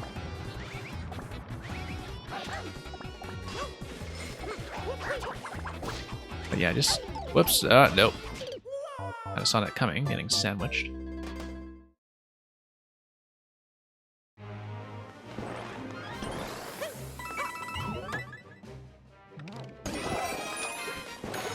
Alright, here we go again.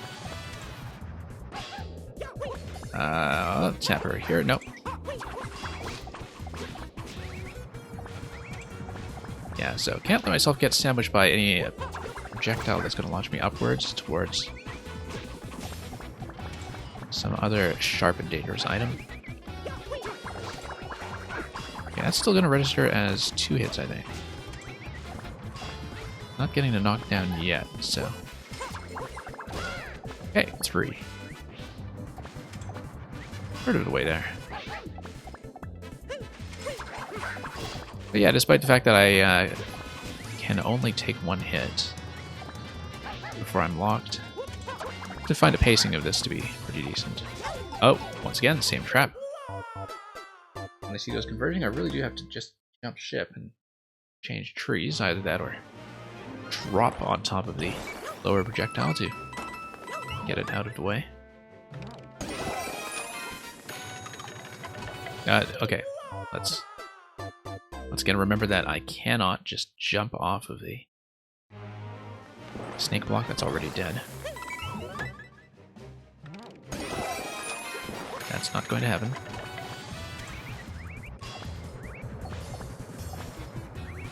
And yeah, nope. Whole series of misses over here.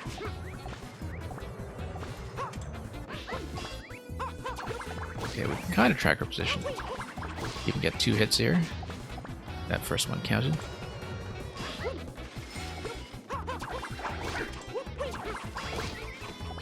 And yeah, just going to slowly chip away at her. It's going to be 3 hits. So yeah, the previous double hits with a boomerang didn't really count towards anything, I think. Nope, same trap. Exact same trap.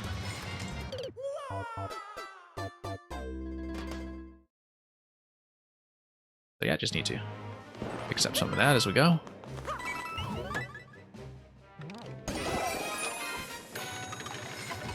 Okay, let's remember to drop into the tree, very important.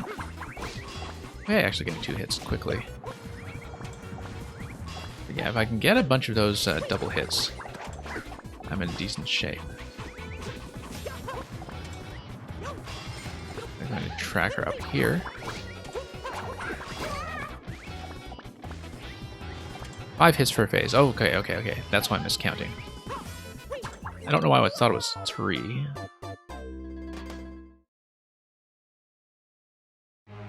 Yeah, I have to remember the damage numbers here because yeah,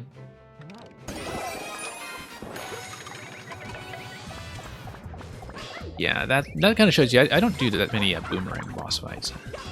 That's why I wouldn't know it cold. Necessarily. Because I know that all the bosses do have a hidden hit point pool. That is also doubled when they're large. That you do have a lot of specific damage numbers off the icicles, shells, jumps, etc. You can always calculate, it's just that I forgot what the boomerang value was.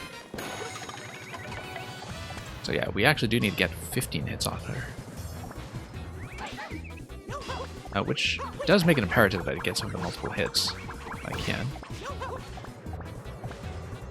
Ideally, I do want to pull her up. I feel like having her spawn on the lower positions is almost always going to be trouble.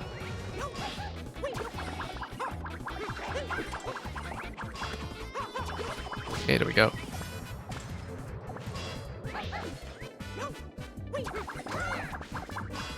And let's see here. Nope, get out of the way. Let's not deal with the thing that I'm increasingly thinking of as the sandwich throw. Whoops. Because that's really what it is. I mean, it's not like she's throwing a sandwich at you, but, you know, she's throwing things that are trying to sandwich you, which I guess we do need to clarify that from time to time, you know, when the terminology starts to catch on. Whoops. If she's throwing a sandwich at you, that's a very different fight. Kind of fight you put into Luncheon Kingdom.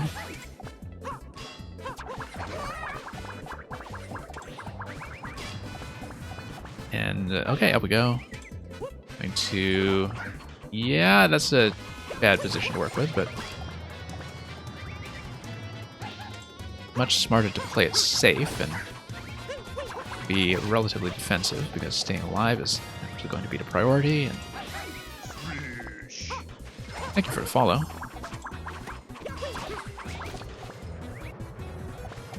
a little bit busy to look over chat at the moment, so excuse me as I'm a bit slow in catching up with messages. I do take a distracted by chat death every now and then, and we don't want to do it that deep into the fight. Anyway, this is going to take off. Let's appreciate the art here before we do anything to grab the flag. Okay, I gotta build this all the way up. And yeah, just gonna take this higher if I can. Beep, beep, beep. Here we go. Okay, that's as high as it goes, so. Drop onto the flag, and that's GG.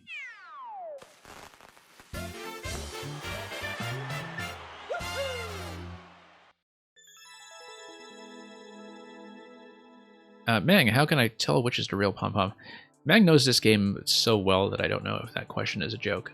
But for those of you who actually can't tell, it's with the green bow. It's the green bow. That's always the cue that I'm looking for. So, yeah, 5 hits per phase when you have no refresh in a boomerang is a little bit long. Like I said, if there's a way to nerf the fight, I think the natural place to go is just to create one additional tile of space above the treetops and have the tree be available for that. It seems like the trees were already extended all the way to the bottom, so maybe you didn't have much flexibility in terms of the lowest point to grip onto, but that was something I was kind of keeping my eye on as well, that it's possible to just drop quite low. I mean, it is a densely packed fight, considering that you have everything in one screen's worth of columns. But yeah, really great fight, actually. Definitely a good example of what you can do with pom-pom as an element. Very inventive.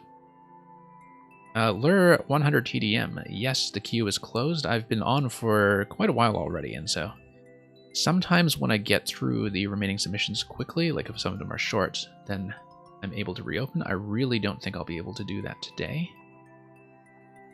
But like I said, I do run viewer levels in the same time slot tomorrow as well.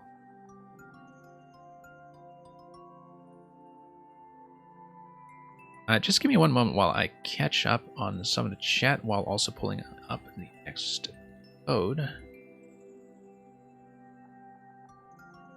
Which is, if Ralum 100 is still here, I think it might have been gone for a while, but I'll just check anyway and see. I think they might have dished a while ago, so I'll likely pass on this one.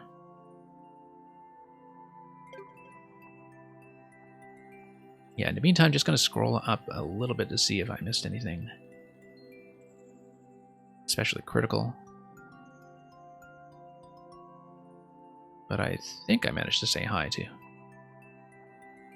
most people who came in, and thank you again for the new follows. So let's remove this one. And then we'll check if Supernova is asleep.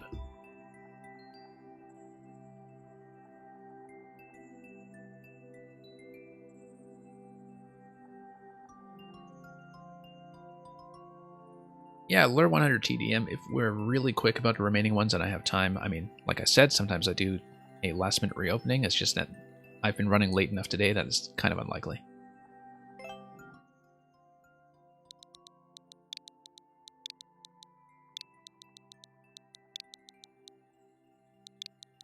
Okay, Supernova is going to be a sleep-deprived zombie here. By the way, since we have a lot of new people here, I Am the Supernova is also a very design-oriented Mario Maker streamer. Runs very similar hours to mine sometimes, which is kind of too bad because I do always like having Supernova around to send me more levels. He's been an absolutely explosive maker within the past month or two. And we're going to look at the latest creation, which is Cylindrical Stronghold. Something doesn't seem right here. It looks perfectly fine to me. Eli already snatching up world records.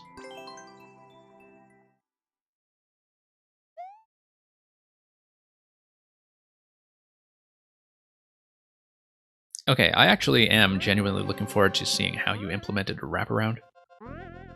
Because this has got to be what it is, right? Oh, I see.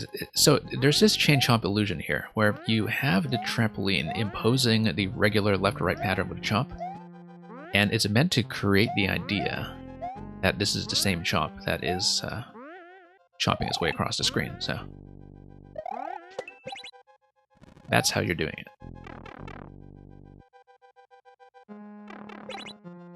And same here with Bonsai. So I remember seeing wraparound concepts over the X-axis back in Maker 1. There was one especially popular level that did that. I don't think I've actually seen it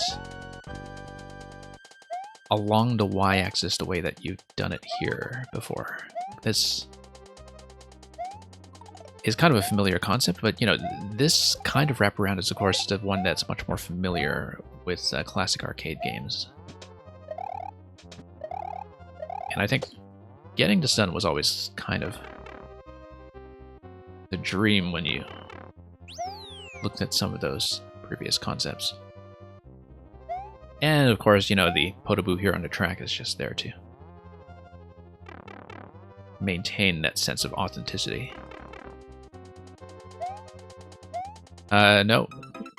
Don't know why I hesitated there. That was not a great idea. Yes, I'm the Supernova. That's the one I'm thinking of.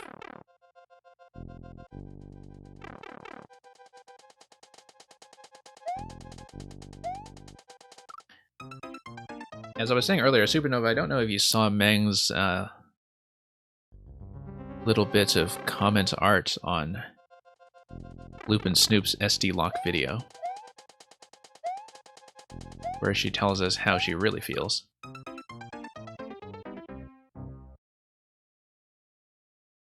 But that's a very apt description, the genius behind classics like Underground Hogs and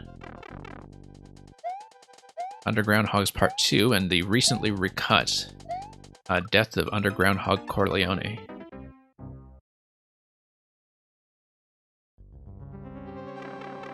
Which reminds me, I actually have to hunt down the recut Godfather Part 3 at some point. That was recently put together. And I know it was something that was designed for a cinema release and was kind of held back by the pandemic.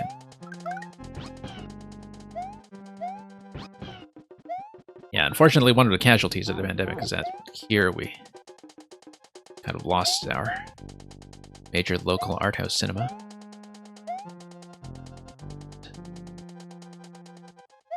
One thing I will say, though, is that I have a little bit of tunnel vision for the part of the level I'm actually playing, and so I'm not actively making use of the wraparound concept as I'm reading this as much as I thought I would.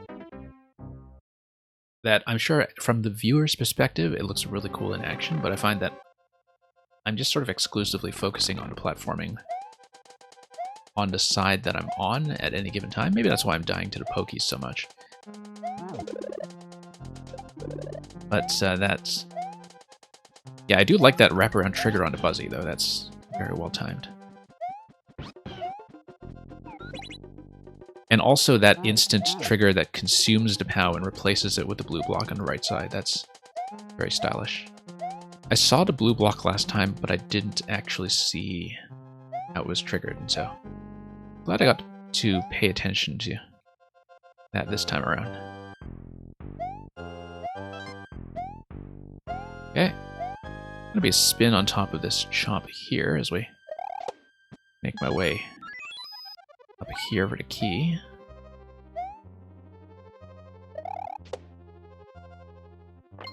Come to think of it, those two chumps haven't really been seen in the same room together. PC the Wolf, welcome. Yeah, we're gonna go for this.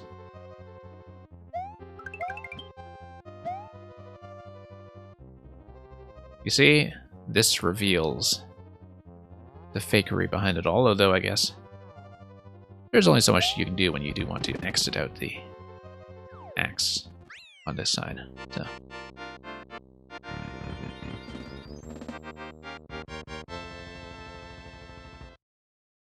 Anyway, thank you for that, Supernova. Really neat to see that in action. So yeah, a lot of that being developed around track timings as well as the illusion of chomps swinging back and forth, but I think the fanciest stuff is stuff like the POW activation. Like when you grab the POW with Yoshi. That's a pretty neat moment. Same with the Buzzy trigger as well. That was something kind of nice to pay attention to, so. Thank you for all the GGs. Let's mark that as a win and make it to the next level.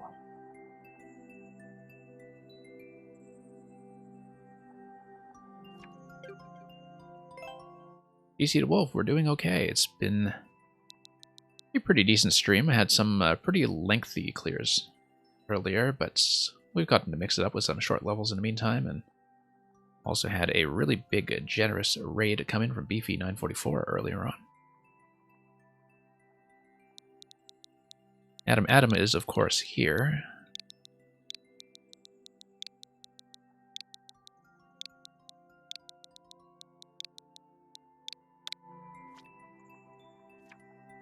And we're going to race the shell, feel the rhythm. Full jump at the ice blocks, okay. We'll see if I actually remember that warning, given that I usually just completely blank on level descriptions as soon as I enter the level. A really nice thumbnail art, by the way, with that kind of curved boundary and the blue background behind Mario.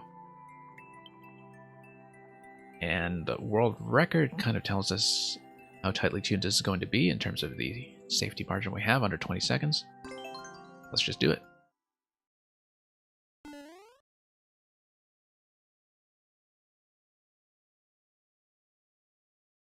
The face-off, yeah, because this Spiny totally resembles John Travolta.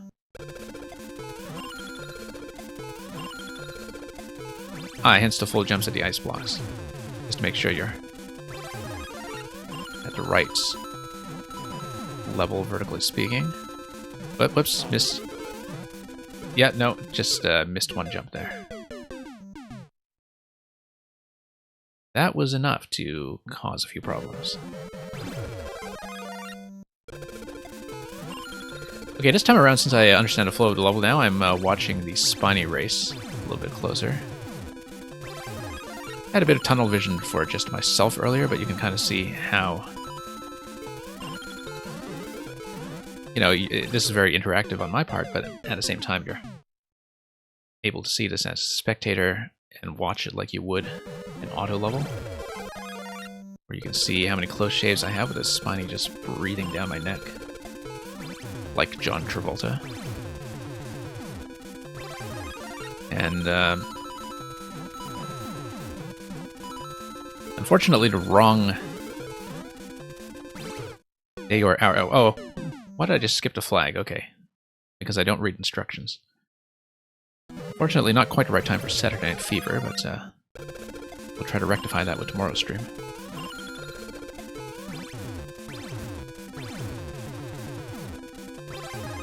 Okay, Spiny's just going to chase me down. Oh, we get all fancy at the flag there. Okay, I need to shave something. I think I was a little bit off target with the sideways trampoline bounces at the end, and so possibly I just wasn't really obeying the full jump instruction either. On certain ice blocks earlier on, so we'll just fix that. Probably some kind of momentum loss from the springs here. Yeah, once again, almost certainly that last one. And yeah, for Nova, thank you for sticking around for so long today. Looking forward to new content from you when you are ready to share it.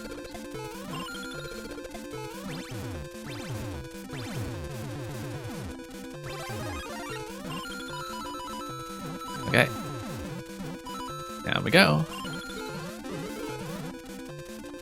And that's not a clear, okay. I have to figure out where I have to cut corners here.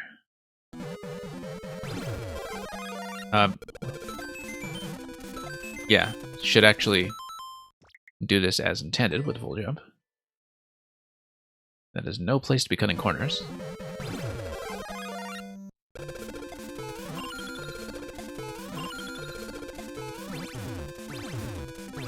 But we'll see what kind of optimization I should be making here just to clean this up. Probably just around the springs, to be honest. There we go. Yeah, just much better momentum control coming out of the sideways trampolines, and that was all it took to fix it. Also, I noticed that coin count in the top left corner. Nice.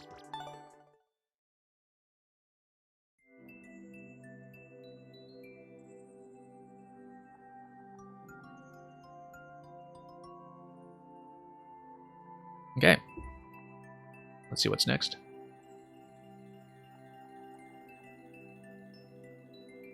I'm momentarily sane. I think you actually are going to be our closer today.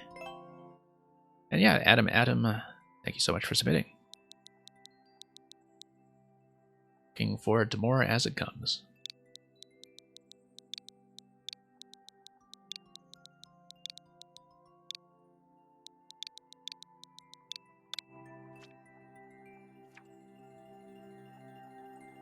Thwomp Castle. Mario decides to take the Thwomp Stronghold down. 1 clear so far on a half-an-hour time. So, I'll do what I can with this. Given that we're very late in the stream, I cannot guarantee that I'll finish it, but we'll make sure you get a proper playtest. And, of course, very few footprints on this, so it's just a matter of maybe just a small number of people having a very hard time, so let's see how it goes. Hopefully this one fares better than the last. You mean the last person to play this? Okay. Okay. I see. But then we're going to need a little bit of acceleration to get under the thwomp here. But we do need to activate it. And then run. Yeah.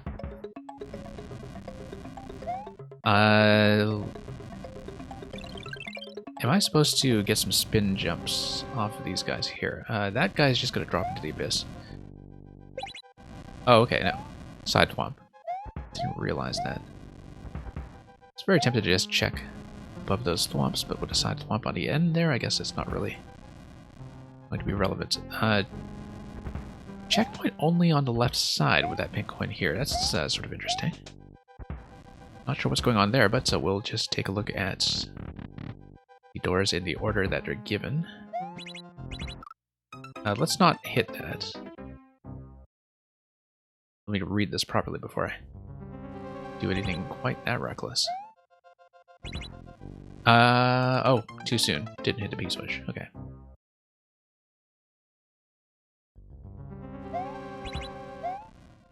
We'll let the P-switch go, and then there we go.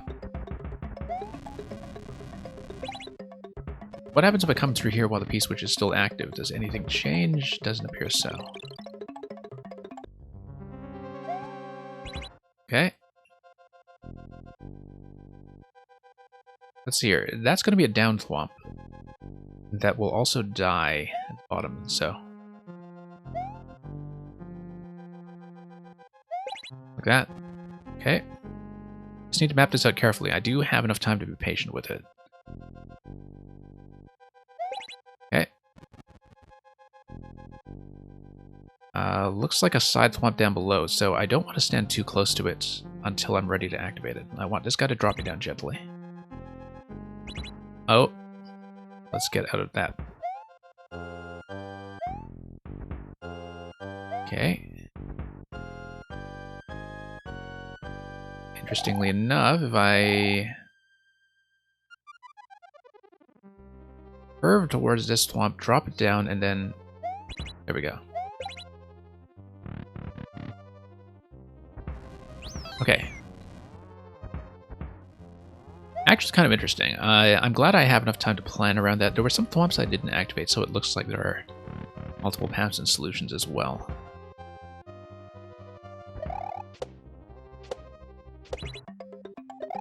Okay, what activated the P-switch? Something on the conveyor, perhaps? I didn't actually see. So you've got to remember that when you're out of range, you can't necessarily tell if you're going to be dealing with a down thwomp or a side thwomp.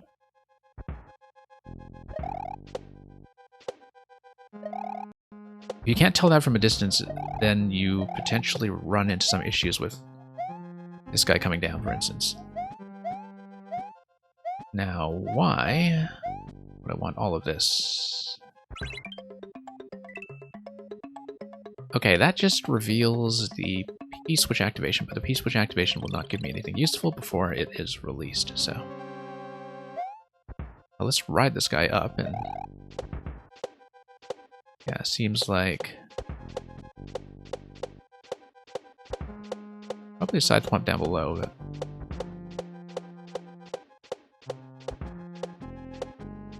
Okay. Down thwomps all around.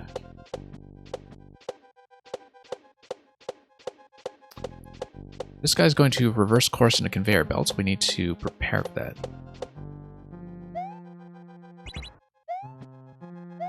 Okay, it's fine. He's going to reverse again when we come into this position.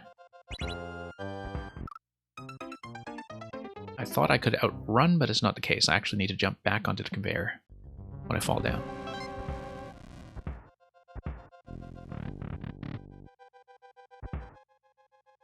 How should you identify the thwomp's direction? I'm trying to figure out where it may or may not be a problem. Like here you get some warning. Some of them, they're just going to be safe spin jump platforms anyway. It's not a big deal.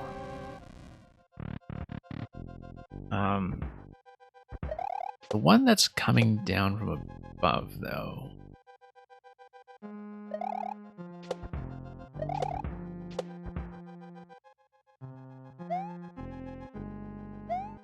I always wonder if it's something that can be done through artwork, like through something like a column using mushroom platforms or whatever, so you at least see like this continuous vertical column that's going up.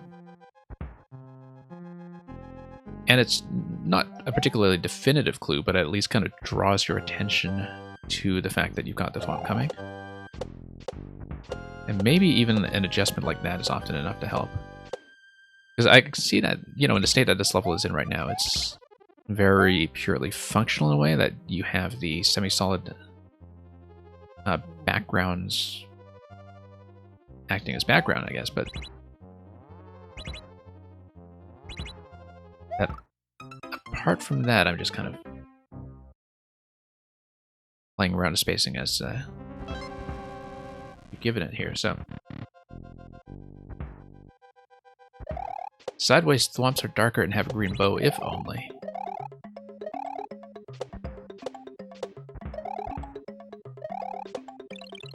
Also known as Thwomp Thwomp. Let's not give Nintendo any ideas, though. I sort of like the idea of a thwomp having a green bow.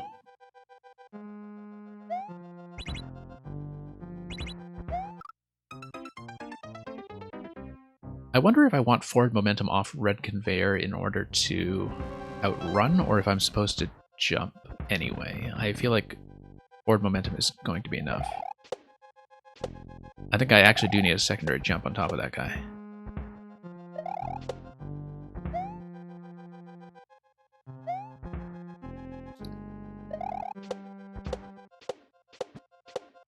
Yeah, I don't know about that thwomp. It's obviously going to be your ticket upstairs, but sometimes, you know, it's difficult to decide whether something's going to be an indication problem or if it's just a placement problem, like whether it's just not a great placement to begin with.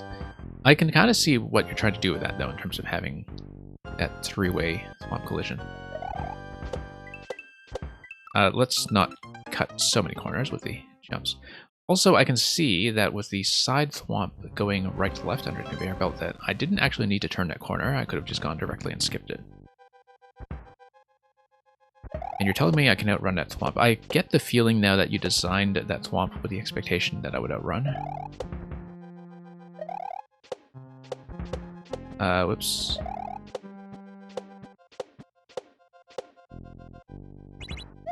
And I'm not going to do it. I think I want to actually fall to the right side and skip a lot of that swamp sequence under the clouds.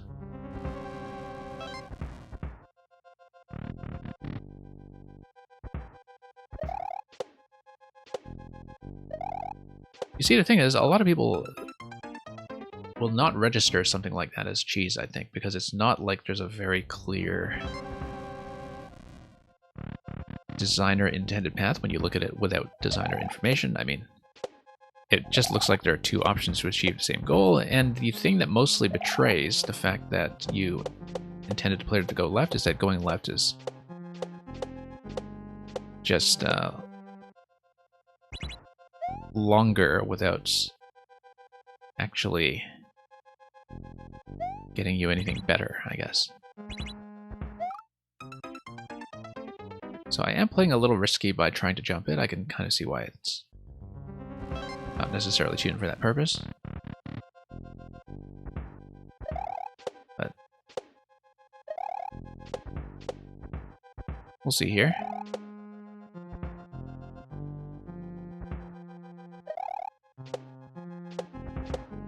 Yeah, so camera-wise, this thwomp on the left here, like if you're going directly up from the elevator thwomp that's taking you all the way upstairs, this guy can look like he's coming out of nowhere because you won't have scrolled the camera up to that position by that point.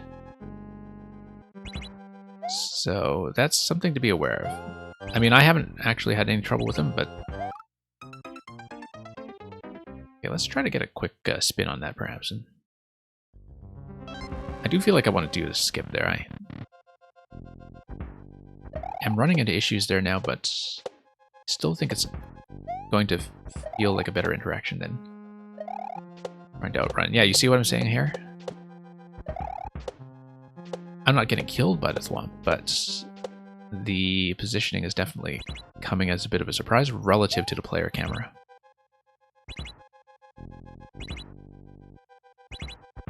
Oh, we should have just outrun that time. Too much hesitation there. I was actually totally in position to get on top of the cloud, so... And so, yeah, we'll try to do something like that. Okay.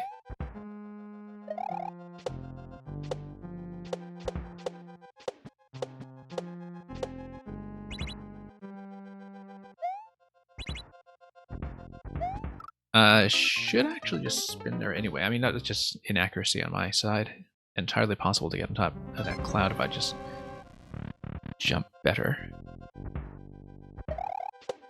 Amazing how many problems can be solved by doing that. Because yeah, if you go upwards on the thwomp going upwards, along a sort of diagonal pointing northeast to reach the next visible thwomp, you're definitely going to activate the top thwomp before you see it.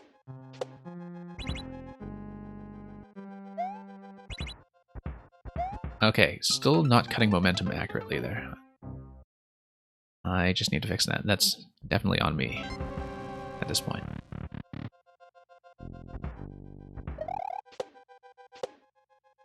Okay. Touch the top corner of the ground tile. That's what happens sometimes. Happened disturbingly often to me in the puzzle that I played a few weeks ago, in fact.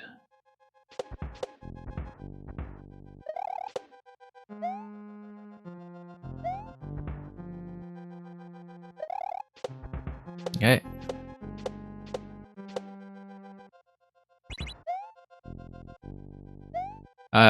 Let's be careful with that spike here. Also, let's get conveyor momentum. There we go. And let's go right. Yeah, no reason to take the bottom. Especially with the cloud skip there. Did I want to kill that guy? Yes, I did, because I want to release this one and just take them over one tile at a time, in fact. Probably faster ways to do this, but since when did we do things the quick way? Probably wanted to release this one, actually. I do want to move the side swamp over to the other side. Oh, this guy's going to go right to left, though, so... I want to kill off this one that's in the middle, then.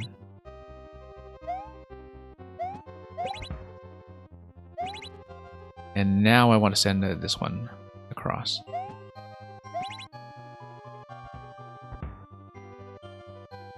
And what are we doing? Okay. Didn't expect that. That came as a bit of a surprise. So, I didn't feel like I had enough information to react to that one at the end. Unless it's just meant to. Trick me out. The part you wanted to see the most, okay.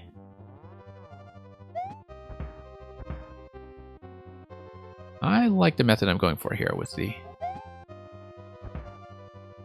kill on this guy here.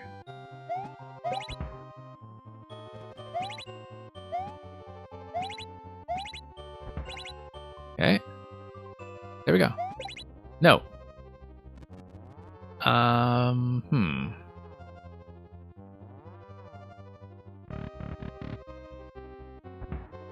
Meant to be a trick, but also anti-cheat. So here's the thing, right? As the designer, you have a particular intended solution in mind, and of things that are not the intended solution, you'll just kind of mentally classify as cheese.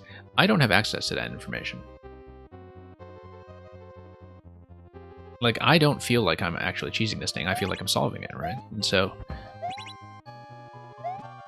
to the extent that the trick at the end is supposed to be anti-cheese, I don't know what it is de-cheesing, other than noticing that it's blocking the solution that I'm trying. So, I may just have to scout ahead here and see. Yeah, we activate that first, but then if I activate that first, I'm blocked off. However, if I send one thwomp over here, to this column first. Okay, it's a resettable puzzle at least. That's fine. Yeah, because the idea is that I want the side thwomp in this position here. So I want it to bump against red. I want to have it come back here against blue.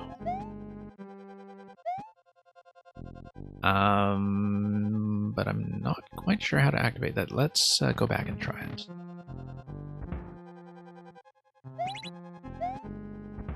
Kind of down on time now. We'll have to keep that in mind.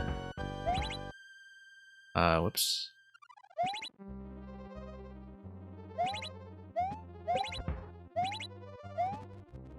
Okay.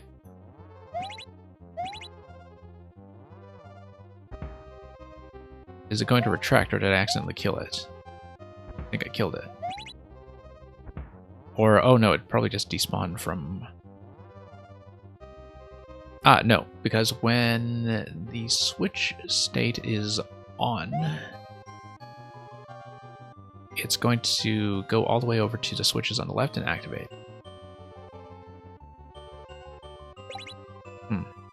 20 seconds left.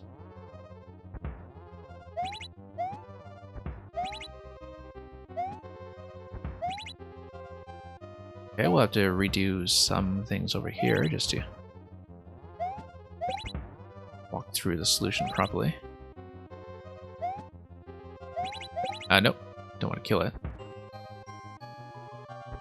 I actually just want to leave the state as on after that part of the interaction. I see what's going on, so let's do it. Yeah, definitely have to be aware of despawn rules when you're trying anything like this.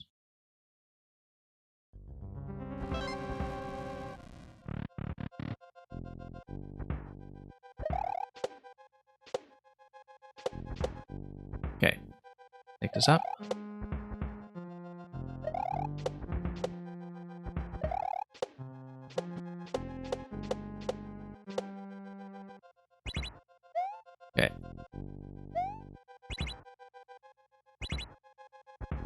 Honestly, not as mechanically intensive so far as I was expecting, given the spin jump, given the clear rates and the fact that there was only one massive clear on it.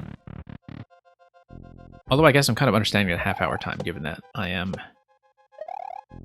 spending a fair bit of time on this myself, just doing things cautiously, and in some cases, repeating a fair bit, so...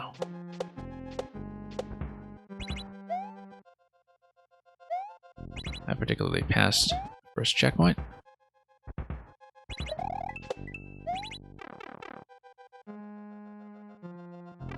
It seems from death markers that most people aren't figuring out the initial bridge crossing with the P-block. Yeah, I mean, if they're not figuring that out,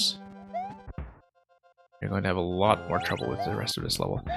I mean, a lot of levels are going to have death markers cluster in the beginning anyway. I would actually not be too worried about that.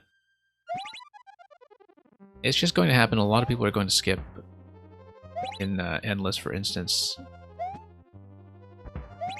Whoops.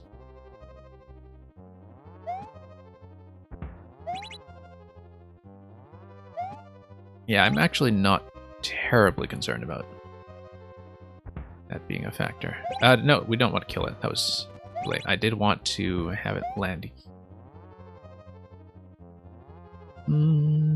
Oh, I don't know about that. On switch. Okay, let's say I come here with the on switch on. Yeah. So yeah, that thwomp is going to retract to the right side. I come over here, I activate this guy. But then I want to make sure the other thwomp is within range. I have to draw the other thwomp over, have it come to the left, but activate this one first. And then have that second one swing in and hit the on-off switch a second time. So that's going to be the intended... Well, not intended, but that's going to be my intention. Not necessarily the intended solution, but seems plausible enough that it looks that way.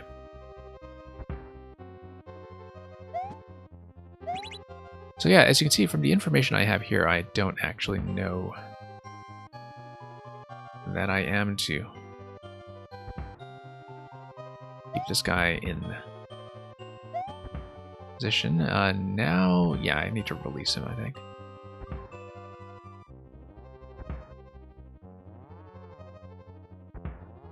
I need to cart him forward.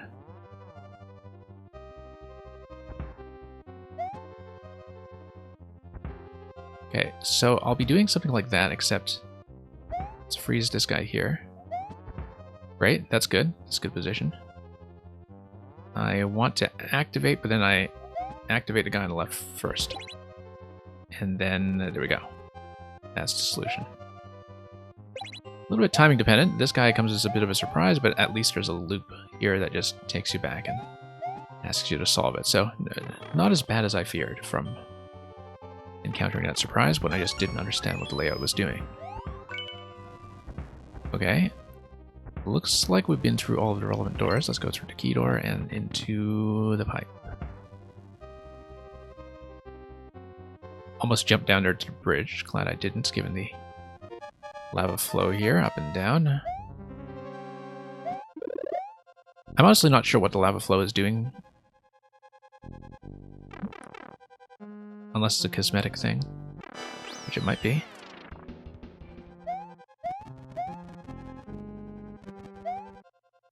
Oh, also to add a little bit of pressure in this segment, I guess.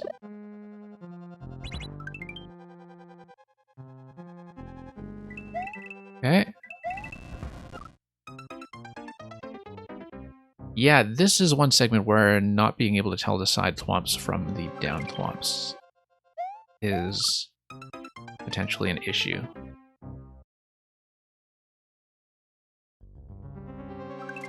That segment at the end, because it feels like I will be kind of guessing blindly.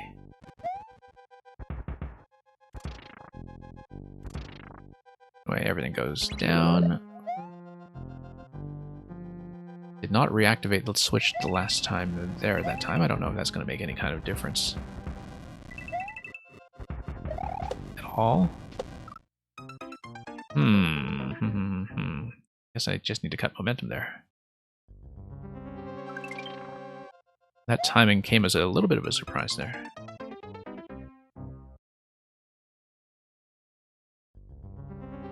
Big Thwomp is doing what he's supposed to.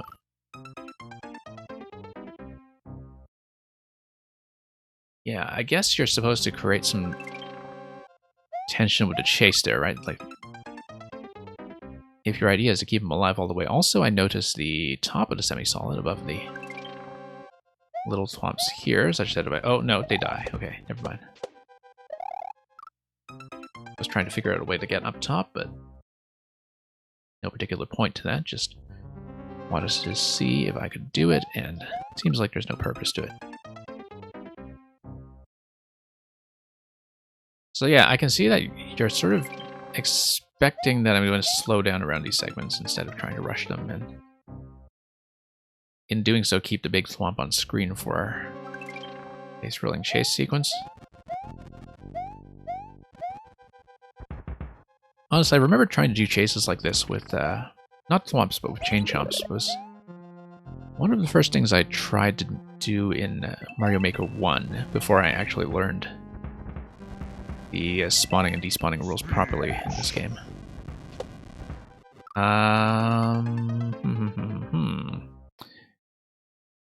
Yeah, I just need to stay on the second last Thwomp. That's maybe not that predictable positionally. Thank you for the follow, by the way. Okay.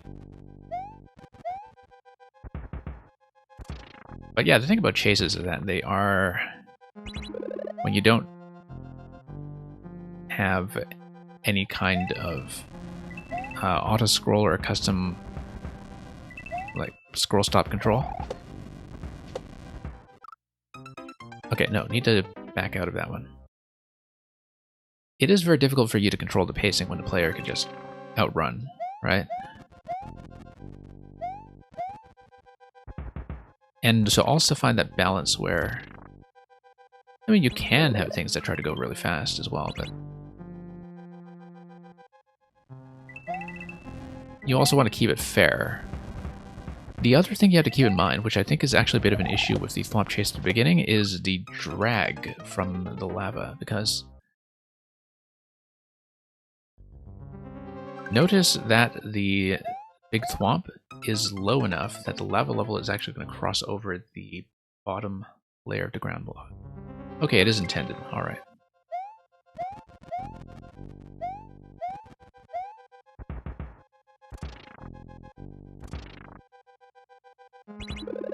Yeah, but I mean, the intent is probably that he's supposed to keep pace with me, right? I don't know how long he's supposed to keep pace with me, like maybe up to the on-off column. No. It's going to be on the second jump that I slow down. So yeah, that last bit there with the Thwomp spin jumps, I mean, you can kind of tell that the last Thwomp above the clouds is going to be out of reach, but it's not really that blind friendly to be cutting momentum right at the end, I would say.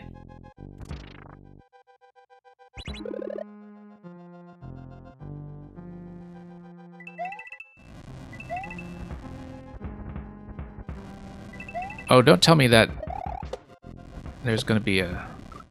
Oh, the on-off requirement, I see. So the... Yeah, I only just noticed the on-off switch that will require me to keep this guy alive the whole time, which is going to be an issue because he's going to run into a lot of stuff.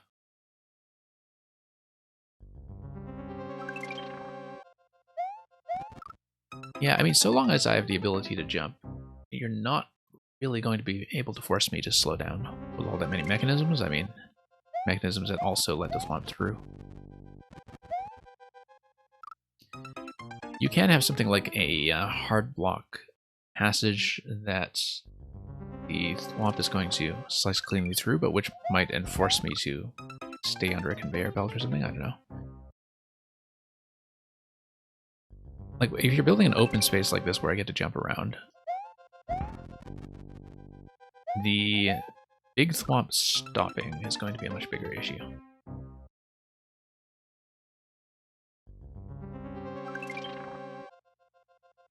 But yeah, if I don't know that the Thwomp is actually supposed to stay alive for the on-off switch at the end,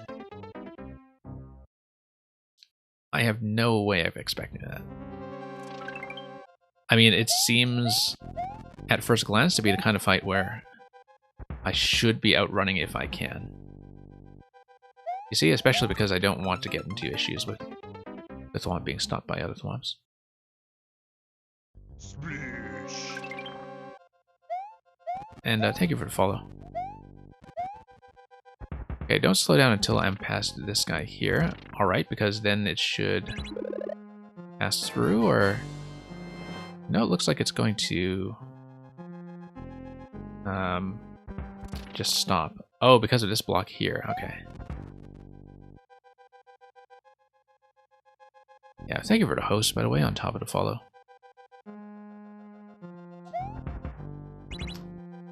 Alright, let's see what we can do about this then. Not going to be that resettable. Although I am respawning some of the Thwomps as I scroll them back in, so... Okay, so that was fairly timed. Yeah, I see what's going on here. That these guys actually need to hit... no, they don't need to hit it twice because Side Thwomp is going to take out that just fine.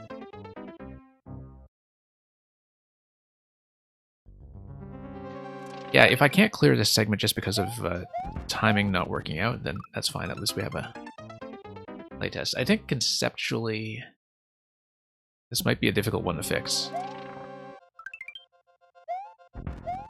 Like, if it's meant to be a Thwomp escort, I think it needs to be really clear that it's going to be a Thwomp escort. So one way you could do that, for instance, is... First of all, let me get to a safe position.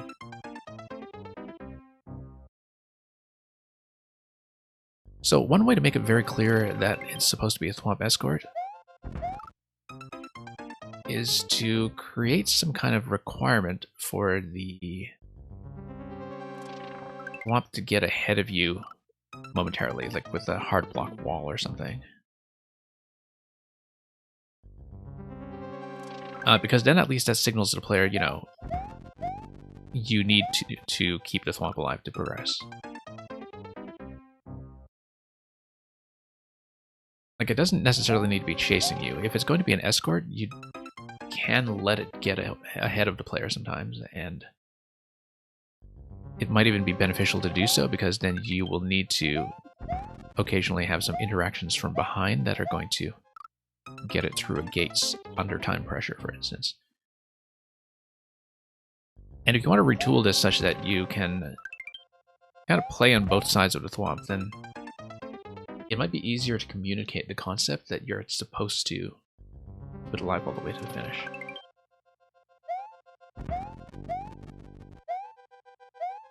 But yeah, it's just a sort of knowledge thing. I mean, you know, going into this thing, I don't know what you intend with it. And I guarantee you, like, everybody's going to assume that the thing you're supposed to do is outrun. That it's just here to scare you. Especially because, like, you're trying to do a bit of a slowdown on that conveyor there. Well. Let's drop this, actually. I was trying to stop it again.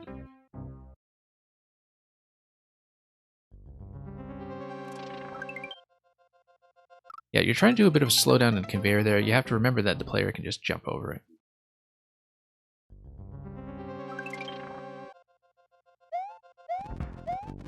Yeah.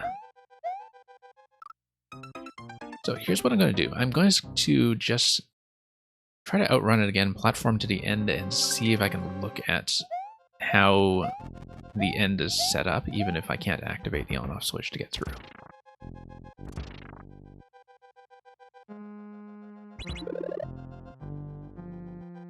Just want to take a look at it quickly.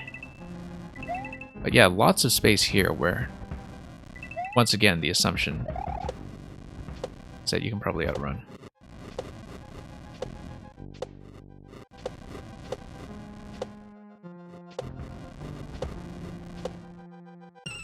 Okay, that's it.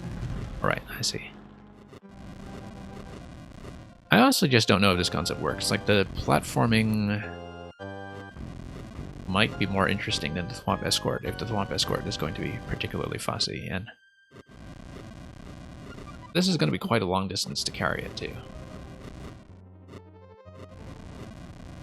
Anyway, it probably requires a bit of rethinking, but is this actually the end of this segment here? You see, now I can see why it's got a really low clear rate,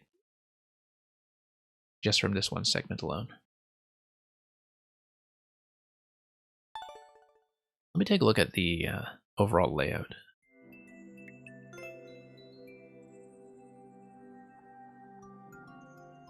Yeah, because I guess I see the exit to the green pipe, which is kind of popping out at the very end. Yeah, I think the early segments work fairly well. There might be some places where I'm kind of thinking about what you can do with visual clarity, but I kind of like the stop and go pacing early on, where you don't need to be super precise, but you do need to plan, especially with the red and blue on-off segment. That's kind of the middle of the main world block here. So definitely some interesting ideas involving the Thwomps, but the chase sequence, yeah, I think that's definitely one to overhaul a bit further. So anyway, hopefully this was a useful playtest and gave you enough information to work with for any future revisions. And as you know, I'm always willing to beta test additional versions as needed, just to see how they go. Especially, with this one, I think I can manage to get through the early segments fairly quickly the next time I see them.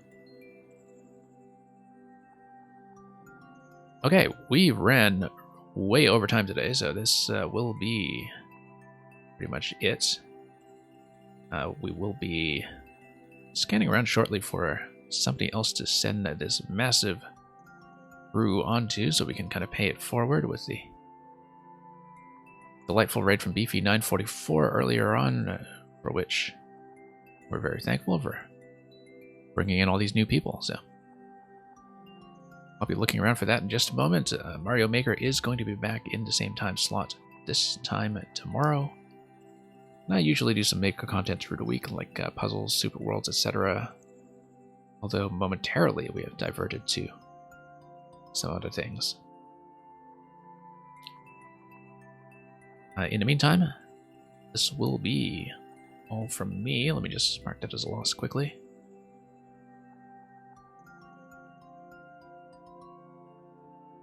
And I'll be sending you on in just a moment, so have a good night or morning or afternoon, evening, lunch, dinner, breakfast, second breakfast, whatever's going on in your time zone at this time of day. And fare thee well.